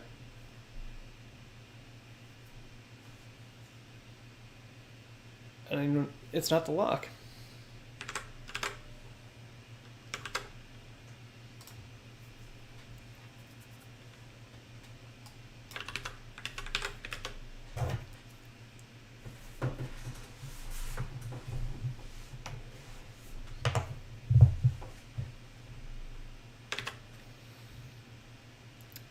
It's going at 17,000 transactions per second now.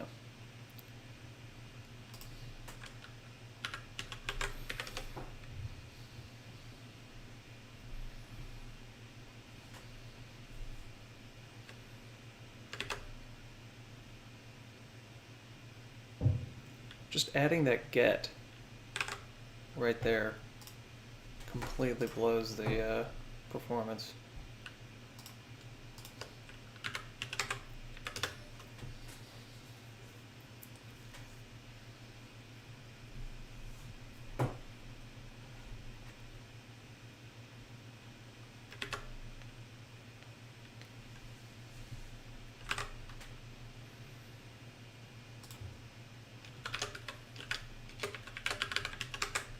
See what happens if I remove the lock.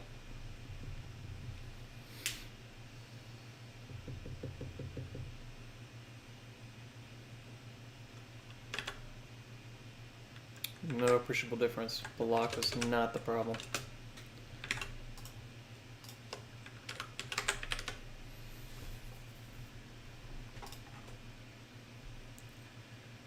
It's really odd that the follows index fetch would be so slow. What happens if I get rid of all validation?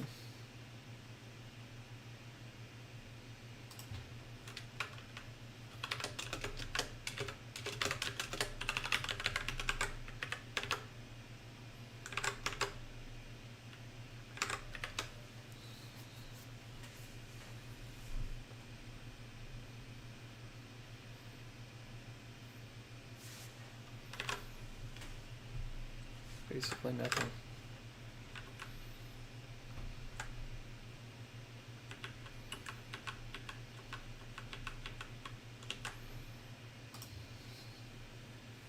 Why would I get such vastly different performance?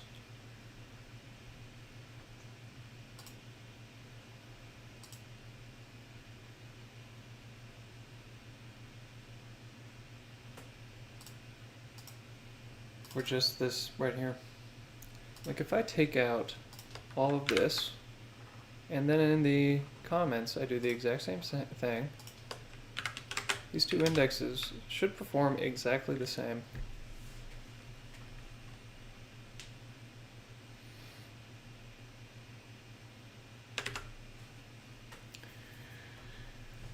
And yet, the follows index 192, the comments index 1867.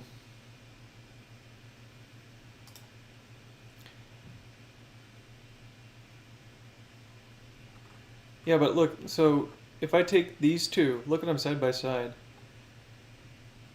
The this part's not getting run on either of them.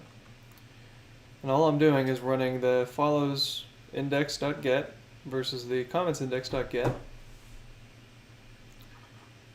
Basically exactly the same. And note where I'm measuring. You know, it's, in fact, that's interesting. Let's get that consistent.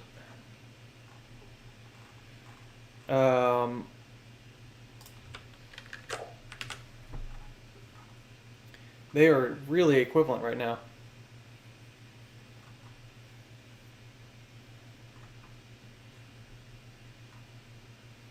But they run at a completely different pace. And if I rearrange the ordering so that follows happens after comments, make sure the ordering doesn't have any effect.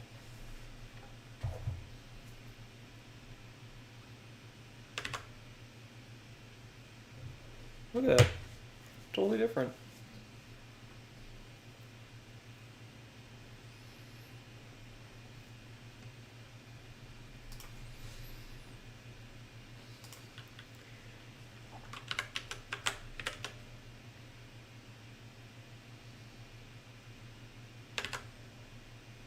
Yeah.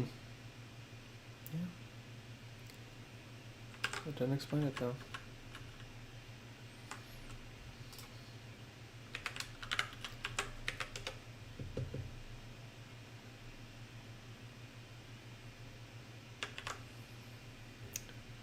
So, explaining this table, we got the name of what we're measuring, we got the number of calls, the number of transactions per second, and the total duration on the call. So when we're comparing right now, we should be able to look at these side by side and see pretty much close to the exact same results here. These two numbers should be very equivalent.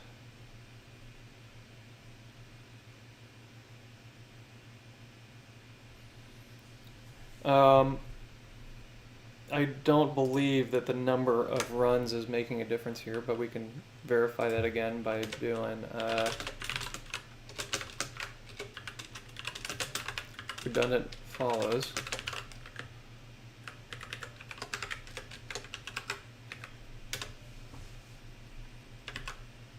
Whoa.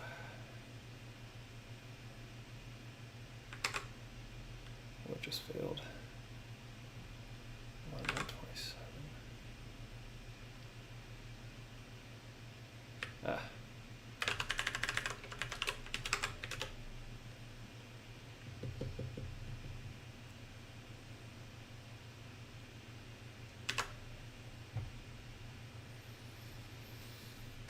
Interestingly, it gets closer. But it still should be...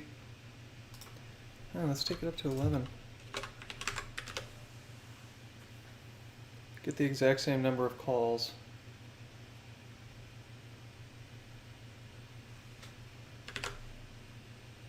Pretty close. Oh, wow. That's interesting. That just made it get more or less equivalent. Huh. Why would it speed up over time?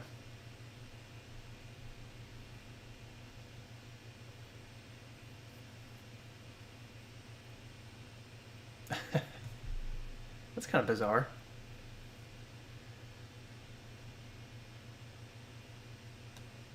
It's kind of totally bizarre. If I bring back the logic,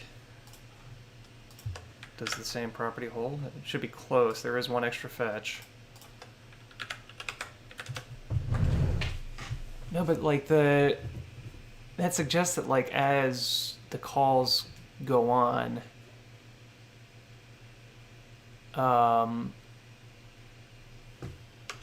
things speed up. Yeah, they get a lot closer. Caching difference. It could be a caching difference. That might be what it is.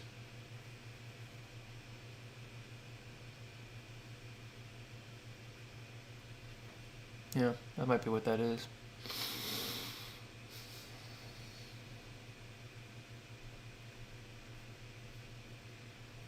Okay.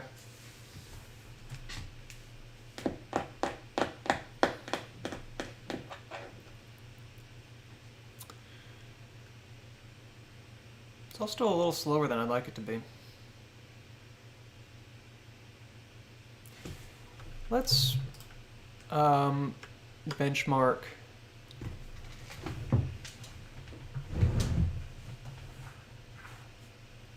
that's a good point. Yeah, let's try that.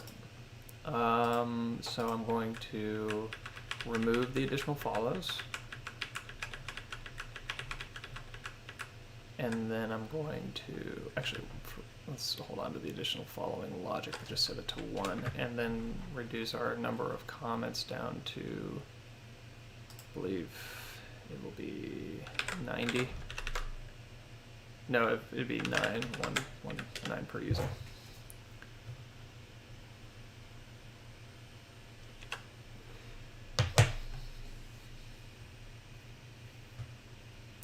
About halftime. There is a little extra work involved in the follows index.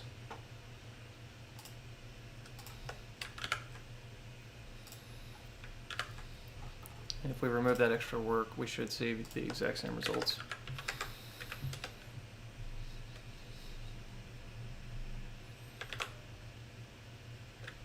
Close. Not exactly the same, but very close. Close enough I'm willing to ignore the difference. Just so long as there aren't any, you know, mysteries.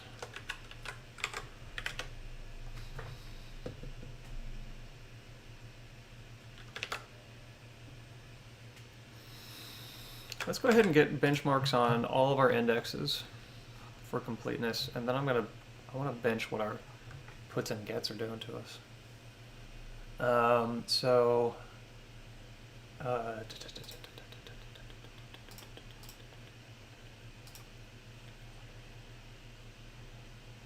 Let's go back here, get this back to 100 per user, and then let's get back to here and get our performance measurement onto the private database.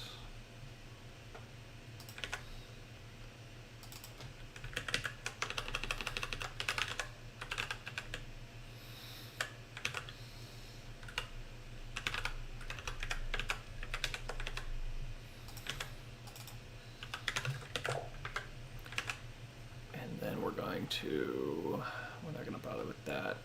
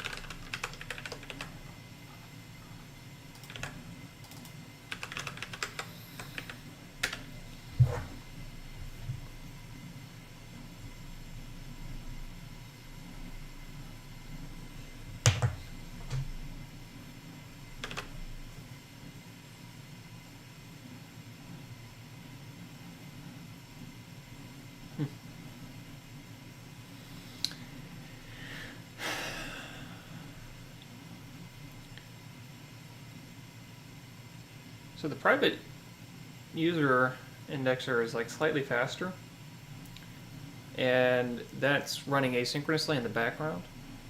So it seems kind of like whenever the Hyper-V is under load, things kind of back up.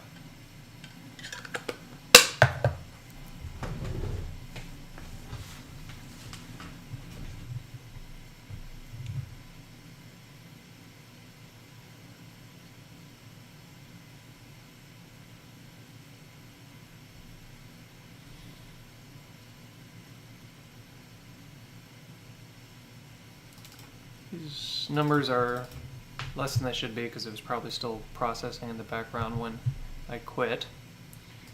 Now let's log our database puts and gets.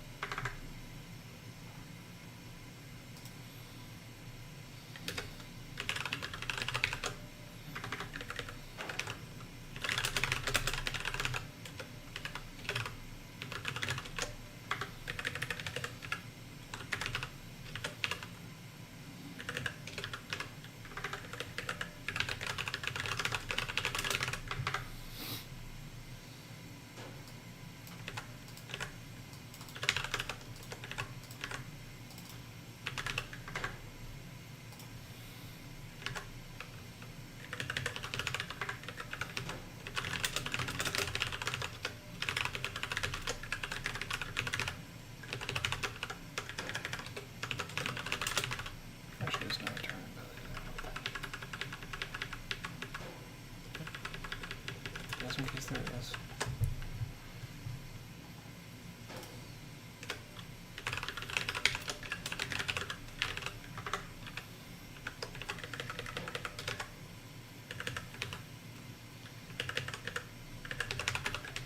Okay, let's see what that gives us.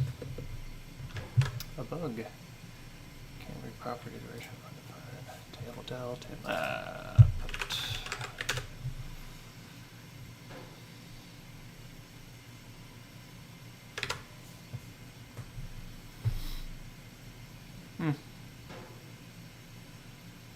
Okay.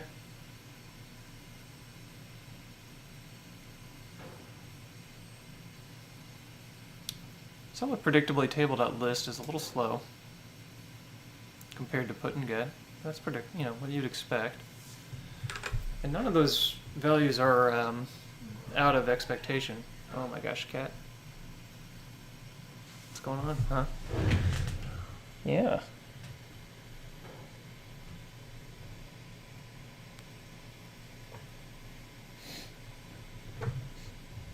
She just suddenly declared her existence and her need for scritches.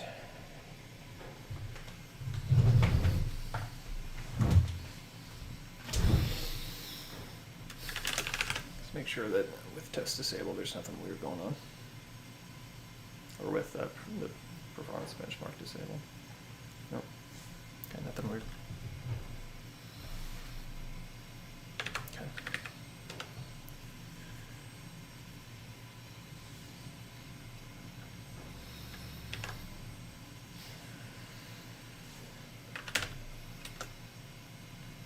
Is everything enabled?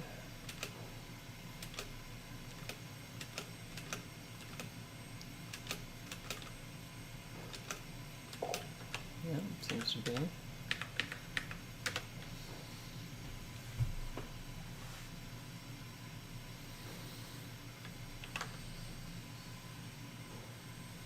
So catch-up indexes is slow. We need to speed that up.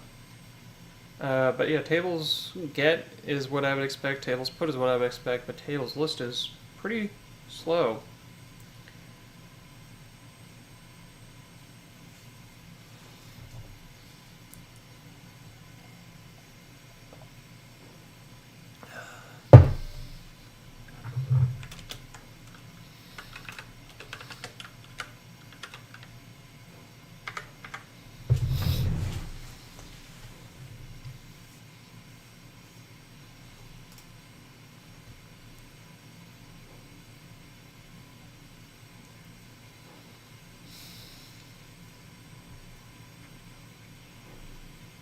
I doubt that's because of any boilerplate that I'm doing.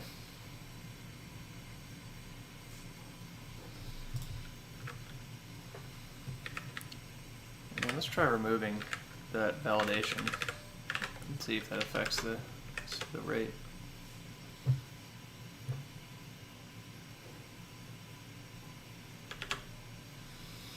Not really. 191 versus, no, didn't have any effect.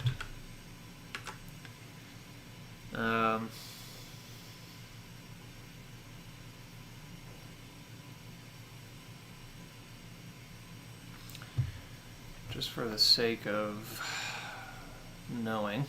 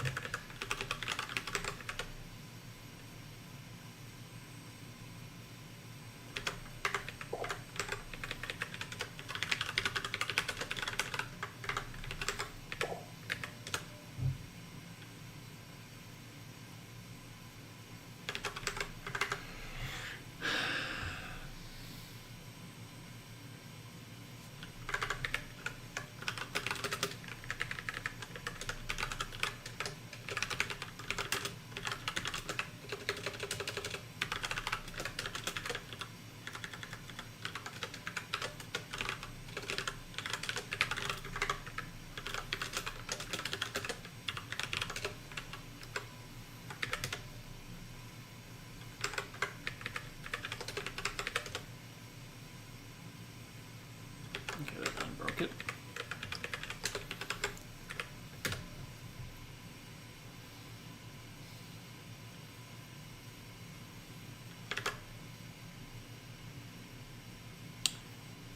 I think that actually is slightly faster.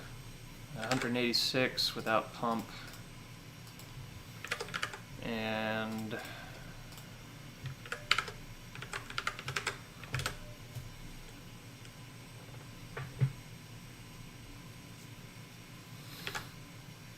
$162.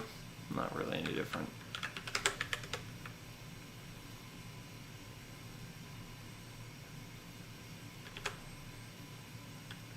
Not really any different. So the list is a little slow. Not shockingly slow, but a little slow.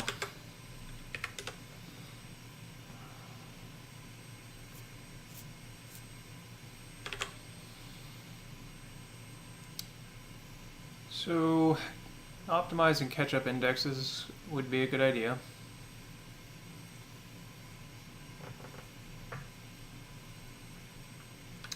How often is table.list getting called? Or rather, by whom?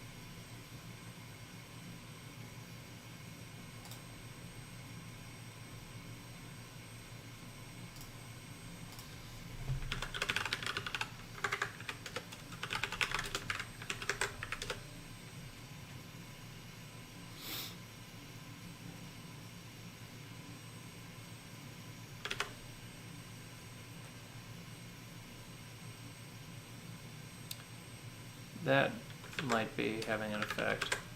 Our follows indexer just went up to 329.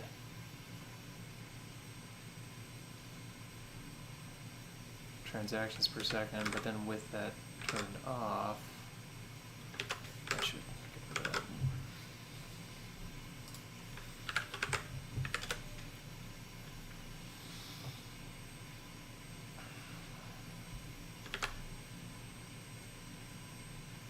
No, not really.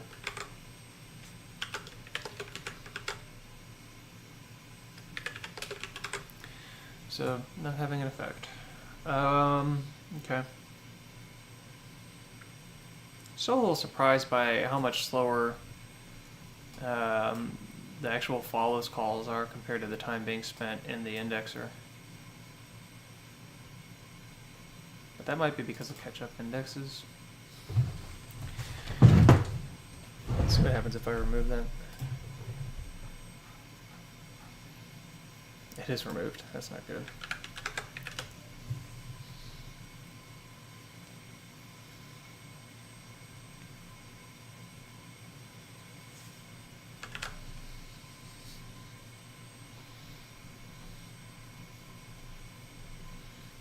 Yeah, so let's optimize catch-up indexes.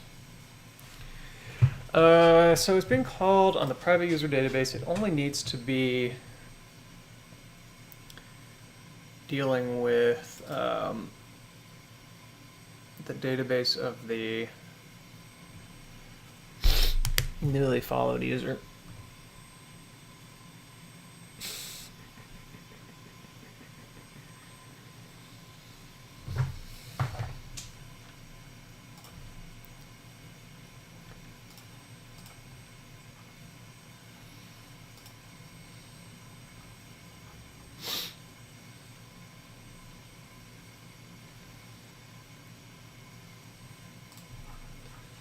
So we're going to have a, let's get rid of this.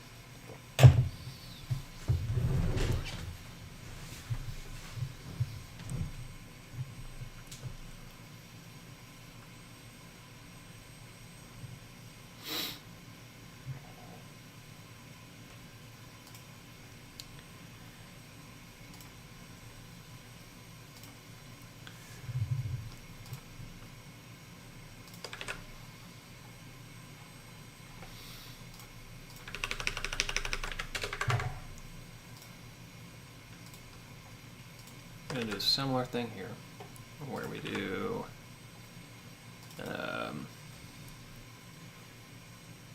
babies to catch up, and this will do like that.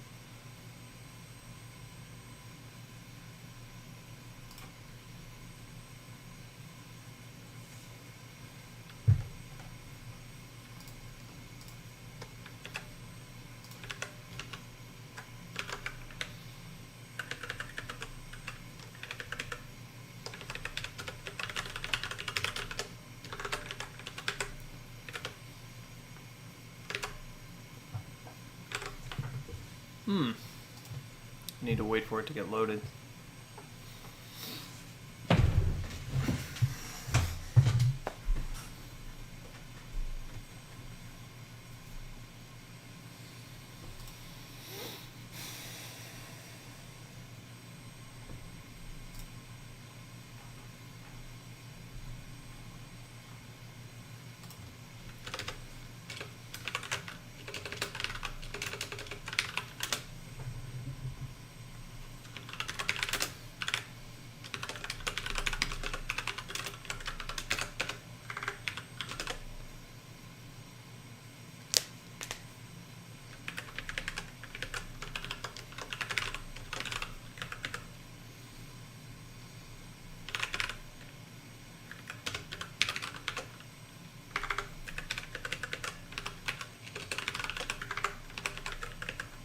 Oh, wait a minute. They're not addressed by URL, they're addressed by user ID.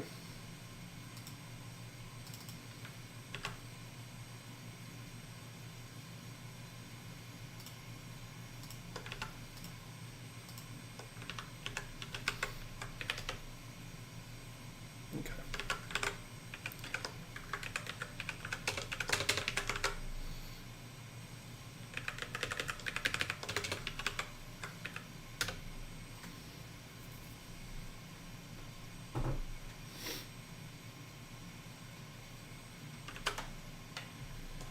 Yep, that's sped up catch-up indexes. Went from what we were at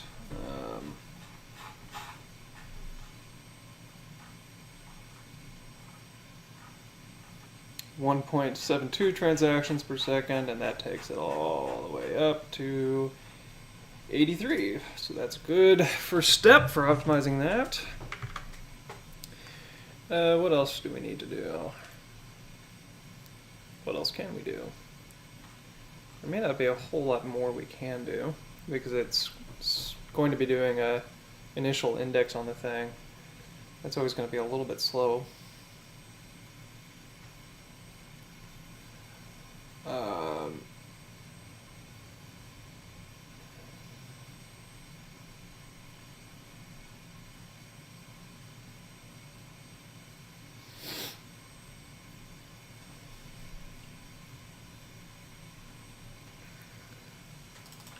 We could do this.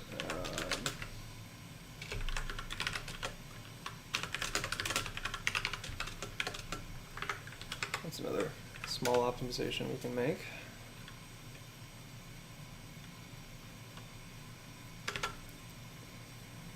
Basically no effect.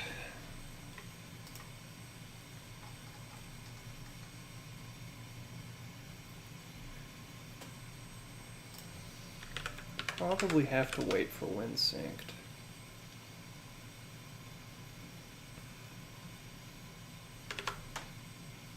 Not a major difference anyway.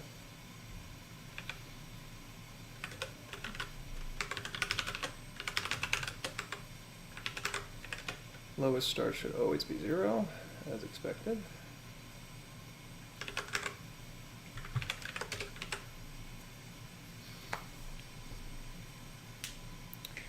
One other thing we could do is also debounce this thing or delay its execution, because it's meant to be a background thing to run.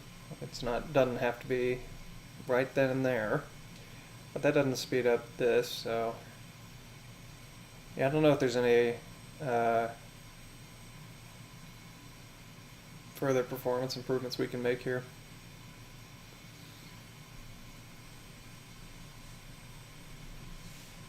Let's take a look at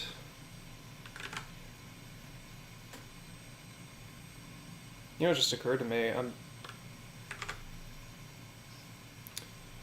table.get list and put are not transactional. Is that okay? No, yeah, you could end up having, I can't measure them the way I'm doing. Yeah. Wait, is that the case for everything? I have to change how I'm doing the performance measurements. I need to do it like this.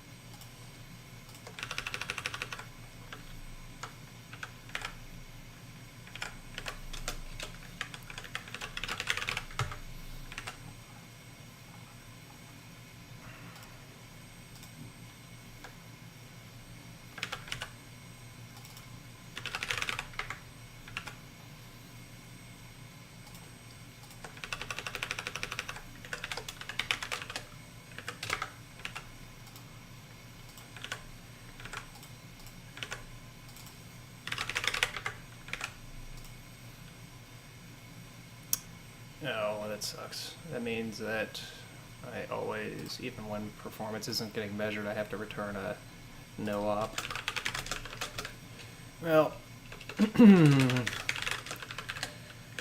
the plus side, I can actually do function no op. That should get optimized out by V8.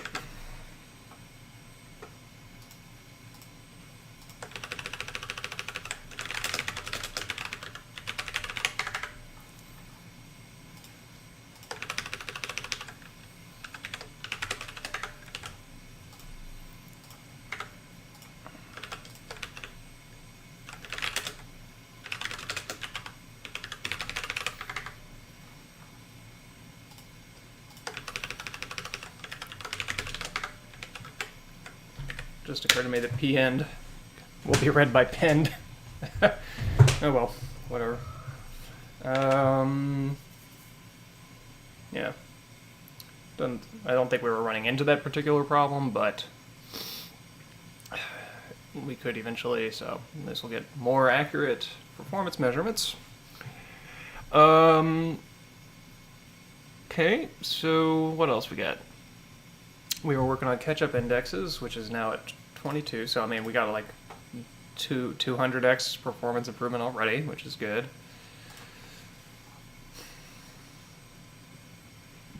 And I wanted to measure the create history stream. That's what made this occur to me. And let's actually measure when synced as well. That's an interesting thing to measure.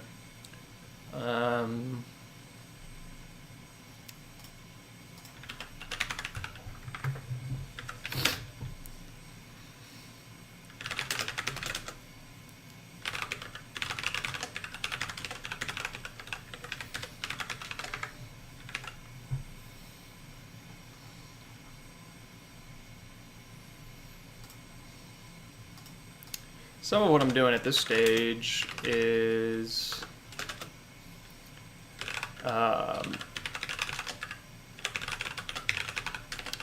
producing useful results that we can use when looking at how we can optimize Hyper-V. Because some of this, it's looking like, it looks like we're getting out all of the performance overhead that's in Citizen, and that after that, it's just a matter of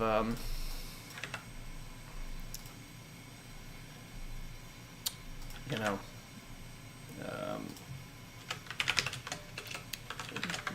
optimizing Hyper-V itself.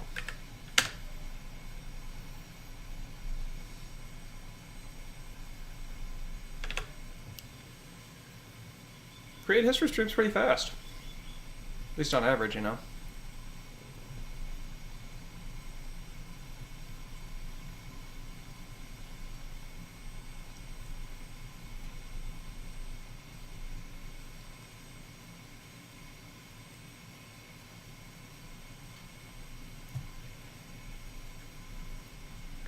We might be able to improve, you know, one of the costs that we're getting in the indexing logic is when a cache miss right here happens. I don't know if we can avoid that being in that place. I mean, we could try to preload that stuff so that it's not measuring within the runs, but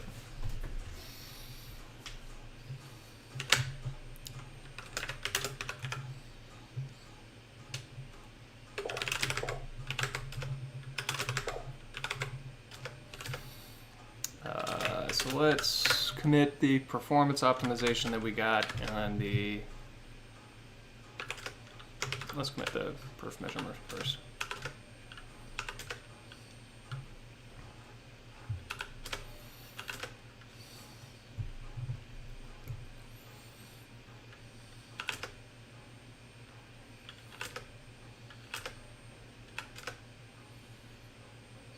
I'll just have to bundle them together.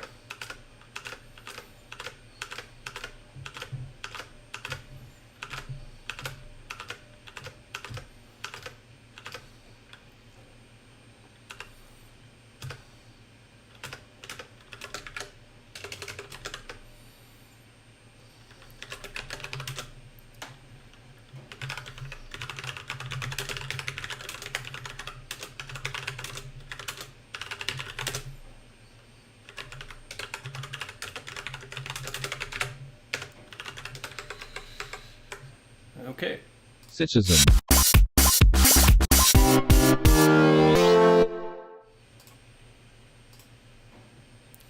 Wish I had noted our benchmarks at the beginning of the day,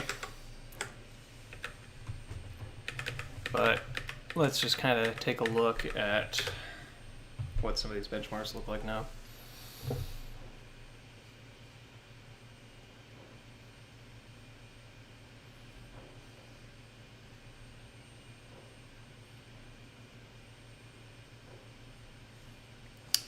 better. If I recall, comments were at like 20-ish transactions per second at the beginning of the day.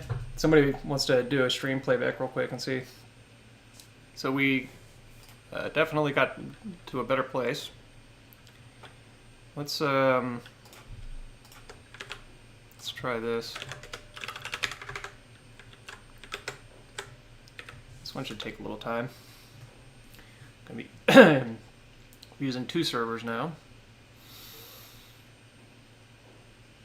Yes, thank you, we know. Probably ought to remove that logging.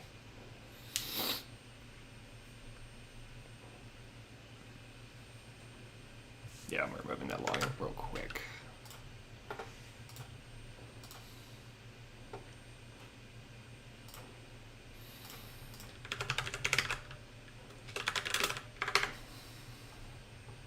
We just don't need to know that.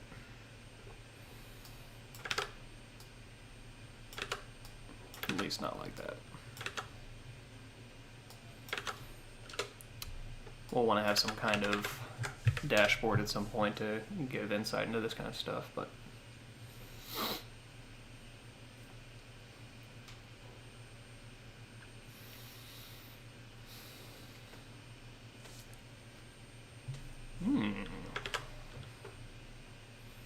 line 197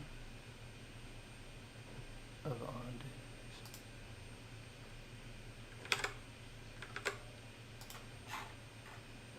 I broke something.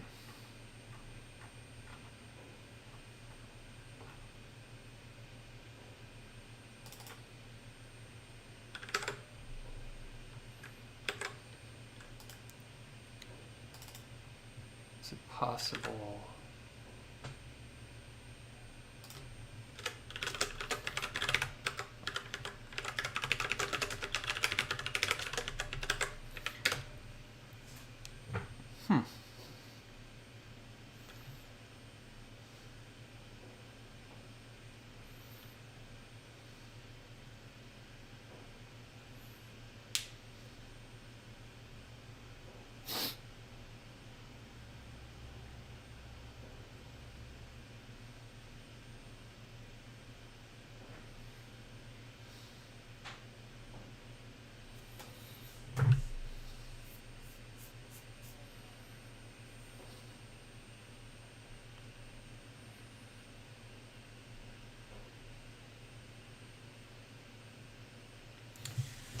Well, that takes its sweet time. Let's get the kit playtime bump working. Just needs one more thing.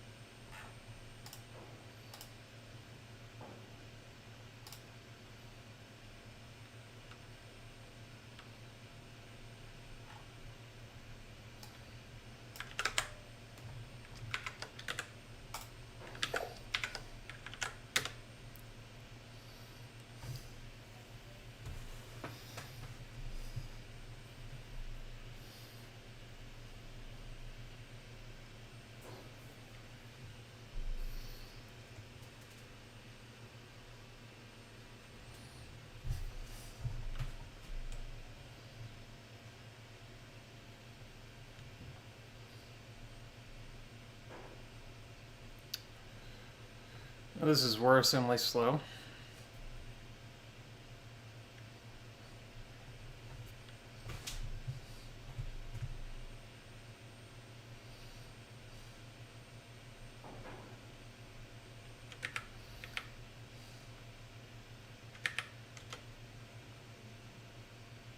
Yeah, I know. I'm using this period to put together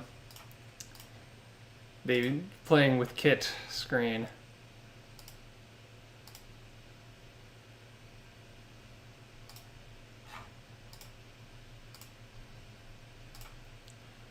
Having trouble downloading the Nyan Cat video off of YouTube though.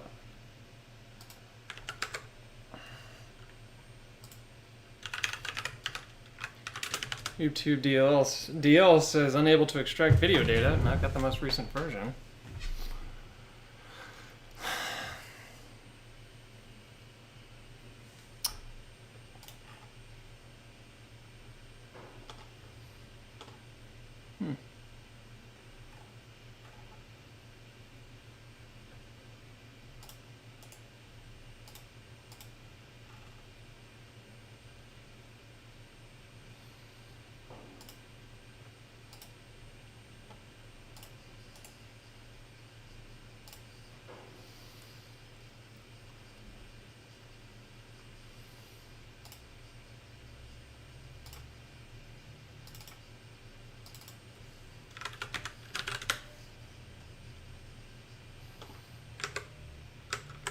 Okay, here we go.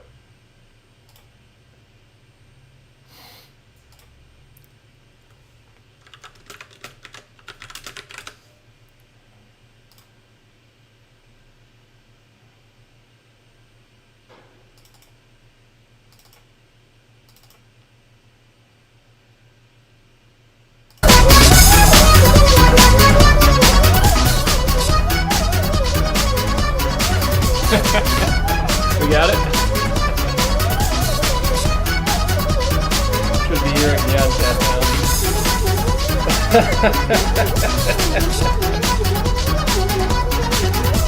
The only thing I really need is for a text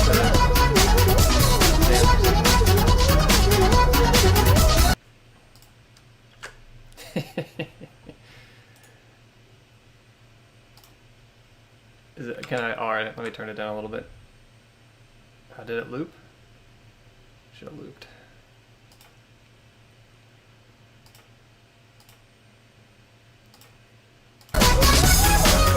Down. Alright, should be a better audio now. Sorry for your ears, everybody.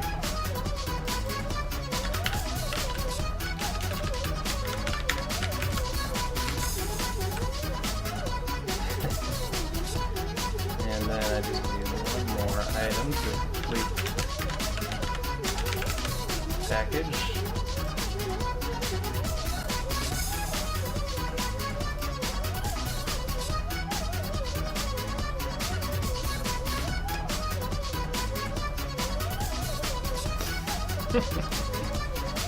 There we go.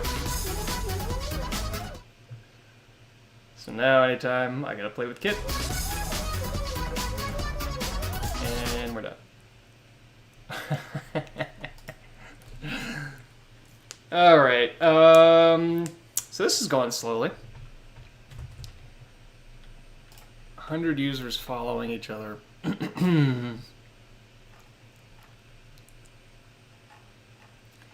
Shouldn't be this bad.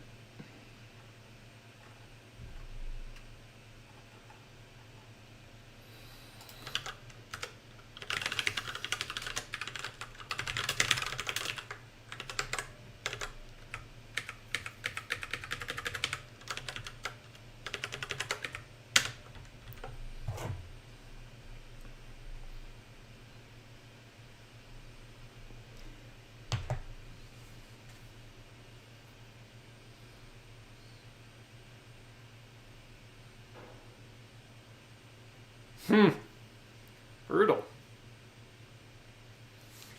Well, let's go back to our in-process bench and set the number of users to 100 and see what we can learn.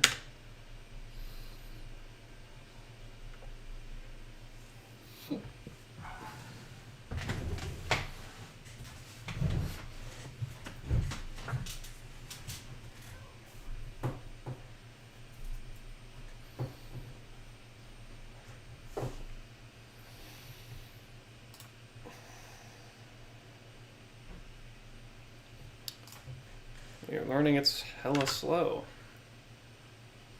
The table.put's getting down to 5 transactions per second.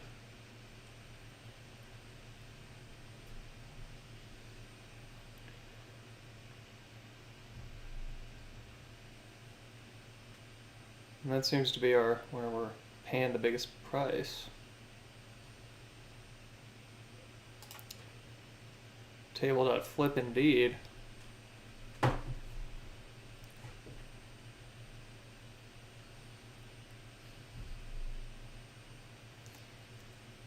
Let's do a little experiment.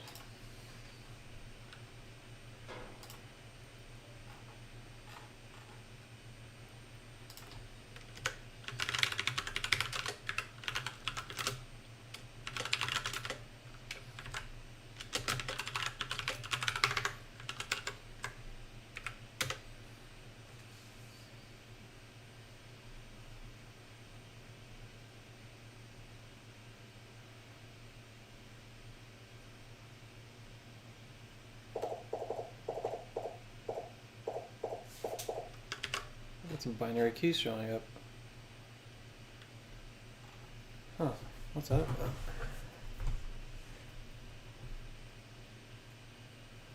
Who is putting binary keys?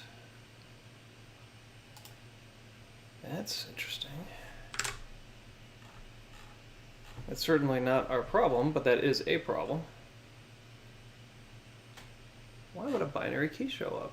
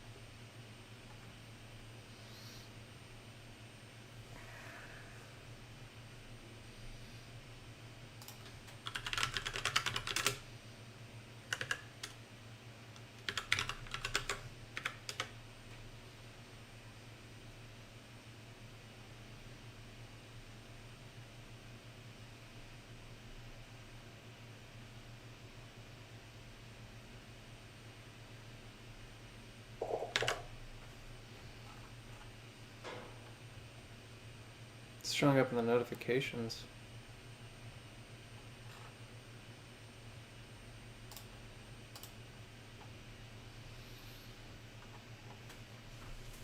Okay.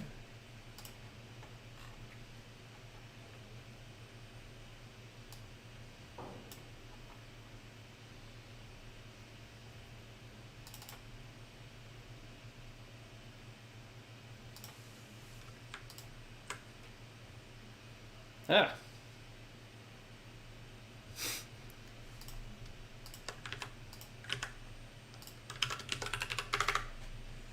That's what you call a whoopsie.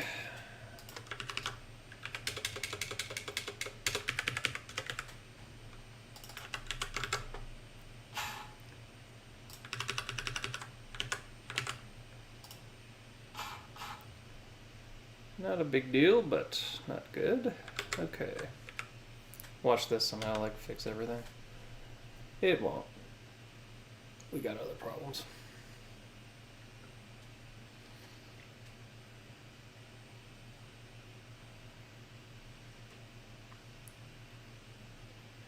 So there's just a ton of puts to index state.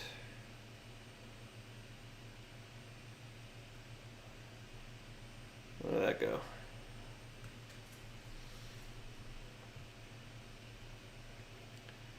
Ton of puts to follow indexes.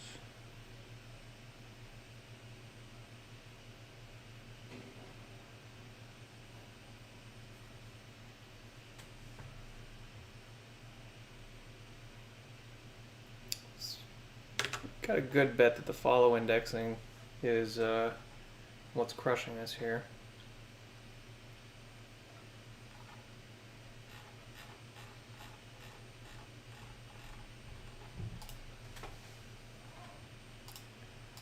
I'm just going to disable all of the user indexes real quick and see what that does for us.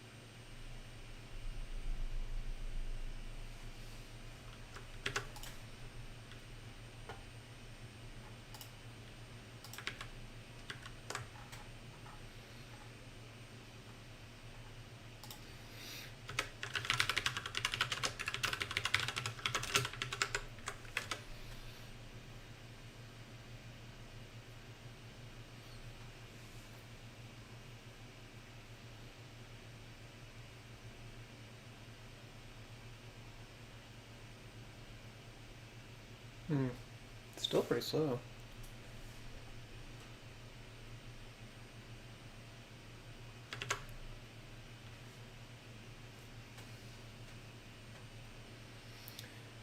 But actually, that is, as so we're saying about 54 follows per second, and I got to generate, how many? Like, if there's 100 users, each of them following 99 people.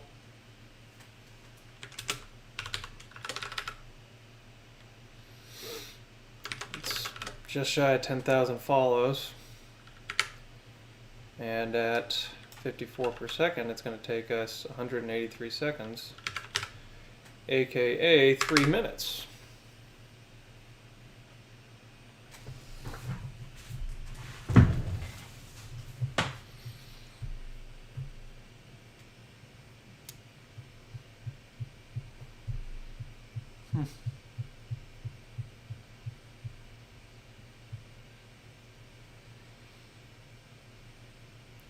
I think the really notable thing is the degree to which table.put slows down. Like that really, I mean, all the table operations are really just not moving fast enough. We could possibly try to reduce the number of, oh man, there's a lot of lists. Shouldn't be that many lists.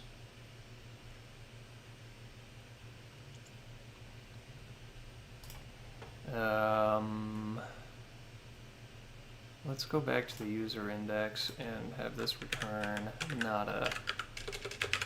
So this will fully disable the user benchmarking or the user indexing.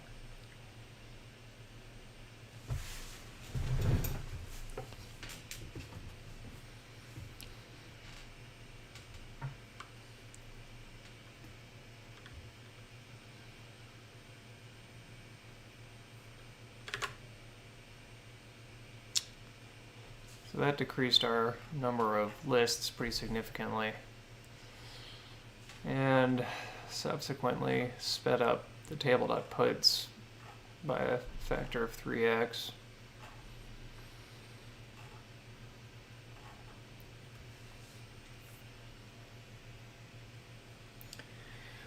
So we may not be able to be hitting table.list as much as we are currently. We may need to cache a little more aggressively on that front.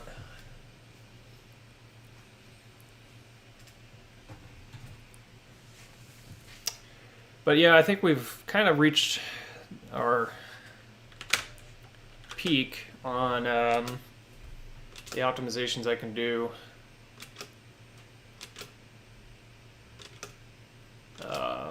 without getting the Hyper-B team involved. So let's commit that one quick key fix.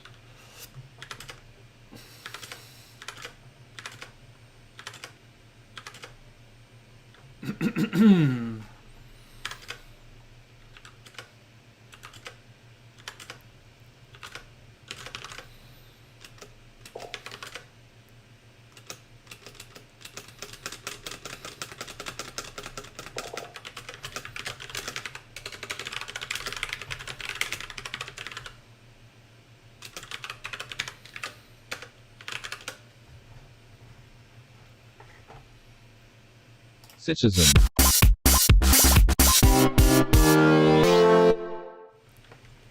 Okay. So next up, I gotta just talk to Matthias and Andrew about some of the performance we're seeing on the Hyper-B. But very, very happy to have this performance tooling that we did today. This will make it much easier to, you know, keep track of where time is getting spent.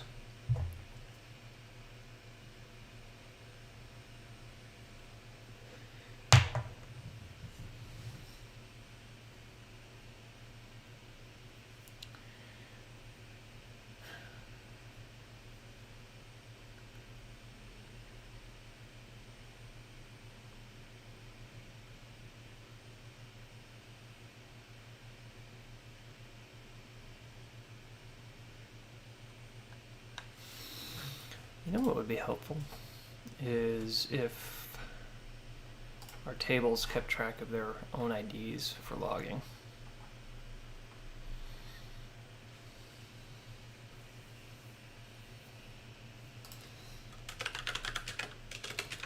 Why don't we do that real quick?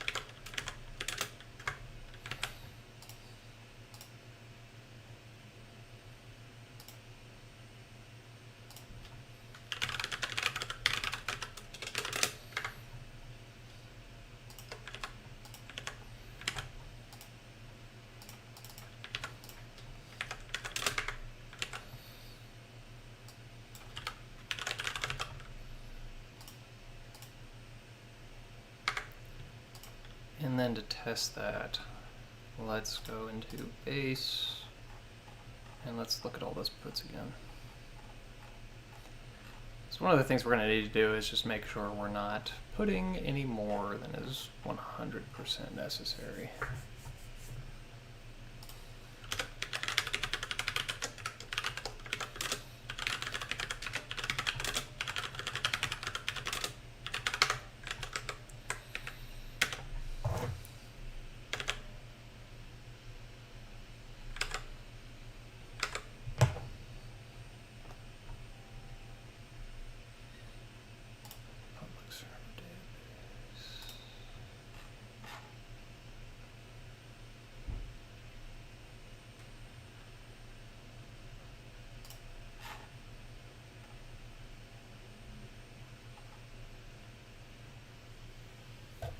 I screw up.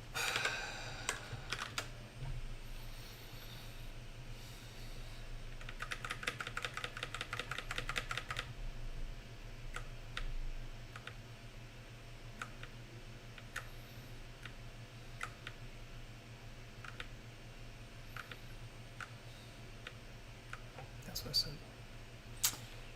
That's what I screwed up.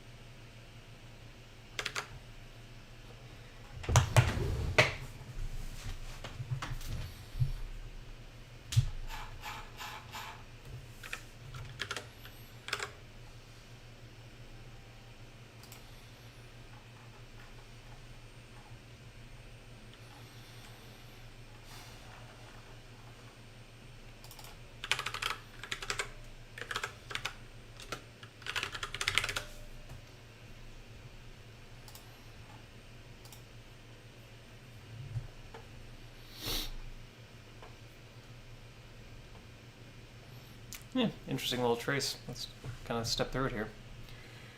So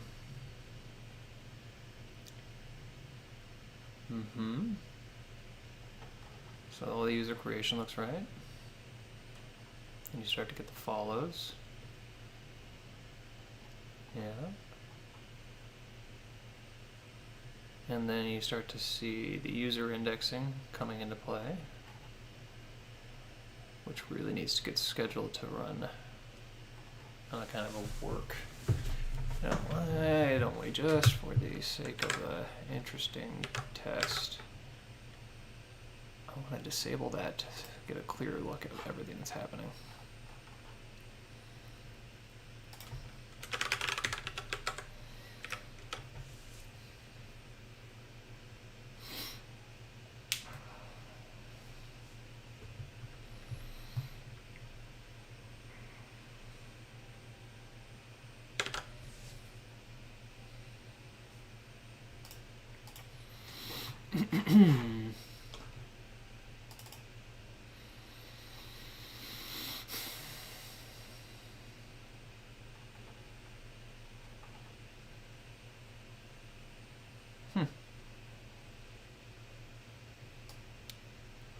Private user indexes are still getting updated.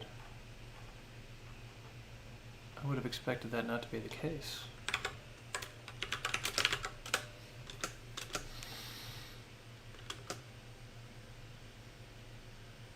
That's interesting.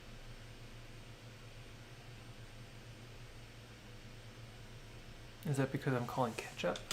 Could be.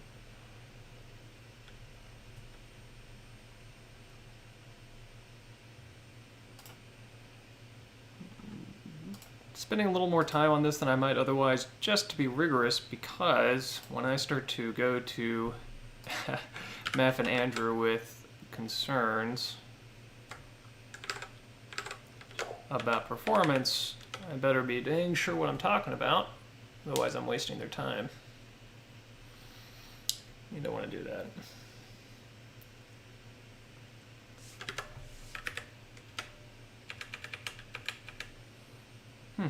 Why is the private user database getting updated? it definitely shouldn't be.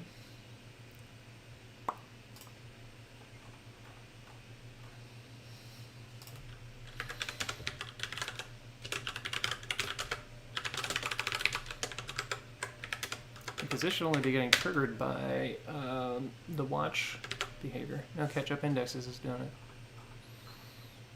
Let's get rid of that. That's not surprising. Catch up indexes. Well, not run you now. Okay, that seems to have stopped it.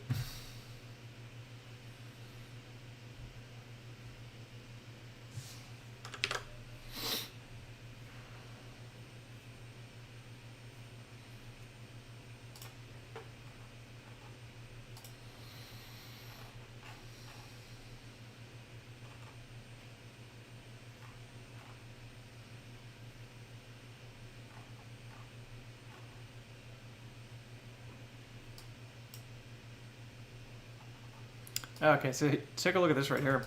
Here is vindication for getting the monotonic timestamp library involved, because anytime you see a 0.01 here, that's the error case coming in where we would have been overwriting if we just did date.now.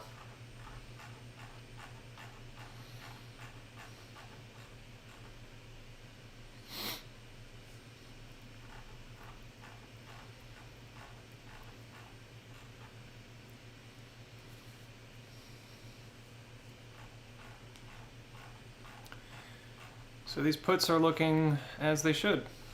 Very, very tightly constrained to exactly what they ought to be.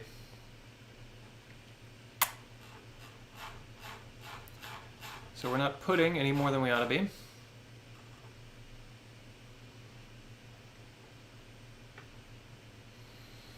Let's take a look at the other operations.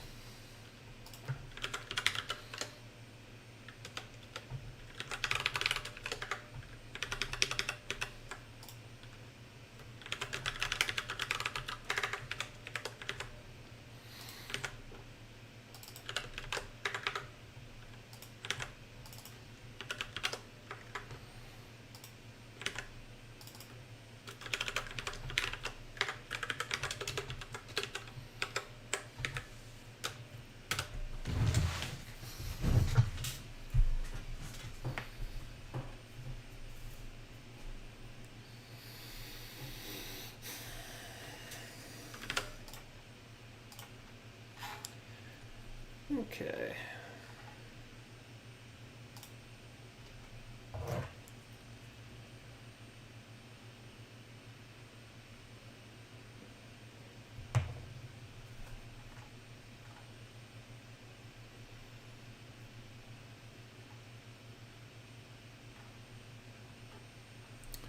Why do we list the follow index?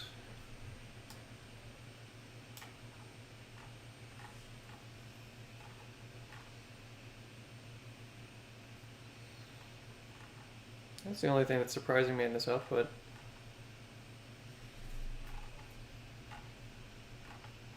We're doing it quite a bit, in fact. I guess that's because the that must be the server tracking changes to the list of users that might change the. Yeah, that's probably what that is.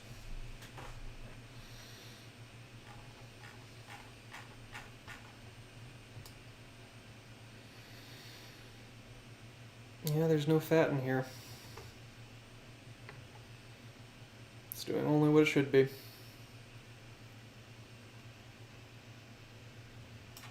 Okay, good to confirm.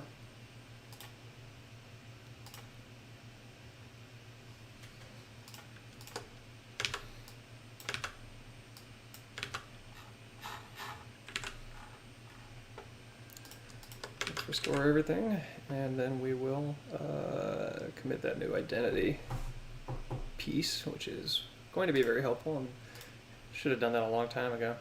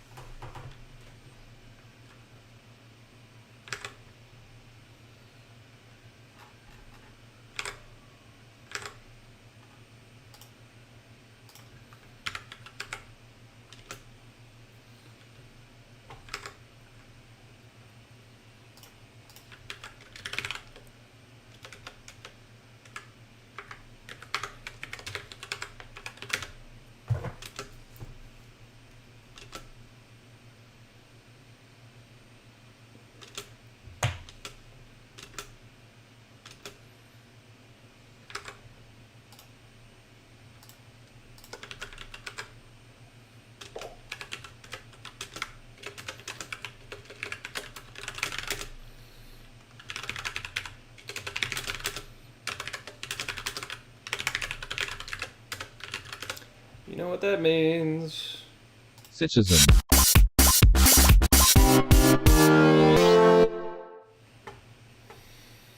Okay.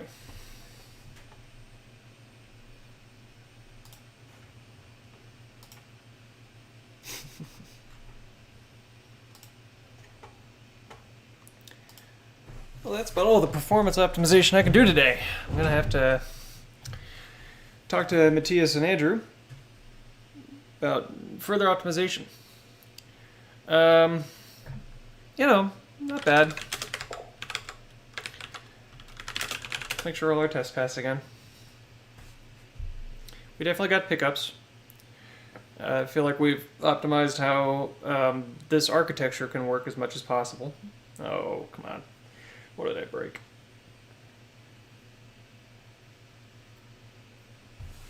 So, you know, any further optimizations would either be a change in the architecture of how we do indexing, or it would have to be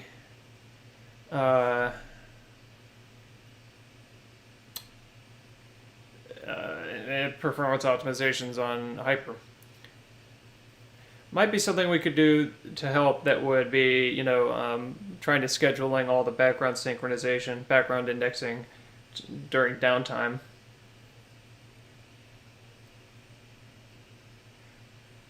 But I feel like there ought to be more pickups to be made on the Hyper performance. Interesting. Did I break notifications by notifications, server notifications index? Oh, I bet I know what that is. That would be database utils, fetch notifications.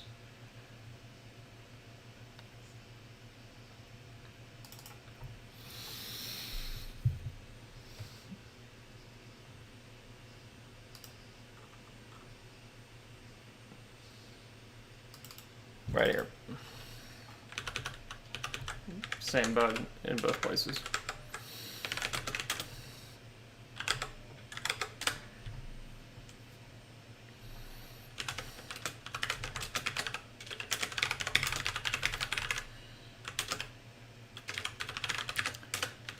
Hey, we get a freebie. Citizen.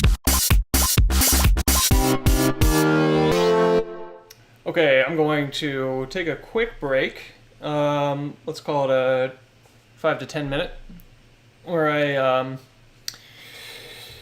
eat something, walk around a little bit, think about what we can work on next. If I still, you know, I'm gonna have to reorient my brain for whatever would come next. We'll see if I can do that, or if we'll call that the end of the stream. But we'll take a 5 to 10, and then make the call about whether or not we're gonna pick up another task. So see y'all in a bit.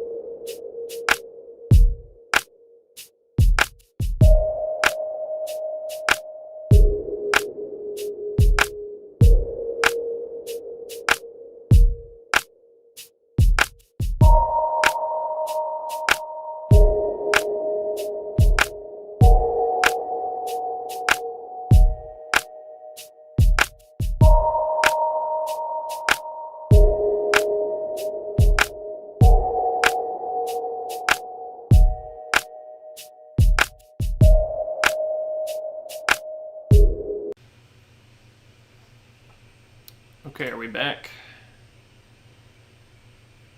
System failure is right. Should be back. Gonna put it back on that.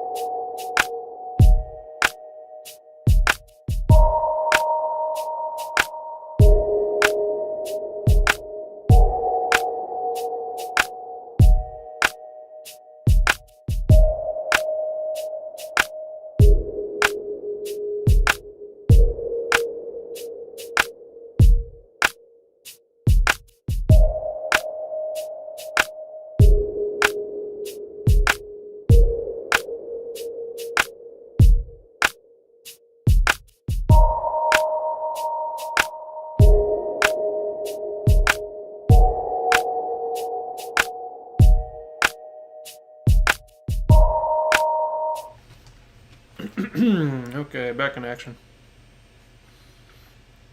So I talked to Matthias and Andrew a little bit, and I think they're going to look into it, but they suggested 1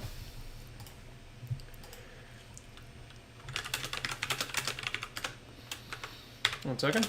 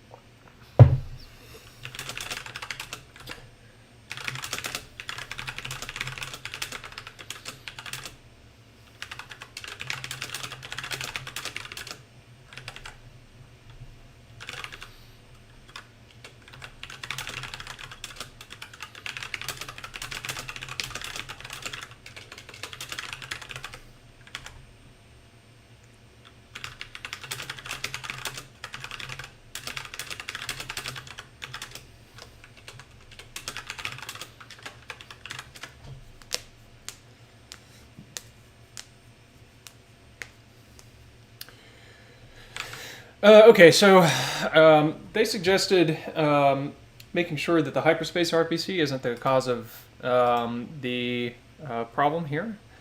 And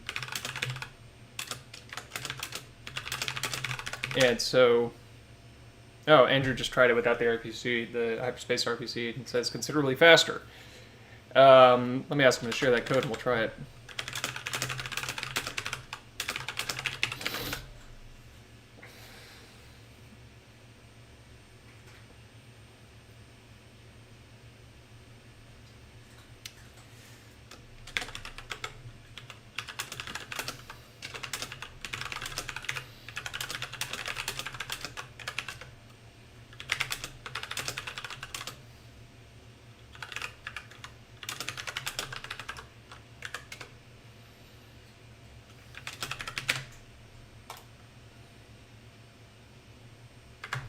Interesting. All right, so that's our current bench, right?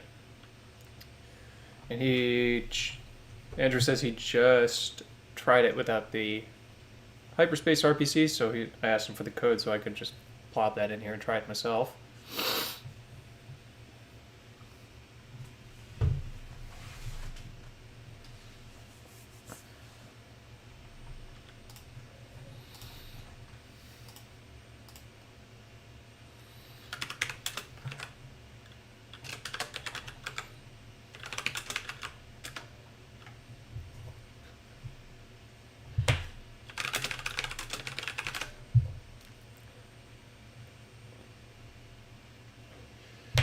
While I'm waiting for him to share that code, probably the next step will be to start working on the citizenry front end.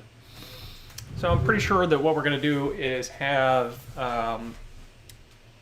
this separated architecture where the servers are going to run with either no front end or a custom front end. I'm actually kind of keen to let the citizen servers have custom front ends. That the server owner can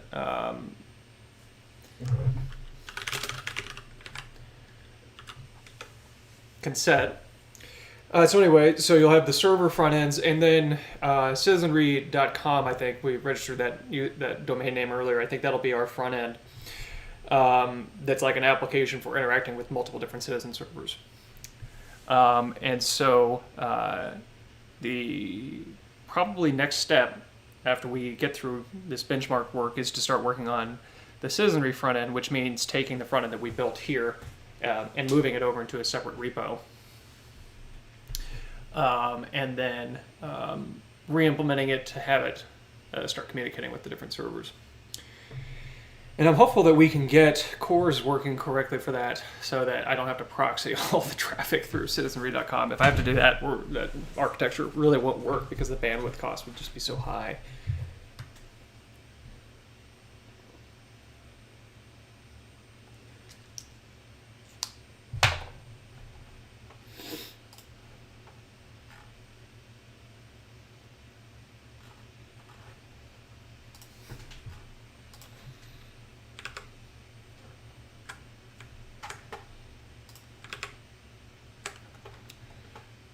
Andrew's just getting me that code.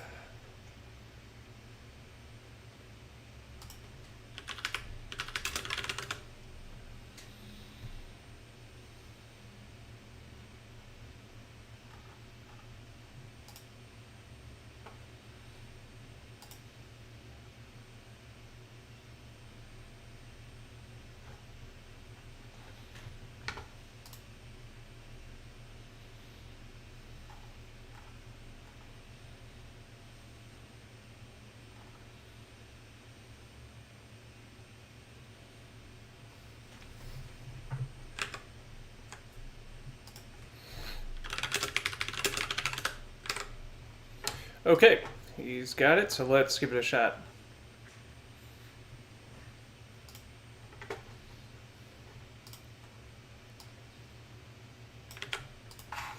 So we're just going to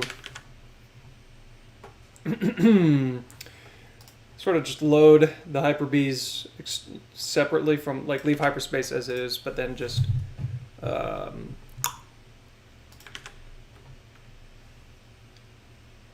stick it over here.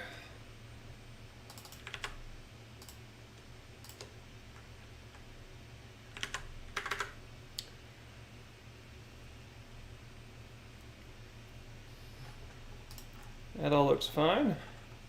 Let's give it a shot.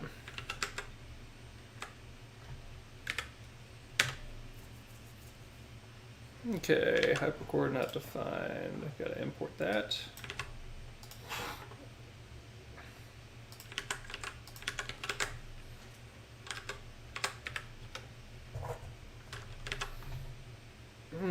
What's going on?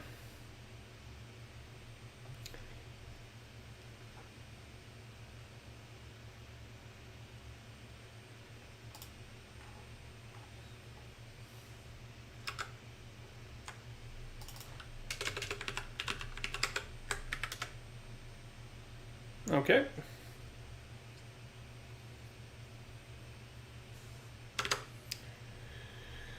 So here is our new results, and sadly our old results are right here, kind of far away. Let's keep this here, open up a new window, run them again so we can have them side by side.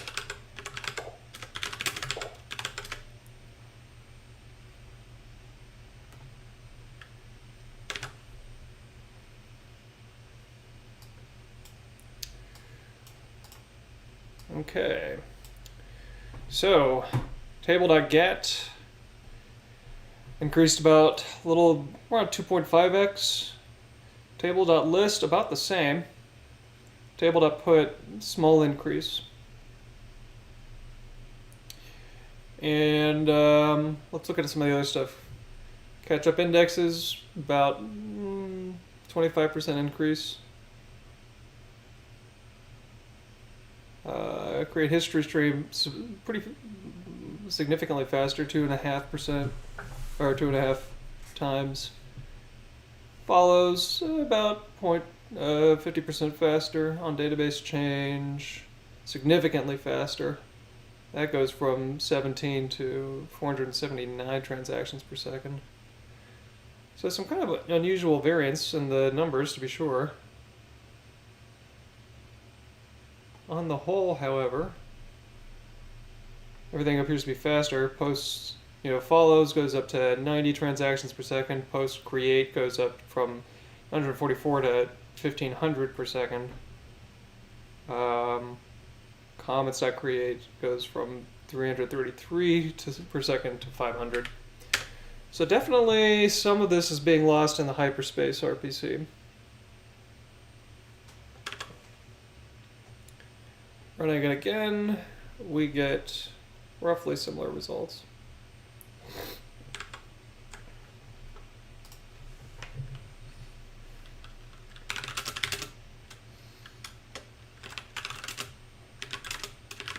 So I'm talking to Andrew in math now.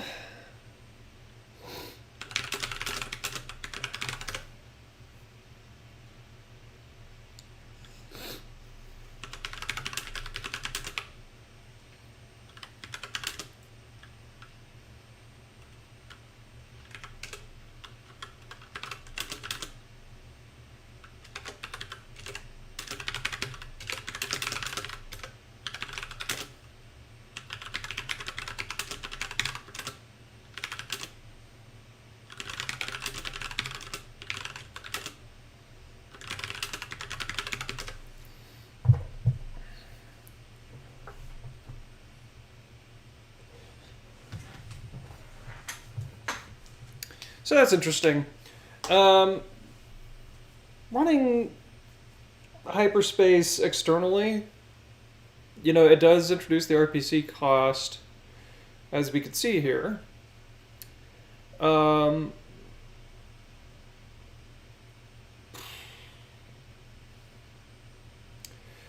to consider, though, makes this a not one-to-one, is that hyperspace is operating in memory, and this is running to disk.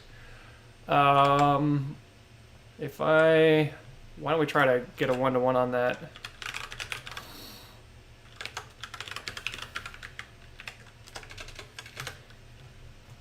I believe it's pretty straightforward to you just import random access memory, like this, and then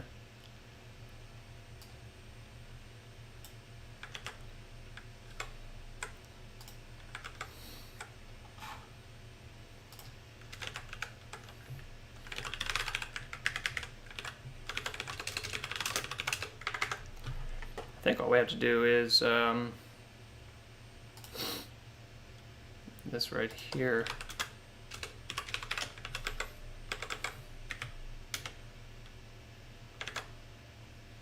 Okay, so now it appears to need to be like this.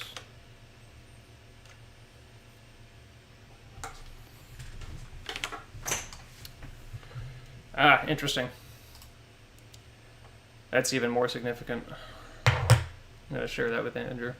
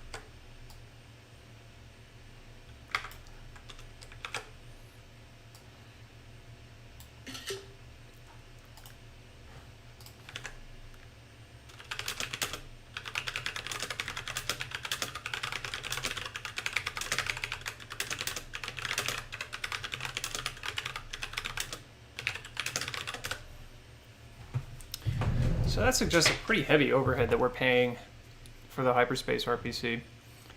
Put order of magnitude, get not quite an order of magnitude, 2610 minus 461, or divided by 4, so about 5x.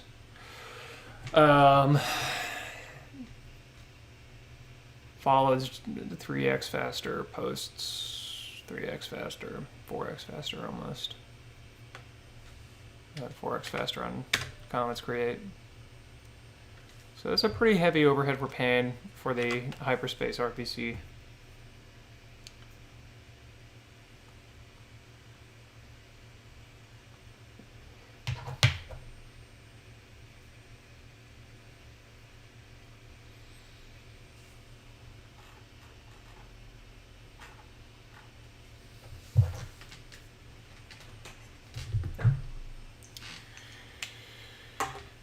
So that's interesting.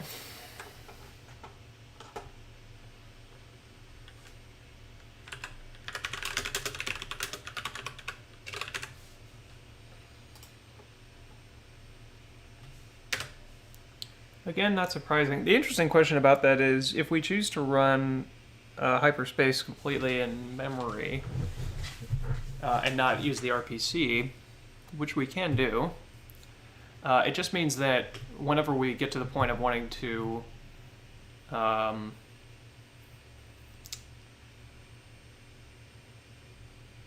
we will eventually want to get a distributed hyperspace backend where we're sharding across multiple different hyperspaces. And so if we're relying on the performance of, no RPC, then we'll get a performance degradation when we move to a distributed backend architecture.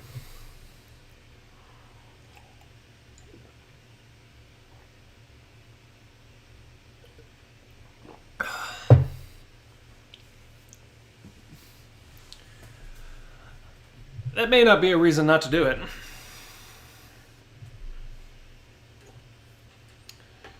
But, you know, having the hyperspace over RPC also means the hyperspace could be running in a separate process or even on a separate node, so you can get like a 2-tier architecture going. Matthias seems to think, even with what we're doing, the baseline is still wrong. So he's looking into that. Yeah, I think we're going to call it a stream for today then. And tomorrow we're going to pick up with, over the evening or tomorrow morning, we may pick up any kind of updates that Matthias has to share about performance. But I think tomorrow we're going to start on the application, the citizenry application.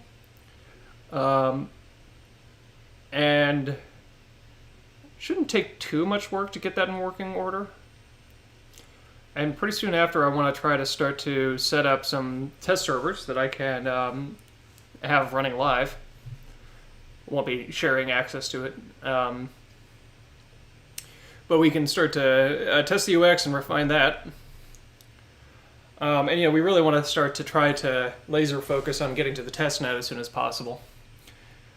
Which ideally we'd be ready to start maybe by the end of the week. A lot of what's remaining is just basic UX, so stuff like the sign-up flow and the how citizenry works and things like that, making sure all the basics work. And then, you know, we want to spend a little time thinking about how we can make the actual application a little more imaginative than a really straightforward Twitter clone. I appreciate that, Lars. When we do the testnet, I'm going to enlist everybody here that's interested. In fact, we may do like a testnet day where we all get on the stream together, and the idea is that people put up their test servers, and we get them added to a master list, and we just start trying things out and debugging together.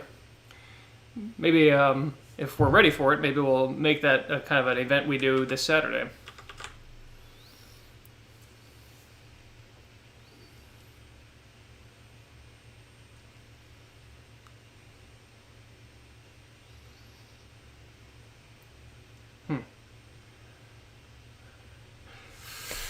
Awesome.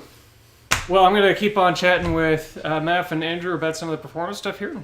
Maybe tomorrow we'll have some pickups. Y'all have a great rest of your evening, and I'll catch you on tomorrow's stream. Have a good one.